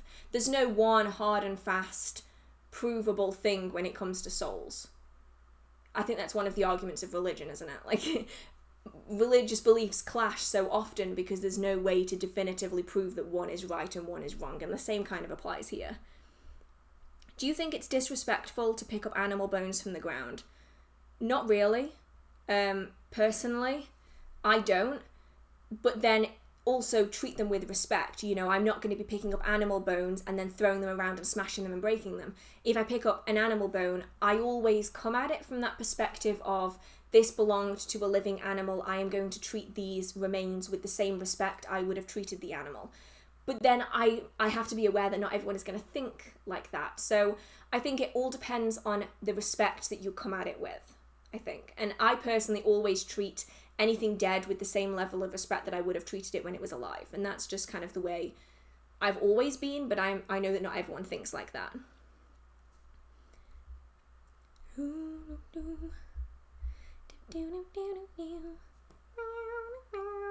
I don't know what songs are going through my head today. What do you do in your free time? I don't really have free time. I mean, I do and I don't. I will often read. If I have the chance, I will read fiction books, but I'll be honest, most of the time I read non-fiction, mostly research material for the channel, which I really shouldn't be doing at 3 o'clock in the morning, but I have no boundary when it comes to work and not work. And I like playing games. I don't play like super competitive games. Like, I'm not playing like Fortnite or COD or anything like that. I'm playing like Sims. The new Sims 4 pack just came out and I'm so tempted to get it. It's like cottagecore and it's so cute. I also play a lot of Stardew Valley, a lot of Minecraft, just casual games like that. Animal Crossing, obviously. That's pretty much what I do in my free time, because I don't really give myself that much free time. Like, I always find myself working, and I am that kind of person where if I'm not working, I feel guilty that I'm not working. So sometimes I won't have free time because I feel guilty about not working, but then I also don't get any work done. So I end up just doing nothing. And I don't know how I managed to do that.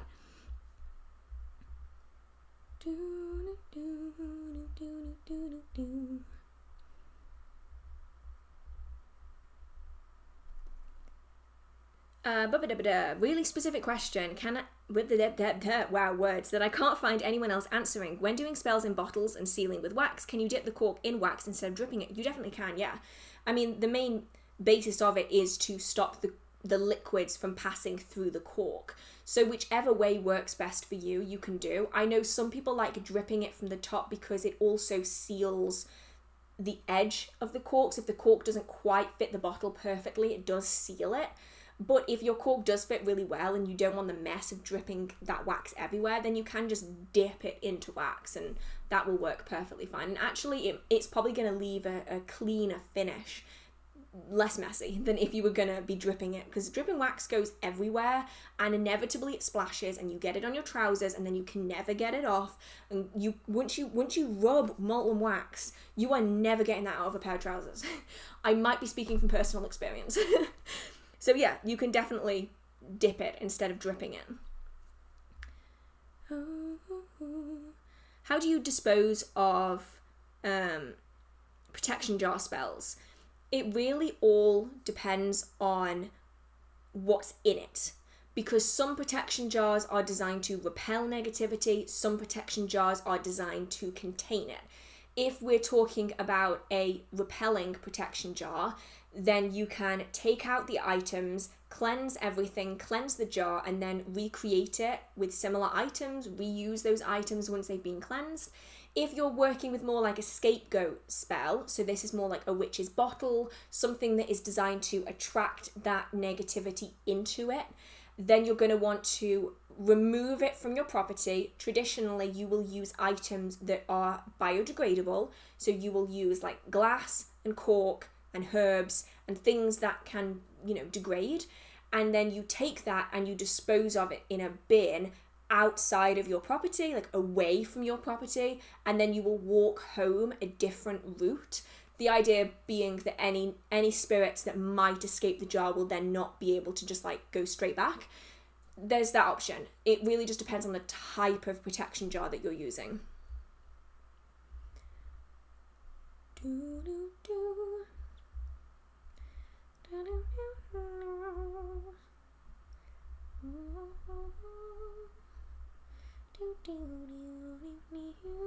Do I have May It Be by Enya in my head? How? I gotta say though, it's better than Winnie the Pooh. I've literally had the Winnie the Pooh theme song in my head for like the last 5 months. So I will take May It Be from Enya. That is a nice, calming song. I like that song. Do you recommend locking reflective surfaces that aren't mirrors like TV screens? Honestly, I wouldn't bother. I think it depends on where you get an item from. It depends on the protections of the space. I'll be honest, I've slept in rooms with walls of mirrors for 10 years and I've never had a problem with a mirror. I have a mirror that faces my bed in my bedroom and I've never once had a problem. I've never had to lock it. I've never had to do anything to it. It's just there. But that might be because I have protections up in my space that stop that from being a problem. So I think it's going to really depend on your environment, where you've gotten something from. For instance, if I had a very old mirror, I probably would want to lock it. If I had something that I didn't feel comfortable with, if I didn't have the protections up, then maybe I would lock things. But TV screens, I wouldn't even really bother. I don't consider a TV screen to be a liminal space. Some people might, I personally don't. So it's very much going to be down to personal preference. I don't even bother really locking mirrors. So you can see how much care I put into mirrors from that. But some people obviously will lock everything that's reflective. I just don't see the point, personally. What's the oldest witchy book that you own? I don't know. I don't have any like ridiculously old books. I have a few from the 60s. I have a couple from the 70s. I have a lot from the 80s. So I think we're probably going back to like 1950s, maybe. It's probably the oldest, though I'll be honest, I have been looking at some really old witchcraft books that I like. I'm really tempted to get.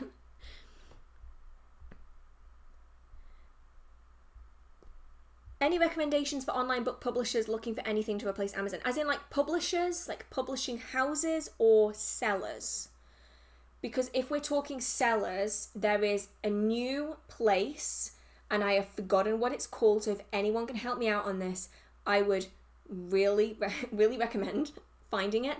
It's the new replacement for Amazon. So it's basically where small independent bookshops all post their books on this website, and so you are supporting small independent bookshops, and essentially you place one order through the website, and those orders then get sent to all of these independent bookshops who then ship the order to you.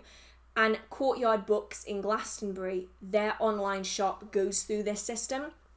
I unfortunately can't look it up right now because my computer is running so hard trying to keep the stream working that I'm scared that if I open anything it will break. But that's a really good place. I would recommend getting it from there.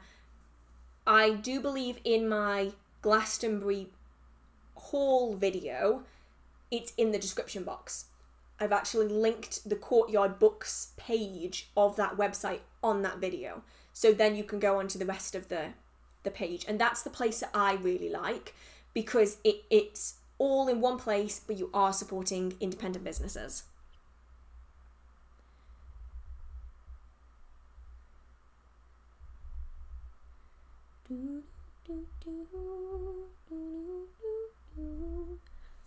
is. It's fucking Enya, isn't it? Well, it's better than having the entire soundtrack of The Hobbit in your head. That was getting a bit much, you know, when you're falling asleep and all you can hear is that Mountains song. You know, the Dungeons Deep and something cold. I had that in my head, like falling asleep every night for like a month. It was a lot. So I just have to like... Do you think a saber-toothed tiger can be a familiar? Well, I mean, a familiar is a spirit. So you're really connecting with the spirit. They aren't animal spirits necessarily. I mean, I'm sure that they can be, but they aren't necessarily animal spirits. You might find that a familiar may astrally take the form of an animal. So you could, in theory, have a familiar that agrees to take the form of a saber-toothed tiger, but also your familiar might just turn around and go, no. So that's going to depend on who you have as a familiar, because some are going to be way more strict on what they're willing to do than others.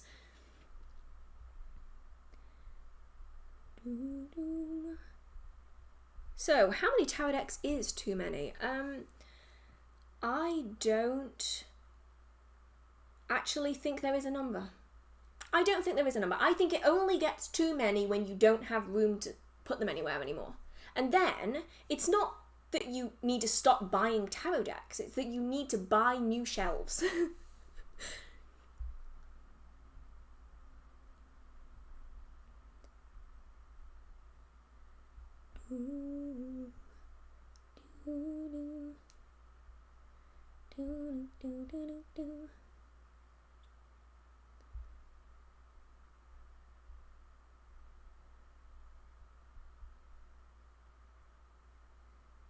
Sorry, I just zoned out again. I do that when I'm trying to read.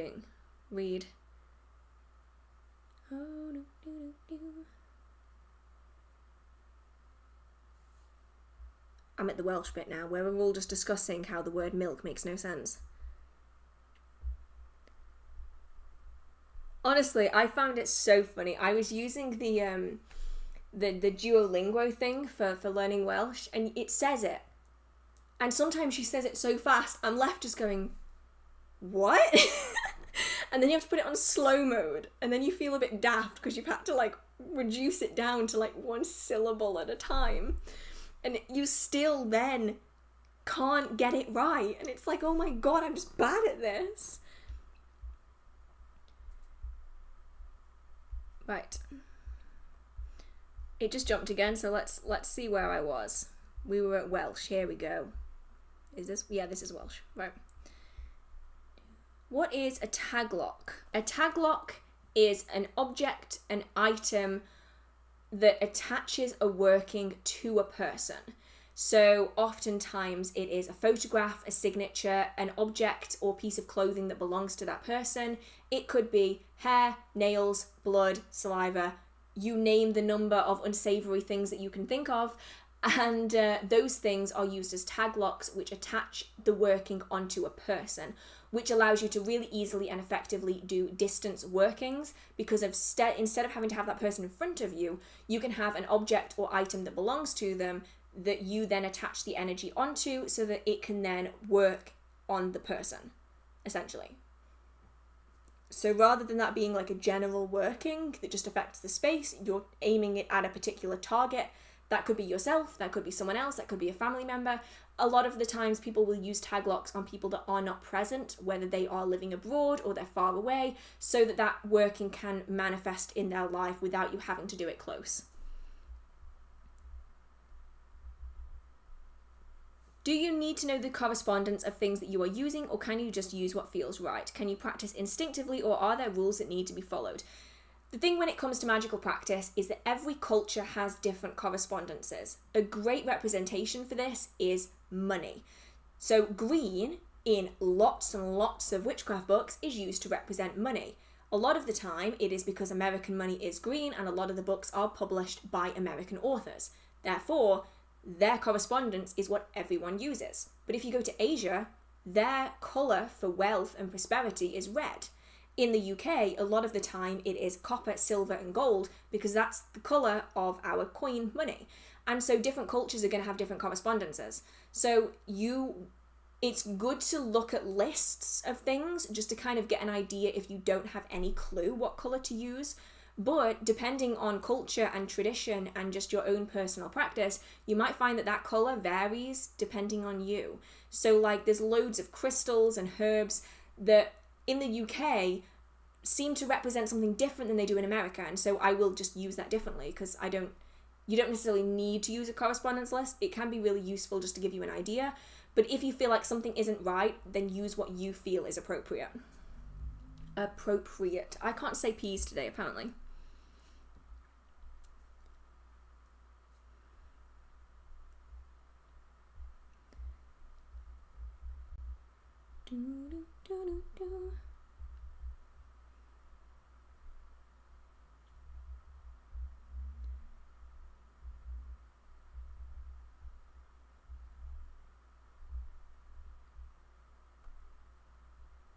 It's when you see, this is about the visible snow thing, the stuff that you see.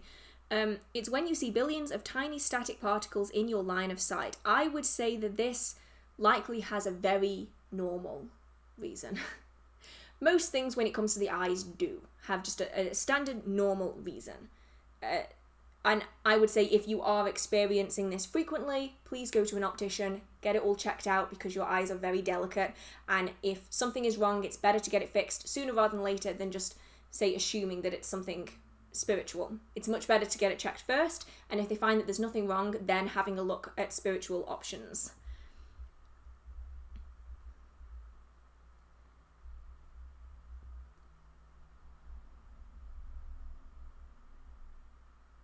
I've just started out practicing. I purchased the Crooked Path and cast my first intention spell but don't feel it's working. Any advice?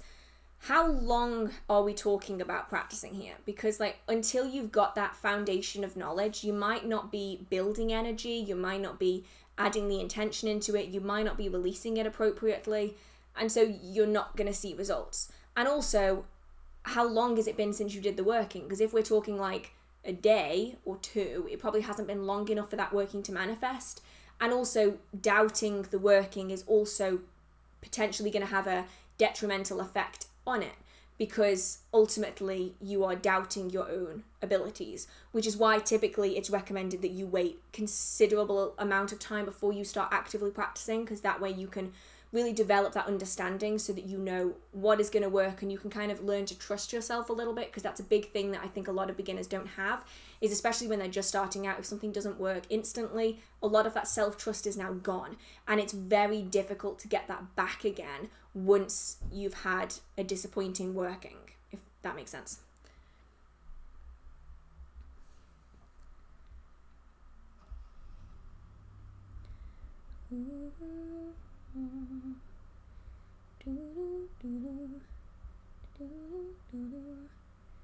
Hi from Glastonbury. Hi! I miss Glastonbury so much. I was only there a couple of weeks ago and I already really miss it.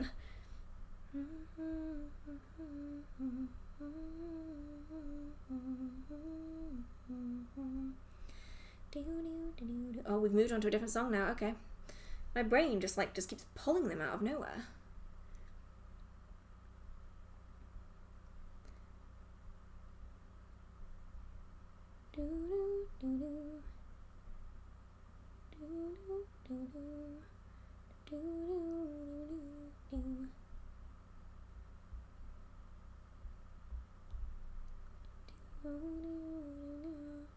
Cottage living. Oh, the Sims pack. I am so tempted to get the Sims pack. I don't know, I'm trying to save money, and like the Sims packs are kind of expensive, but like Sims. So I'll probably wait a while. I'm still in my Stardew hype, and then I will probably end up getting it. That's a really loud car. Because I really like Sims and I'm obsessed with it.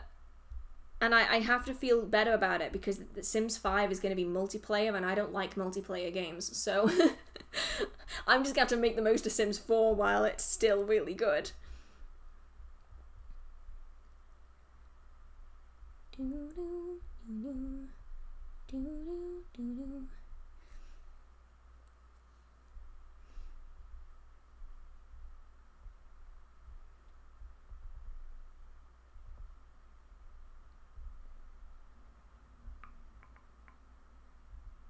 I'm trying to find where I was now.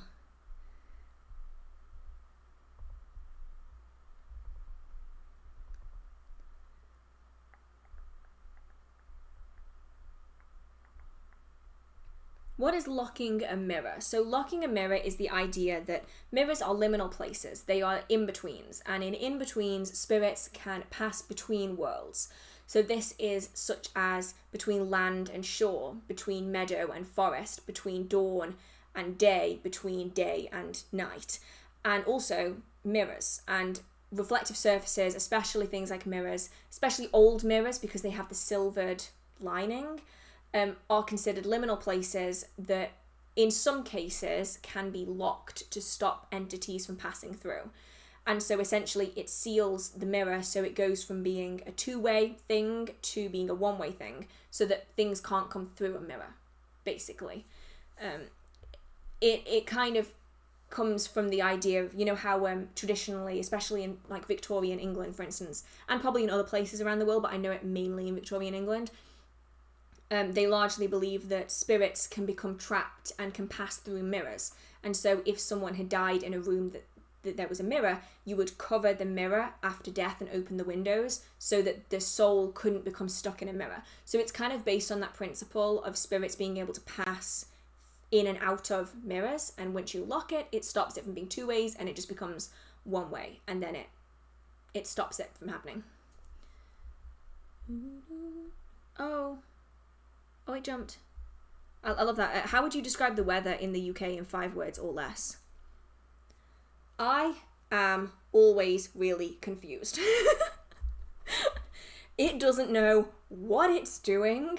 I saw someone on, I think it was a TikTok that was reposted on Instagram, because I don't actually have the TikTok app, but I see them on Instagram, of someone down south saying that they were sunbathing in 28-degree weather, and then 2 hours later, it was like thundering and hailing.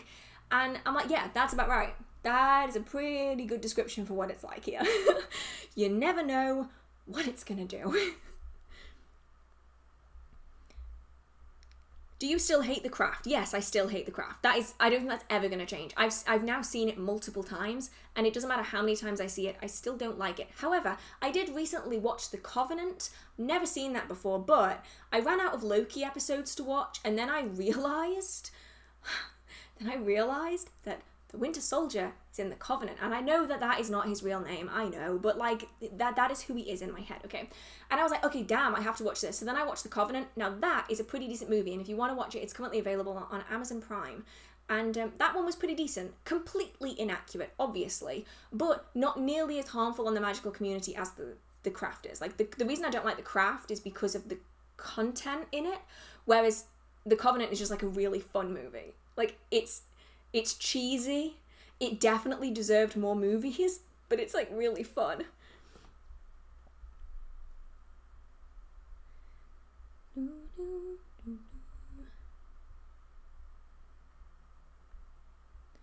I don't get how casting a circle works. If I simply imagine energy coming out of my finger, then it will happen in the astral. Is it really that easy? So it's not imagining. That's the thing, is I can just stand in a circle and go, poof, there must be energy around me now, and it's not going to happen.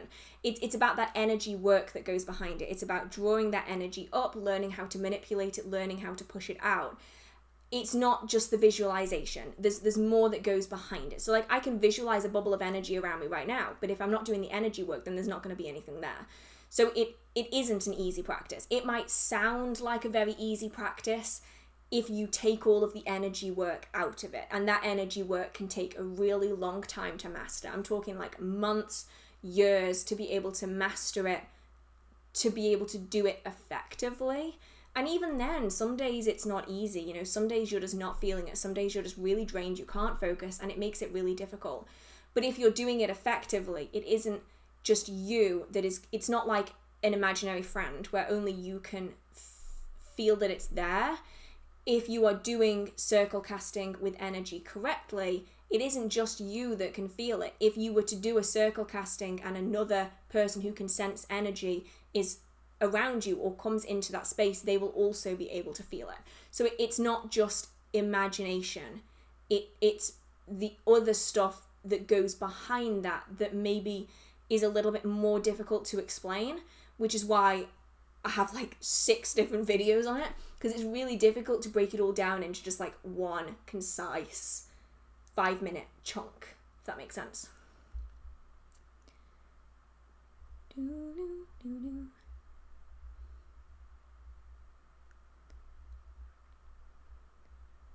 Don't forget to drink some water. On it. Oh yeah, do. Is that right? Do. DWR just confuses my brain for water. Do.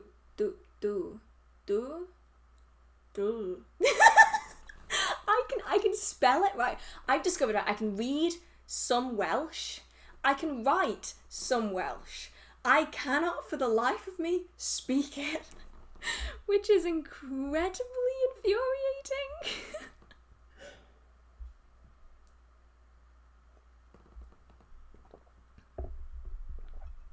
Purely theoretical question, but do you think demons would be able to assist in healing?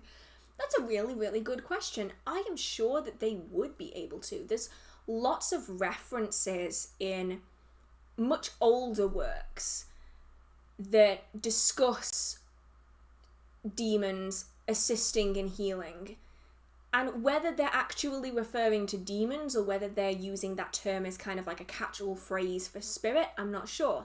But you do have lots of people experiencing that. I mean, there's a book that I'm reading at the minute called it's not called the Necronomicon. It sounds very like it, but that's not what it is. Anyway, that book actually discusses, at the very start, the person who writes the book discusses how it was actually working with more negative beings like demons that actually helped him in his path to healing. So I definitely think it's possible. Like, I am very much of the belief that nothing is ever good or bad. Everything is just a shade of grey. And so I don't consider demons to be negative beings. They are very misunderstood, and so I think in that, a lot of people don't like to believe that they have that ability, but I'm sure that they probably do. Do you like Cats the musical? I liked the original Cats the musical. I went to see it in theatre a very, very long time ago. I have not seen Cats the movie. No, Cats the musical freaked me out enough. It was very fun. It was super enjoyable. But the CGI in Cats the movie kind of scares me. So I probably won't be able to sit through that. What did you think about the Romanian most powerful witches? I don't know. I've never seen the full video. I know a lot of people wanted me to do a reaction to it, but I'm just a bit worried about doing that because I don't know enough about Romanian witchcraft to really have insight into that, unless you want me to do it in a different way where like I talk about the similarities between the Romanian folk practices and maybe British folk practices, or like how it's done differently to how it's done here. Like I could take that spin on it, I guess. I just don't know that much about Romanian witchcraft to be able to really give any additional insight about the practices, because I just don't know that much about it.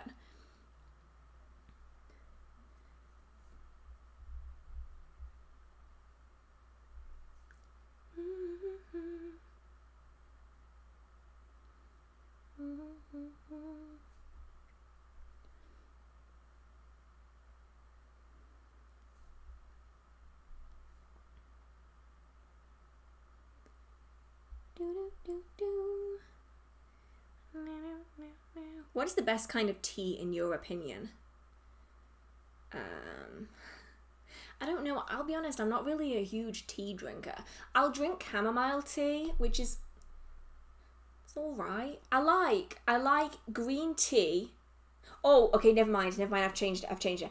Okay, right. There's a particular type of bubble tea that I'm obsessed with, and it's jasmine green tea with rose syrup with, was it apricot? I think it might have been apricot bubbles. That is the best thing ever. Like, that is amazing. I'm not really a huge tea or coffee drinker. I just drink water, sometimes chamomile tea, hot chocolate. There is like very little in between.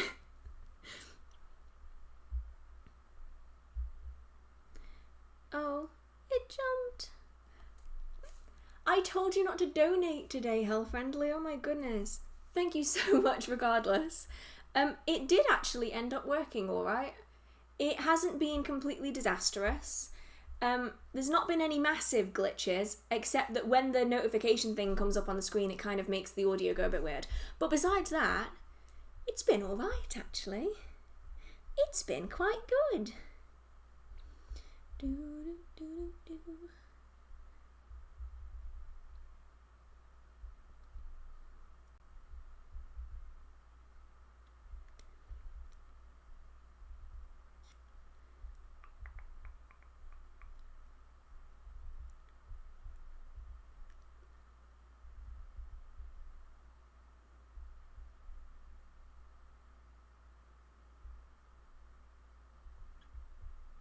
Right, I'm doing that thing again where I'm zoning out while I'm trying to read. How do you catch a spirit in an object?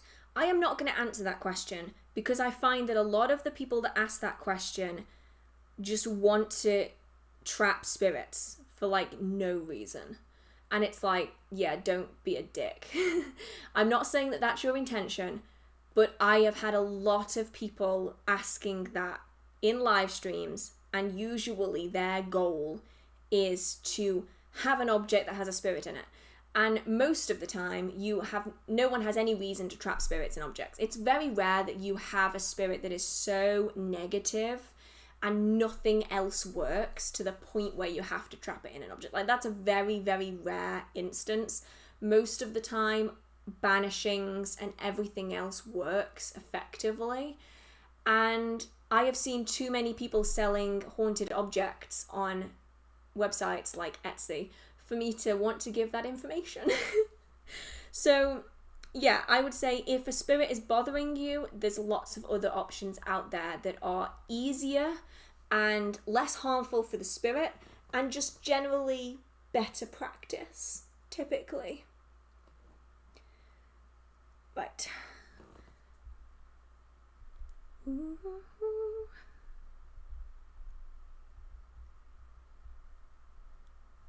Have you read the book series Pretty Little Liars? I haven't, no. I've watched Pretty Little Liars. Well, I didn't watch all of it. I got like 2 seasons in and then noped right out of there. I might have watched 3 actually. I could have watched 3 and then I noped right out of there. I've never read them. They've never really interested me that much, but that's mainly because there's not really anything fantasy about it. Like, obviously it's fictional, but there's no dragons or fairies or vampires. Like, there's something just missing for me if there isn't some kind of fantasy in a book. I don't know. I'm just very niche. I have like a very specific niche of books that I like.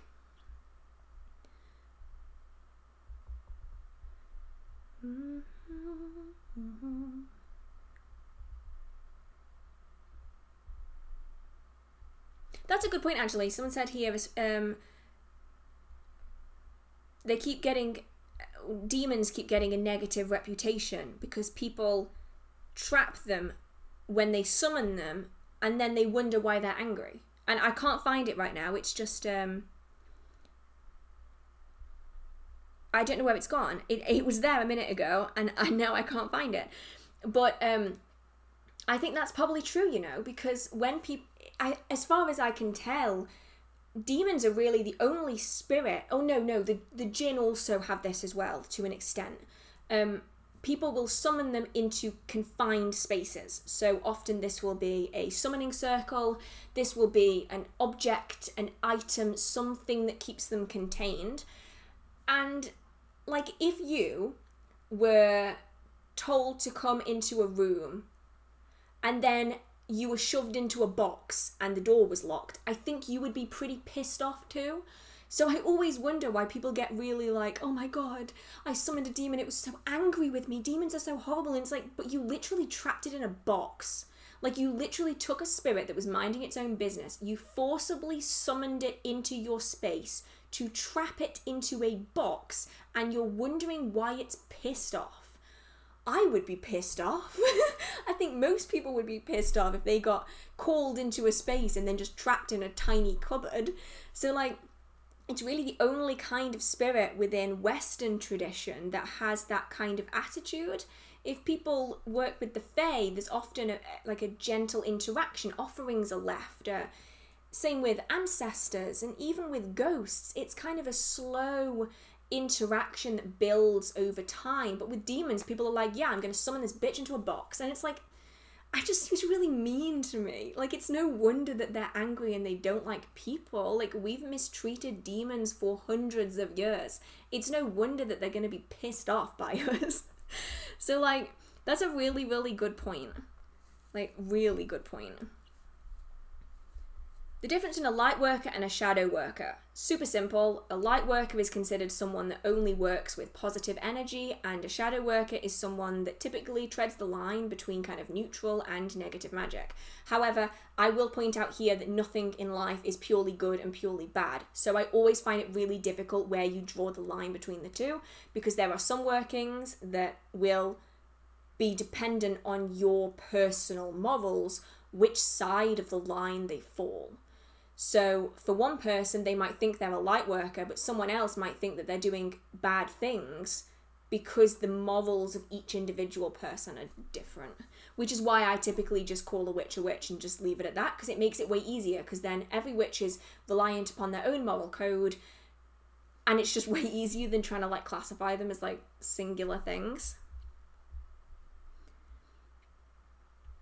Would you ever react to another Witches Caught on Camera video? I really had fun reacting to that. It made me like angry, but in like a funny way. So if you do have any other if you see any kind of like Witches Caught on Camera videos or any videos like that you want me to react to, feel free to send them to me. You can send them to me on Instagram or in the comment section of YouTube's. And yeah, I will film some reaction videos, because I found that video really, really funny. And it's just really interesting. And obviously it wasn't a very real video, the last one that I did. But I like to think that I try to add a little bit of additional information in there, you know, just a little bit of something useful.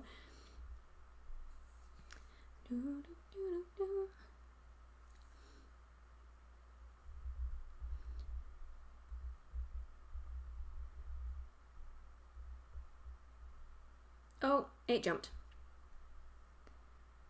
How do you feel about the... Wait, what? How do you feel about the differences of Wiccan and Pagan, like any pantheos difference? What? I mean, Paganism doesn't have a pantheon. So there's a massive difference there. 'Cause Paganism itself doesn't have a pantheon. It's the religions and spiritualities within it that have the pantheons. I'm confused by that question. It might just be because it's getting late. Could you react to the video England's Witch Trials by Rachel Oates? I am going to try to remember that, and I will add it to the list, because I'm hoping that when I have some free time in like the next week or so, I'm going to be filming some reactions. So England's Witch Trials by Rachel Oates. I will inevitably forget that, but I will add it to the list if I remember.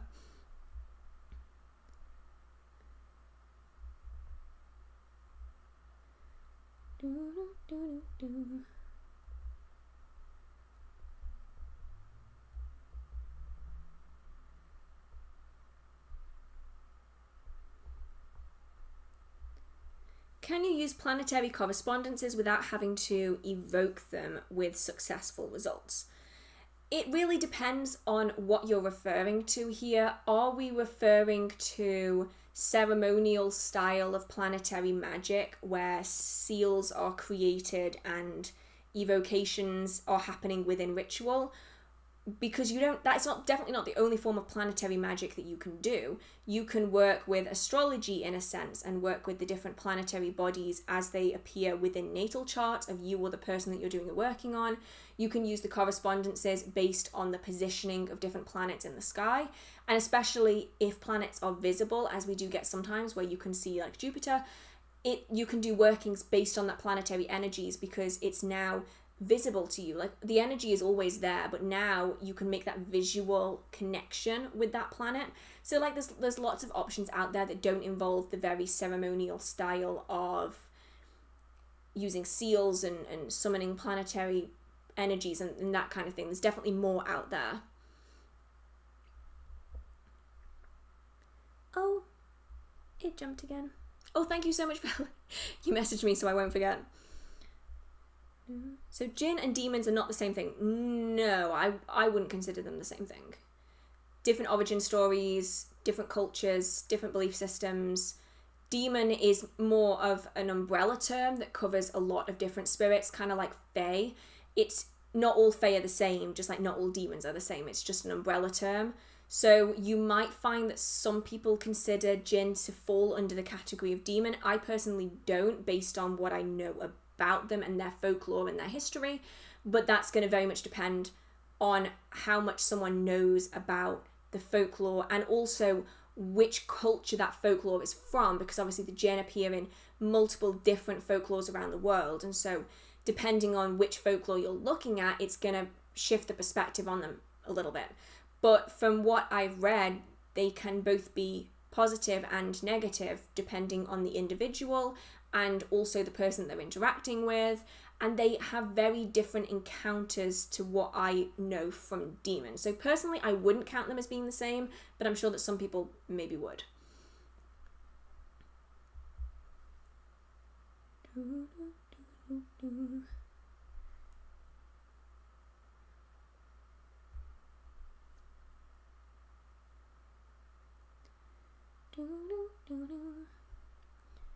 Oh, it jumped again. It gets really good at jumping, doesn't it, when we get near the bottom of the chat? It's just like all of a sudden it's like we are going to jump everywhere.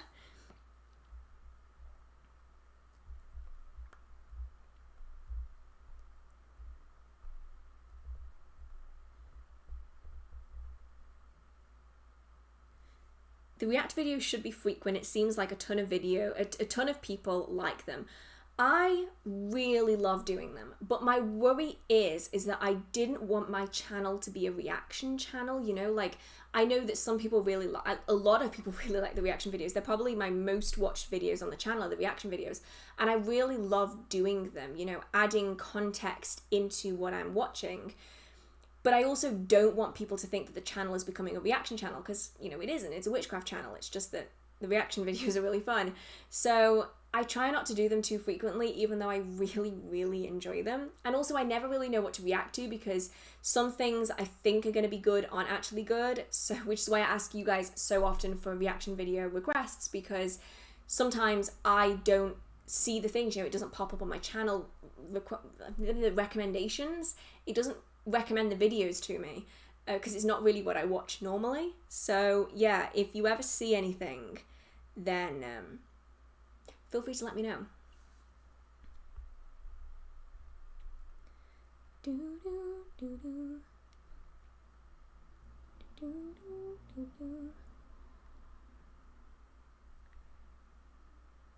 Binding seems unethical, but I know very little of it. See, that's the thing. It's a bit like saying love spell, what's your opinion of it? Because binding spells cover a huge range of topics. Is a binding spell unethical if it's stopping someone from harming another person, but it's doing no harm to the person that you're binding? Is that unethical? Because you're helping someone, but you're not causing any harm to the person that's doing the harm. You're just stopping them from repeating the harm. So where do you draw the line on that? Because to me, that's a pretty good working to be doing, but for someone else it's not. And that's the important thing when it comes to magic, is when it comes to magical practice, no one has the same morals, because everyone's morals are based on their own experiences and their culture, their own code of ethics, and no one is gonna be the exact same. And which is why I always take great care when it comes to videos. I will still post negative videos. I get so much shit for it sometimes. But it's important to remember that the context of the person doing that working is going to drastically change between people. And so I never feel it's appropriate in a way to negatively almost demonize a type of working when it can be used for so much good as well as so much bad. It's the same with love spells. It's the same with every single kind of spell. There's that spectrum, and it depends on where it falls on that spectrum, and then it also depends on your personal morality and where you feel that it falls on that spectrum, and that is going to vary so dramatically person to person. Oh, it jumped.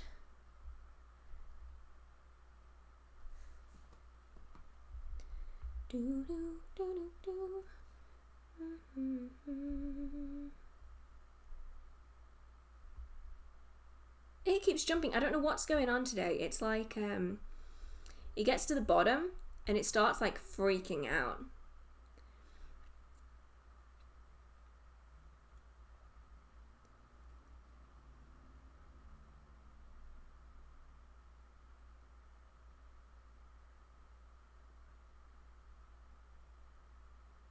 Did you know that the actor, Ian Somerhalder, did you know that Ian Somerhalder said that in an interview that he thinks that Damon and Bonnie would be a really good couple? In the books, Damon and Bonnie are a couple.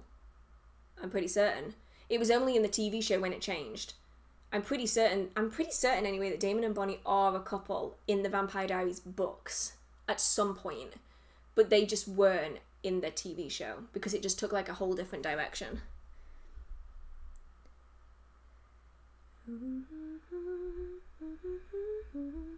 And I think I have finally nearly hit anyway, the bottom of the stream. This is shocking. I'm surprised. I had so many jumps. I had so many blips. So let's just chat for a while because I'm enjoying this today. I feel super energized tonight. I'm not really sure what's going on. I'm going to assume it's the thunder and lightning, probably. But yeah, if you have any other questions, feel free to stick them in and we can answer them some more for a while before I go because it's already 10 o'clock. So I'm probably going to be on for like another half an hour, probably. And then I'm going to call it at like 4 hours, I think. So let's chit chat.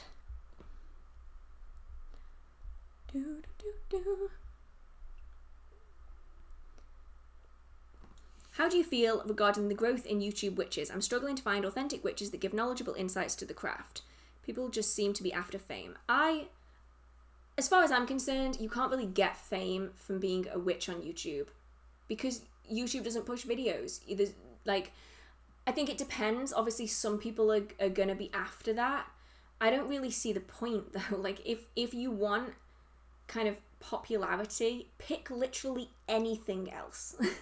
Like literally pick like react to memes or be in the beauty community. Do you know what I mean? Like witchcraft is actually suppressed on YouTube pretty badly.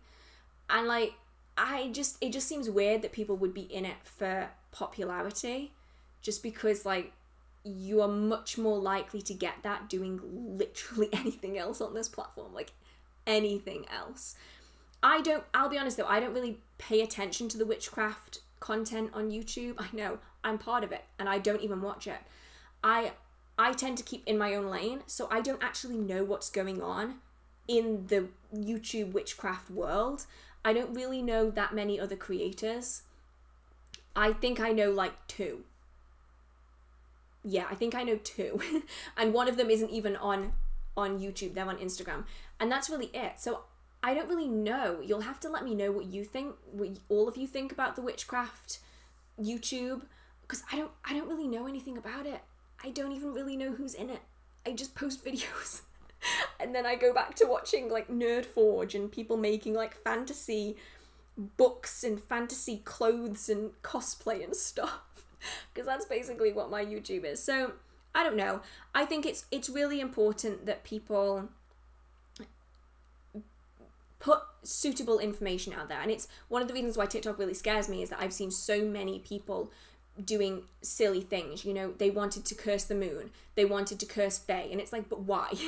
And I genuinely can't tell, and I don't even know if the TikTok community itself can tell if that was a joke. Like I'm assuming it was started as a joke, but then people started not taking it as a joke, and then people started being really serious about it, and it just kind of scares me a little bit. So I think that it kind of applies to YouTube as well. I think as long as you're being authentic and you're trying to do what, you know, the good that you can, then that's pretty fine with me. But obviously I don't watch the content, so I really don't know what's out there. It's gonna jump. Who is a god and goddess to start with? There is no basic tier 1 god and goddess to start with. Like, it depends on if you want to work with deities. If you do, has any deity called out to you? Are you open to working with deities? Have you done research on deity work? Like, there's no like tier 1 deities to pick.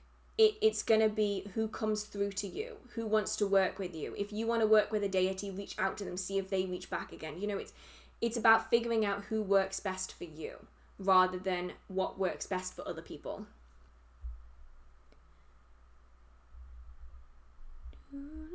Pretty certain I've already answered the planetary magic question like 20 minutes ago, I think.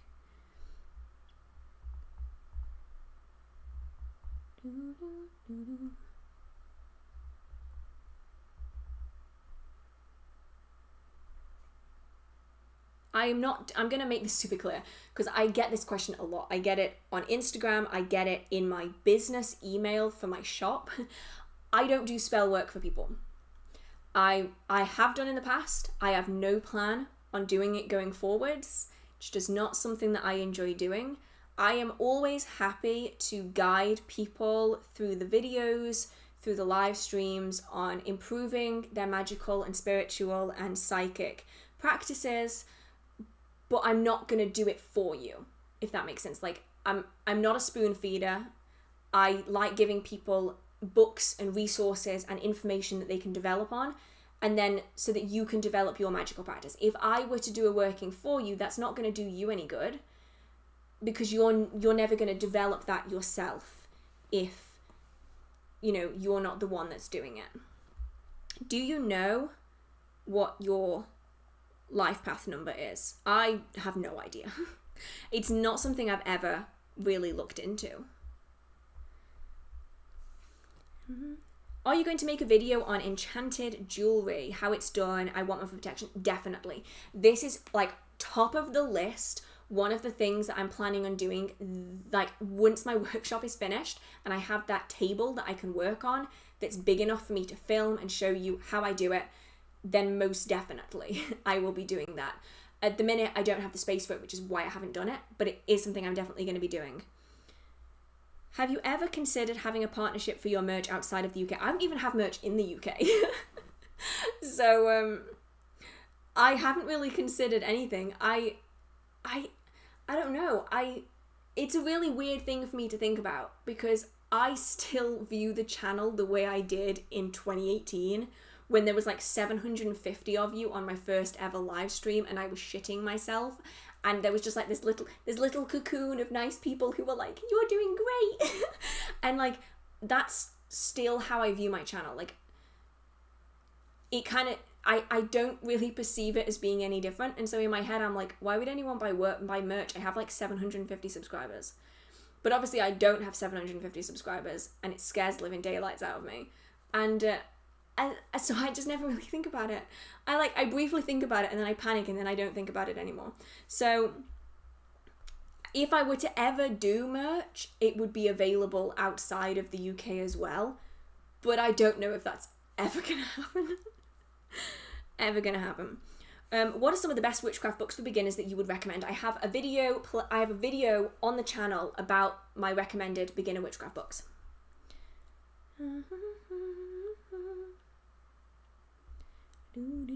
What's your favourite karaoke song to sing? I cannot sing karaoke.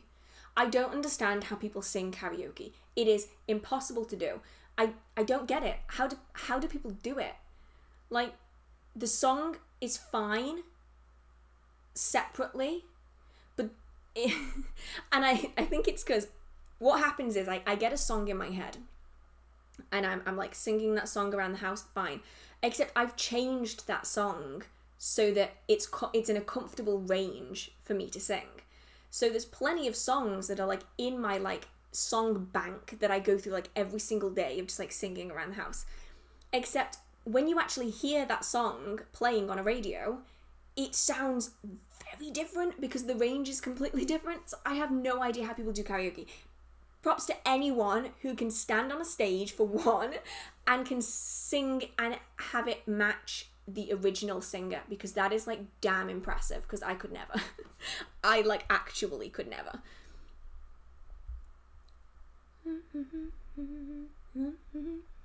Oh, the Winnie the Pooh song is back. Every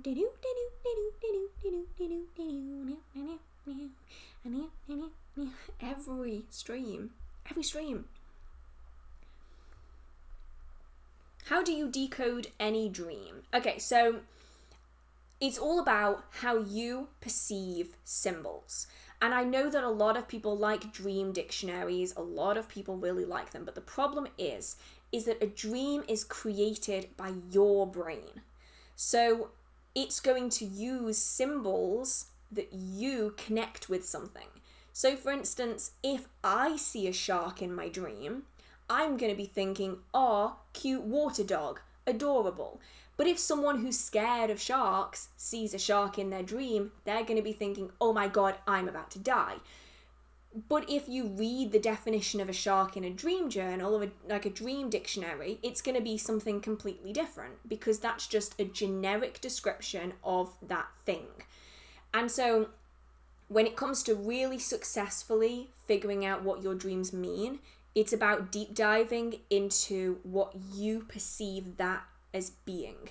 So if I see a shark in my dream, I'm not going to be scared because sharks don't scare me. In fact, sharks are probably one of the coolest things ever.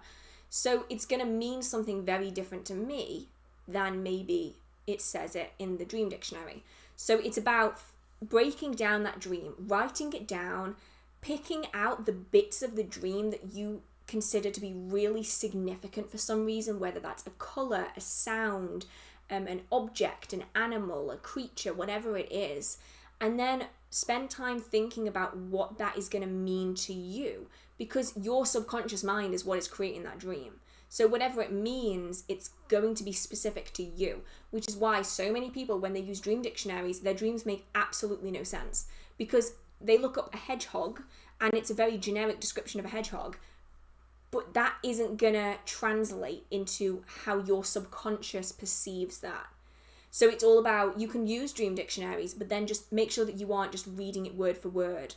Make sure that you're adding in what that thing means for you.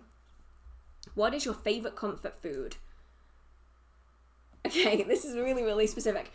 This is one particular thing that you can buy from the brand Corn, which is like a vegetarian food thing.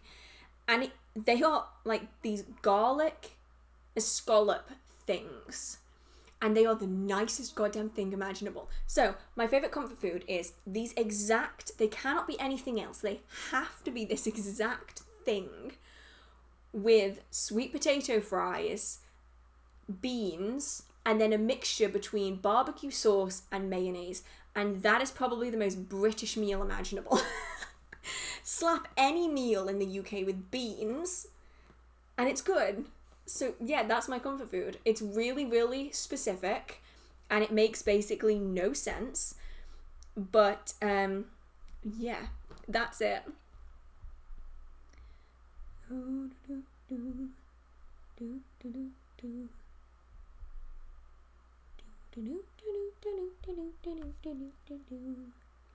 If you smell a foreign smell after doing some magical workings and it's not a bad smell and you don't feel uncomfortable, should I just leave it alone or do I need to do something with this energy? Well, oftentimes you'll find that it could well be a spirit. I get it a lot. There is a very particular men's cologne, like a very expensive smelling men's cologne that I smell sometimes. And it's a spirit that is passing through and he comes through quite regularly, no idea who it is. And when you do spell work and ritual, it's often very enticing to some spirits, especially the aware ones, the ones that know that they have passed on. It's like a light in the dark a little bit. And so they might just be hanging around, like checking out what it is that you're doing. And depending on how you sense spirits, you might be smelling them. I had it a lot. I know that when my grandmother passed over, like several months later, in a different country that she had never been to my flat ever, I smell her perfume that she used to wear every single day. And it's just something that some people have. Like some people see spirits really clearly, some people hear spirits really, really clearly. Some people smell really recognizable smells. That could be like tobacco, that could be a body wash that someone used, that could be the smell of someone's like laundry detergent. If it's something that's very repetitive for them that they did every single day, you know, like a gentleman who wears the exact same aftershave every single day of his entire life, it may well be that you will pick up that smell afterwards. So it could be that you are experiencing a spirit that has just been like, ooh, what are you doing? Just being like dead curious as to what it is that you've been up to. Hi, where are you from? I am from England. Just somewhere on this little tiny island. If I'm not mistaken, you're a pagan. May I ask what kind? I am, it's probably best described as a Celtic pagan. It's kind of, that tends to be what I classify it as. Kind of isn't. It's very difficult to describe. I would just describe it as like a British pagan, because I have one goddess who is from Welsh mythology, I have one that is from British and European mythology, and then I have another who is kind of Western Europe and England. It's all just a little bit, so I tend to just refer to it as Celtic just because it's easier, but honestly I'm just going to refer to it as like a British pagan because my deities are from the local area, basically. I would totally buy merchandise. You are doing great, of course you buy merch. See, that's really weird to me, because like, I don't know, I mean, I've said it before and maybe some of you wouldn't believe it, but it genuinely is true when I say that I didn't think that I would hit 1,000 subscribers. I never, ever thought that I would do that. And there's one video, it was one of my old altar setups where I hit 1,000 subscribers, and I basically just nearly cry. It's just like so mind-boggling to me. And that's like never changed. Like I always just assume that I'm on like 750 to 1,000 subscribers just forever. It's really weird. It's like my brain is in denial. And so I just always assume that no one would want merch. So I never really fully like committed and thought about it, because I never really needed to.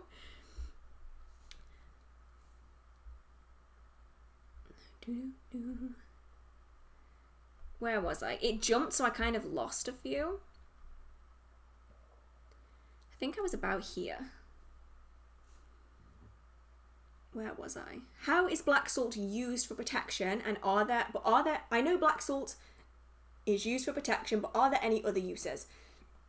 Definitely. I mean, you can use it I use it a lot in cleansing workings, which is the main other option for it. And I typically, I mean, there's kind of a few ways. I'll mention a few things in here. So I like using it for cleansing. I've mentioned it in my cleansing without smoke video, but I'll mention it again here, in that you can add black salt into small dishes. You don't need very much of it. I mean, just like a really, really small amount in dishes, on windowsills and other liminal places. You can also add it like in little bottles on top of door frames and stuff. And then every month or so, you want to dispose of that by dissolving it in water and then replacing it. And because salt is both protective and cleansing, charcoal draws things into it, which really helps to really powerfully draw that energy in, and it's also protective. It offers kind of a dual cleansing and protection moment that is really, really useful, especially if you don't want to use smoke in a space. I also really like using black salt for doing protection and cleansing sigils and charms. So essentially what I will do is you dissolve in just a little bit of water. You really don't need much. You want it to be quite condensed. You want to dissolve that salt and the charcoal into warm water so the salt will dissolve. You don't need very much water at all because you want it to be kind of thick, a little like juicy. What is wrong with me? And then you can paint sigils of protection, runes, symbols of protection and cleansing onto photographs, onto petitions, onto items that you can then keep around, or you can then use in further workings to add that kind of cleansing blend of cleansing and protection into that space. And that's what I really like using it for, more than just for protection. I forgot the word completely then. That's what I really like using it for anyway. What did the beginning of your path look like, and what new interests have you found yourself drawn to? So when I started my practice, I was working intuitively. Everything I did, I didn't even really understand that other people couldn't do it. Like, I was manifesting, I was working with energy, I was seeing spirits. I didn't understand that no one else could do it. And it got me a lot of weird looks. I'll be honest, it got me a lot of weird looks, and it got me a lot of weird conversations. And then I started doing research on it, and everything that I was reading was very heavily Wicca based, and it was very heavily into ritual magic. So I kind of ditched my original magical practice. Don't do that. That was a stupid decision. And I started practicing ceremonial ritual magic and following the Wiccan religion, which I really didn't resonate with. Fast forward, long time. Well, a decently long amount of time. It's not like a massively long amount of time, but it's like decently long amount of time. About 10 years later, I realised probably wasn't the best idea to do that. So then I started looking into other things outside of Wicca. So relegated, you can't even see it. The very, very top shelf of my bookshelf is just all of my old Wicca books. And they're just relegated to the top shelf because I can't reach them up there. And that's where they're going to stay. And then I started looking into other practices. I started looking into traditional witchcraft, ceremonial magic. I even looked into alternative ceremonial magic. I've looked into folk magic, which is probably my favourite of all time, and candle magic, that's also my favourite. I started looking into just different ways of doing things. And so for me, I really like the get your hands dirty, hands-on kind of magic. That's really my kind of thing, the kind of raw energy work and the really dirty, get your hands dirty kind of stuff. And I've tended to kind of steer away from the ceremonial ritual stuff because I spent so long doing that and I didn't really want to, and I probably shouldn't have done it for as long as I did. So they're kind of very, very different now. Like if I were to meet me when I started my practice, I'd be like, why are you doing this to yourself? Why? So yeah, very, very different now. Some karaoke bars have a button that you can press to change the octave and speed of the song. That's really cool. That's really cool. Sometimes it's not about making it sound like the original singer because it's damn hard. It's just about not making it sound bad. That is very true. And that is, I don't like karaoke. Like, a cappella, fine. I can do that. I can do some artists' songs. I can't sing it like they can, and I probably wouldn't want to. I can't understand the appeal of standing up and singing karaoke. I did it once when I was a kid. It was Christmas. It was Christmas Day. And my cousin had a karaoke machine, and I did one attempt at Love Story by Taylor Swift. This was like, when did that song come out? This was like the year that song came out. So when are we talking? I don't even think I was a kid. Oh my God, that's embarrassing. I was remembering this as though I was a child. I don't even think I was a child. Never mind. I'm not going to embarrass myself with that memory. And it wasn't the worst experience in the world. But that's because no one was paying attention and everyone was getting drunk, so it wasn't really that big of a deal. I will never understand the appeal of, like, standing up and doing it. But then I am the kind of person that will just never go on stage ever. I used to do talks at events, never again.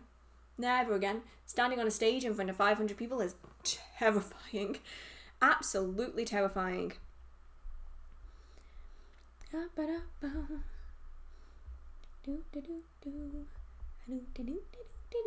I really thought that I would go away from this having not had the Winnie the Pooh theme song in my head.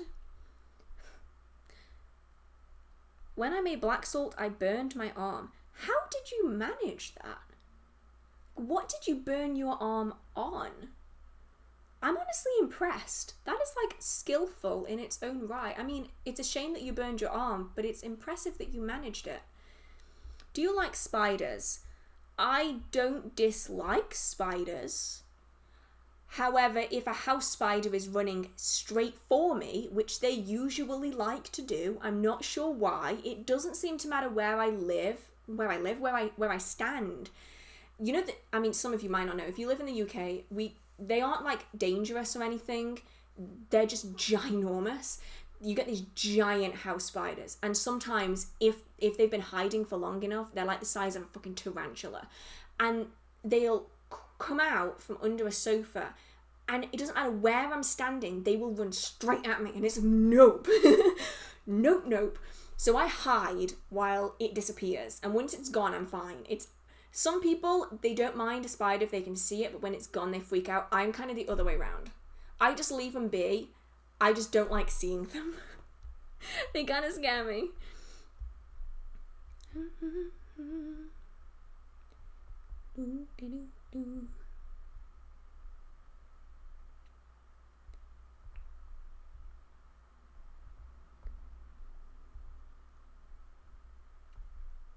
Oh, it jumped.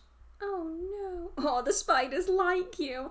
I'm not sure if they like me or they really hate me. I feel like it's got to be one of the extremes, right? Because they just run at me. It's horrible. It's horrible. So then I hide. I hide, and by hide I mean I sit on the sofa with my legs up so that it can't touch me. Because they climb up me. They run at me and they climb up me, and I don't like it. Everyone hates public speaking. Literally nearly everyone. Yeah, that is very true. I have like a phobia of public speaking.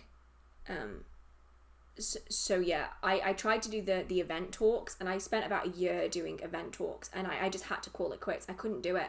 I was spending like weeks of my life just dreading doing the talk, and then I hated doing the event that I was working because I knew I had to do a talk, and it was not good. So I just quit doing it. Like, it ain't me.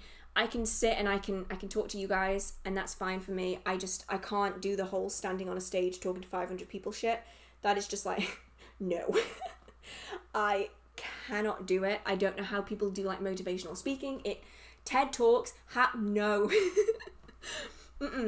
Nope, cannot do it.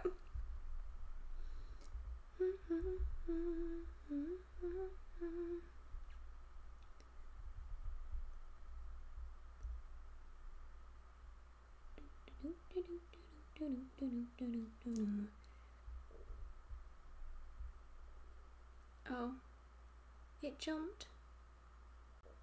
I have a similar problem with wasps. They stalk and dive at me. I'll be honest, I never... Wasps, I don't like them, but they don't really interact with me at all. I put spiders outside. I assume they got lost. See, that's the thing though. House spiders in the UK, they will die if you put them outside. So like, my parents always put them outside, and that's because my mum really, really hates spiders. And like, I get that. I completely get that. I also, though, I live in an old house, so I kind of feel like the spiders were probably here before me. So I tend to just let them be a little bit. I don't like putting them outside, especially around here, because there's so many like cats that they will just be like eaten in like 2.5 seconds. Either they will be taken out by a cat or they will die of the cold, one of the two.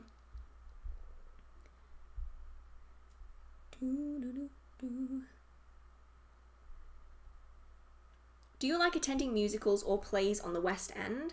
I have never been to the West End. I have been to London. Wait, is the West End in London? Broadway's in New York, isn't it? West End is in London. Yeah? In which case, then I have been to the West End, if that is correct. Yeah, I really like it. I haven't been in a long time, though. I think I went down 2 years in a row. I went down in 2010 and 2011? Yeah, 2010 and 2011. And I saw a whole plethora. I saw The Lion King, I saw The Woman in Black, I saw Blood Brothers, I saw Billy Elliot. I'm kind of sad, actually, because I missed Tom Holland being in Billy Elliot by just like a few years, and I'm so annoyed. Because that would have been really cool. I could be like, yeah, I saw Spider-Man when he was Billy Elliot. But no, I missed him by a couple of years. I saw a lot, and I really, really love it. I'm not much for musicals. Oh, I saw, what else did I see? Les Mis. That was really good. I liked Les Mis. I didn't understand a word of what was said, because I can't speak French. It was really good, though. I like the horror things, like The Woman in Black. That was really, really awesome, and I've just never been since. I really need to go, but I'm so scared of London. Like, it freaks me out. I love London. I love Covent Garden. It's so beautiful. But there's so many people. There's so many people. And I'd love to go to New York and see a show there, but it's also just so far away. It's how far away is New York? Is it 10, 11 hours? Something like that. I hate planes. We should go to London together at some time, Phil. We definitely should. That would be awesome.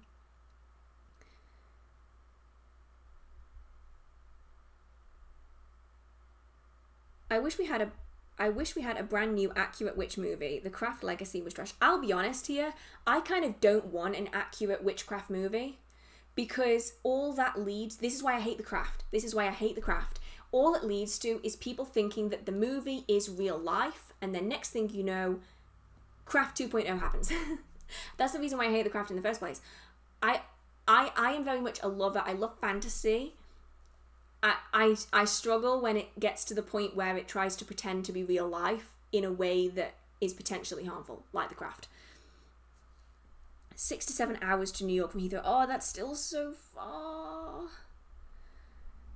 I hate planes. Planes scare the shit out of me. I know that they're one of the safest forms of transportation, but I just no.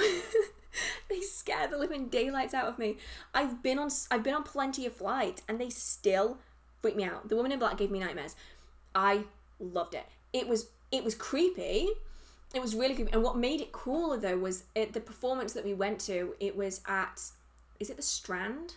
It was one of the really old theatres in London, like really small, really old. And they didn't include the Woman in Black on any of the information. So the actual actress is never listed. The character is never listed. None of the other performers acknowledged that she existed. And it was so awesome because you're there going, this is really cool. She's like on stage, but none of the other performers are acknowledging her. And it just made it so much creepier because like you'd expect that they would do something, but they're so good that you're left in this state of like, wait, what is going on? And it's so good. And I have seen the movie with Daniel Radcliffe in it, and it was good, but it wasn't like theatre good, because that was like really, really cool. And I really want to go see it again, except I know that it will never be as good as the first time I saw it. Like, ever. Like, oh, I couldn't do it again.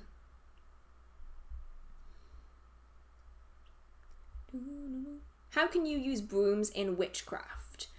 I know I can use them for cleansing, but are there other ways?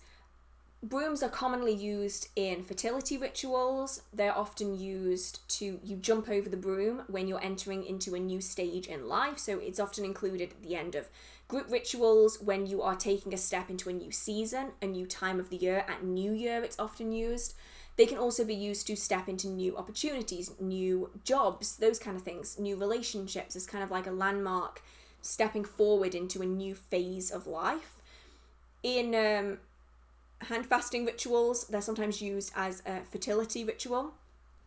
And they're also used for stepping into a new life as well. That depends on the people involved and who's doing the ritual. They are also used for protection. So oftentimes a broom is placed bristles up if it is for protection, usually by a door. They're also sometimes placed over doorways for protection as well. So there's a few different options there. They're just really cool things. I got told off so much because my decorative broom was the wrong way round, when actually I have another broomstick at the other side of the house that is protection bristles up. That one that was behind here is meant to be bristles down, but I got told off so much for that. It was unreal. Oh, stomach is making weird noises.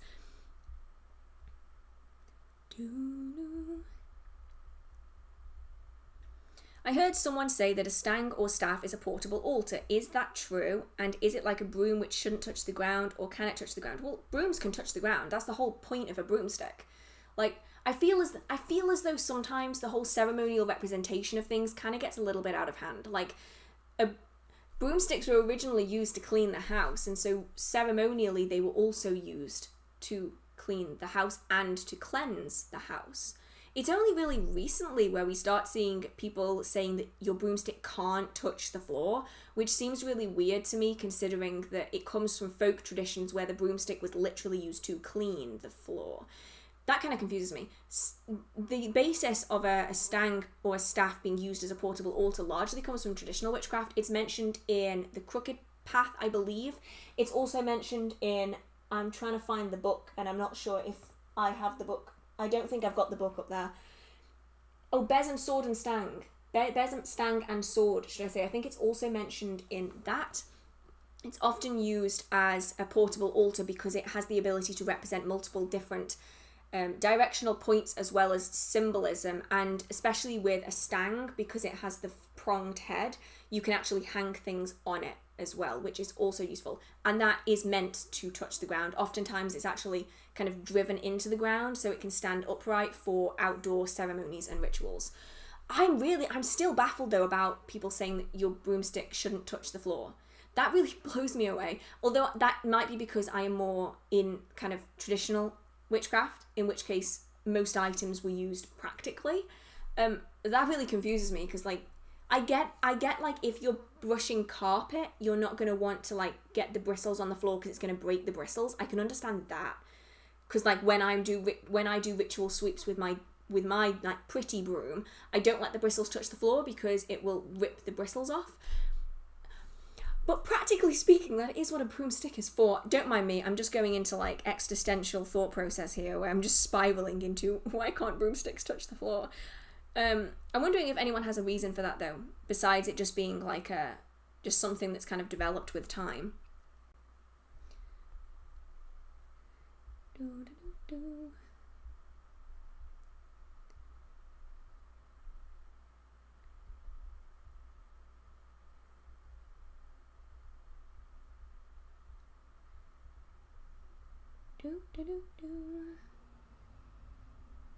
Is it possible for me to learn how to see auras even though I'm colorblind? Yeah.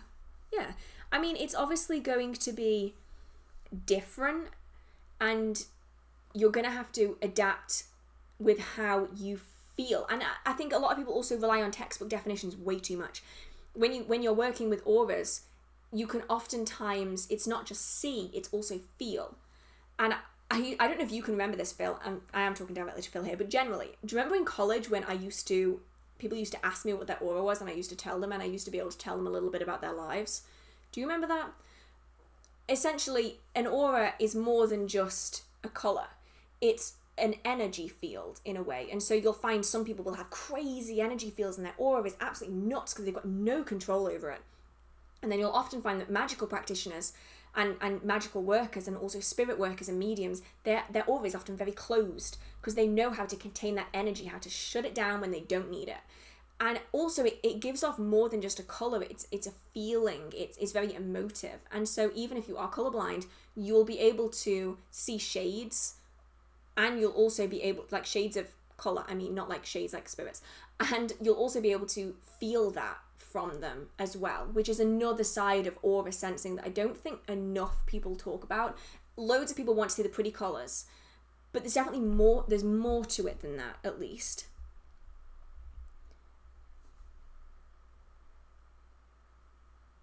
You didn't ask me for yours, no, it was just everyone else that asked me for that. But then at this time, I think you just didn't like asking me questions about it.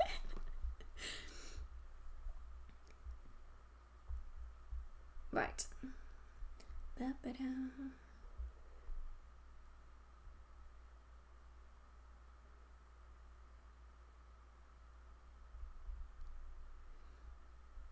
Are you doing an altar for Lammas? And if yes, are you going to do a video on it? I am planning to. It just depends on when I have a chance to film it. But obviously because I, like with the last video, altar video should I say, I do it based on like seasons. So I might it might end up going up as next week's video. It'll be a little past the official date, but it will probably go up as next week's video because I'm doing it for the season and hopefully I will have enough time to film it in daylight. Fingers crossed, because obviously with everything that's going on, it's a little bit tricky, but fingers crossed I'll be able to do that.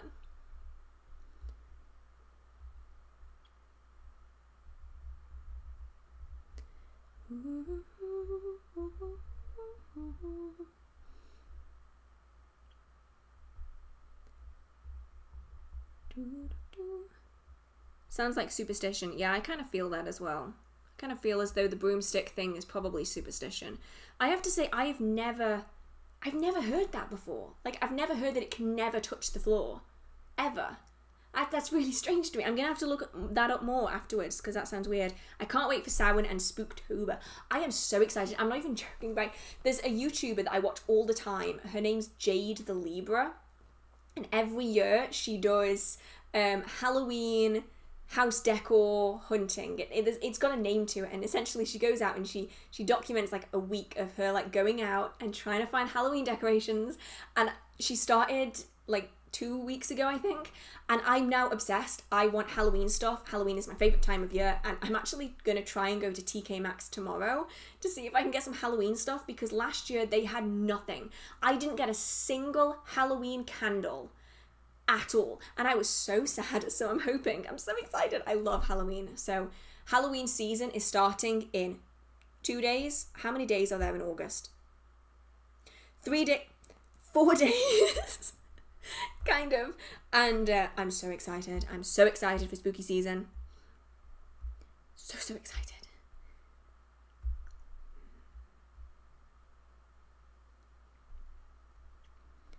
Do you know anything about Fae magic? I work with them, but I don't know how to harness it well. I mean, when it comes to working with the Fae, it's more about asking for their assistance, for them to then tap into that energy, more than harnessing their energy in a way.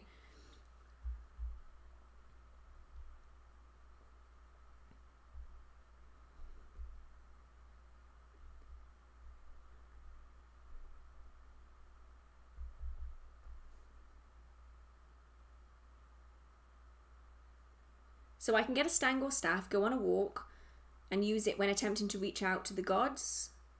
Yeah, I mean, it's used in so many ways, especially in a lot of folk magic practices. It is considered a division between worlds. It is both the above and the below and the crossroads, and so it's primarily used to open up spaces for transmission between the different realms.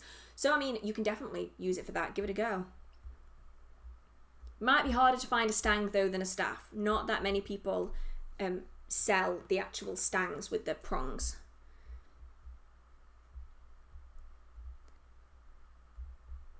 Phil, we're going to finish soon anyway, so feel free to go whenever you need to. And yeah, of course I got on to my favourite time of year. Halloween is the best.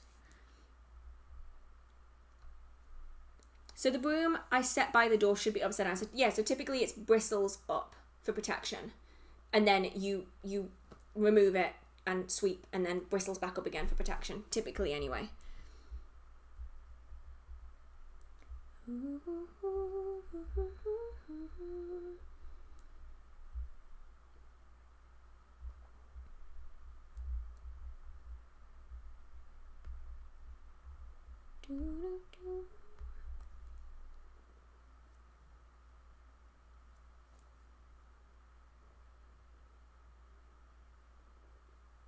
What are some crystals to start with, preferably cheap? What are you wanting to use them for?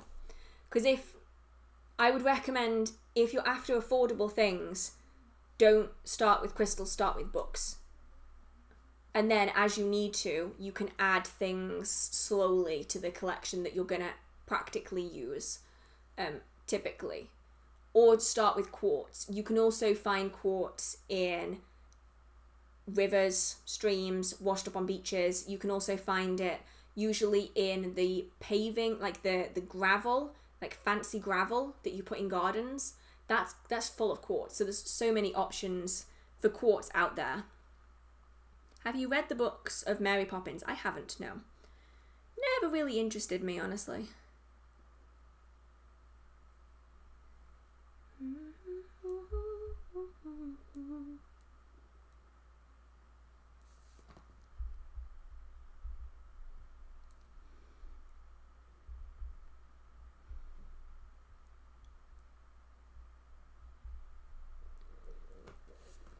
Can you do a banishing with your wards up? I mean, you can. It's going to be quite forcible, obviously. So you're going to be forcing something through a boundary. So in which case you might want to strengthen it afterwards because you might have weakened it. Or you lower it, banish, cleanse, raise it. Cleanse again. And then do it that way. Best pull for a new tarot deck. I do the same draw every single time. I don't do anything fancy. I literally just do 3 cards. Sometimes 4, sometimes 5, depending on how experimental I'm feeling that day. And that's typically how I do it.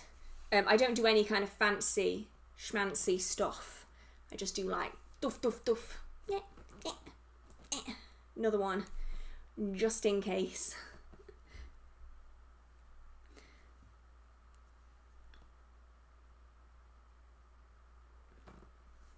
I wanted to ask if being upset or down emotionally can affect a spell, even if you try your best to balance your energies. I mean, it can.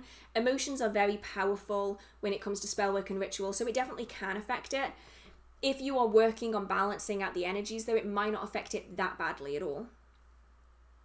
Can you make a tarot deck, since magic is all about intentions? But tarot isn't magic. Tarot is psychic work and divination. The thing is, it really all depends. A tarot deck has a lot of numerology symbolism. It has a lot of symbolism within the images, which is why the images were chosen. And it's why most tarot decks are based on the same imagery of, in most cases, the Rider-Waite-Smith, although you obviously have other versions of base decks that are then based on. So yes, you can create a deck based on, you can create it yourself. You are likely going to lose some of the imagery and the symbolism in the imagery that was in the original artwork. You might not want that though, so it really depends on how you want to do readings. If you're after psychic readings, then, or like subconscious readings, like intuitive, then you don't necessarily have to have the imagery the same, but the imagery can be very powerful depending on how you want to read, and it can boost the subconscious and the intuition. So it's a difficult one because technically, yes, you can create your own deck. However, if you aren't a skilled artist and you aren't understanding the meanings in the cards, even the tiny pieces of symbolism. So I mean, for instance, the certain cards that have a certain number of rays in them, like lines in them, to represent a certain numerological figure that is of significance to that card, and that can get lost if you are doing it yourself, obviously. So it's really up to you what it is that you want to do.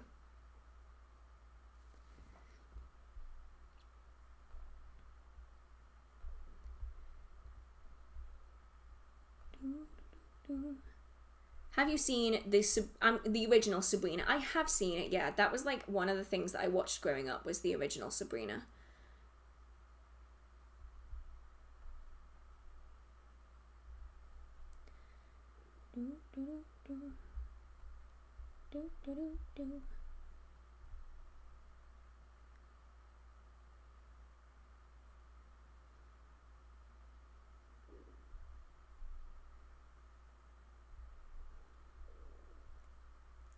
Righty-ho.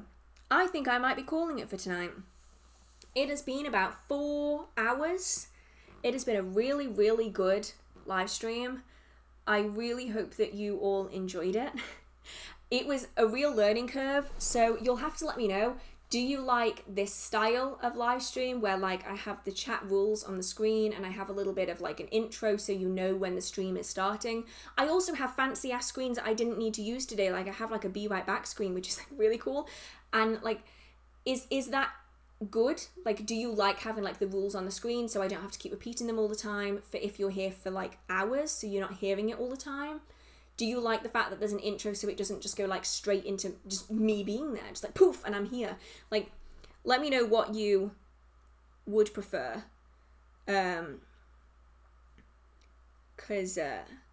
yeah, I mean I like this style. This style seems to work pretty well and it seems pretty good. So yes, it looks cute. It looks cute. Oh, thank you so much. Thank you. And just before I go as well, thank you so much. The rules are good. You love the intro. Okay, because I was getting a lot of people saying to me that they were watching the live stream as like a podcast, like in the background. And I can just imagine me like spitting out the rules every 30 minutes is like really annoying. So I'm hoping that the stuff on the screen will help. Yes, intro and style. Yes. Okay, I will keep doing it this way then. I'm glad that this worked because I've spent the last 2 days frantically trying to get this to work. And yeah. See, the reason I didn't do it small, Love Apples, is because I know that some people watch it on their phone. And I didn't want to make it so small that it was unreadable for people who watch on smaller devices, you know? Like, I know that on a TV I could make it like way smaller, but I figured that if you're on like a little phone, like an iPhone 5 or something, the screen isn't that big. So, oh, thank you so much. You're all so nice. Thank you so much. So yeah, a little technical hitches. Yeah, Phil, I think that's just something that's going to happen. You want to see the screens that we made?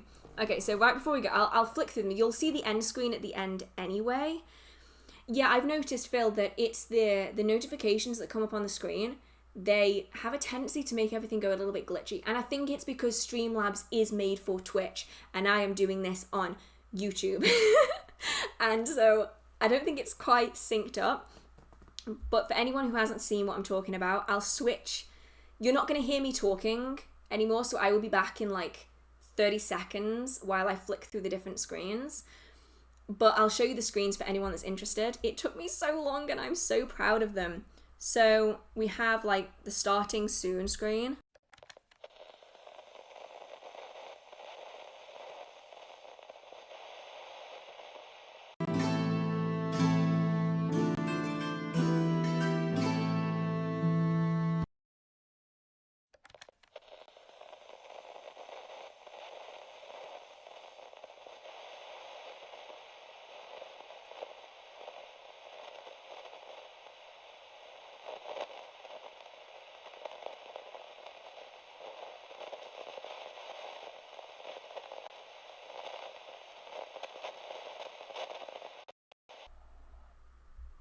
So yeah, those were the screens that I made. And I was so happy with them. I love the intro. I did all of this for the intro because I had people in the last stream saying that they wish that there was something before like me talking. And so I spent like, I was up till like 4 a.m. making like an intro screen, and I was like, oh my god, this is amazing. So yeah. See, the static sound, there's a reason that the static sound is there. It's because a lot of the people listen to it as a podcast, and a lot of people don't have the video on. So I wanted people to be able to acknowledge that the stream was starting without having to look at the screen. So the static sound is kind of an indicator that either I've gone to the loo and I'll be back in a minute, or that the stream is starting, or that it's ended. It wasn't like super in your face, but it also gives audio listeners a chance to know what's happening without, having to flick screens. So that's kind of how I did that. So yeah, this is the kind of the layout I think for the other ones, just so that it can I don't know, it's just cooler. It's cooler than me just going, I'm here, and just like appearing out of nowhere, especially when I'm like still setting stuff up. So anyway, I'm going to go for the night. See, it's because it loops. That's the other reason I didn't use instrumentals. It's they're 5-second clips that loop, and I figured having the same 5-second bit of instrument for 4 minutes would be really fucking annoying. So yeah, I am gonna go for tonight. Thank you so much for coming to the stream. Thank you for anyone who's donated. It really means so much to me. You really don't need to do it, and it helps keep the channel going and helps me do all of this stuff. So thank you so much. I am going to go and eat midget gems and watch the rest of the first episode of The Magicians like a sane person. I hope you have an amazing day. I hope you have a marvelous magical day. And I will see you in the next video, which will probably be an altar video. But if you do have any video things that you want me to do, feel free to put them in the comments of the live stream once it's finished, or just anywhere. And also for things for reaction videos, because I know that a lot of you want more reaction videos, and I can do that. Okay, I am going to go now, and I will see you in the next video. The next live stream is going to be next month, as always, and it will be a Wednesday after the 15th.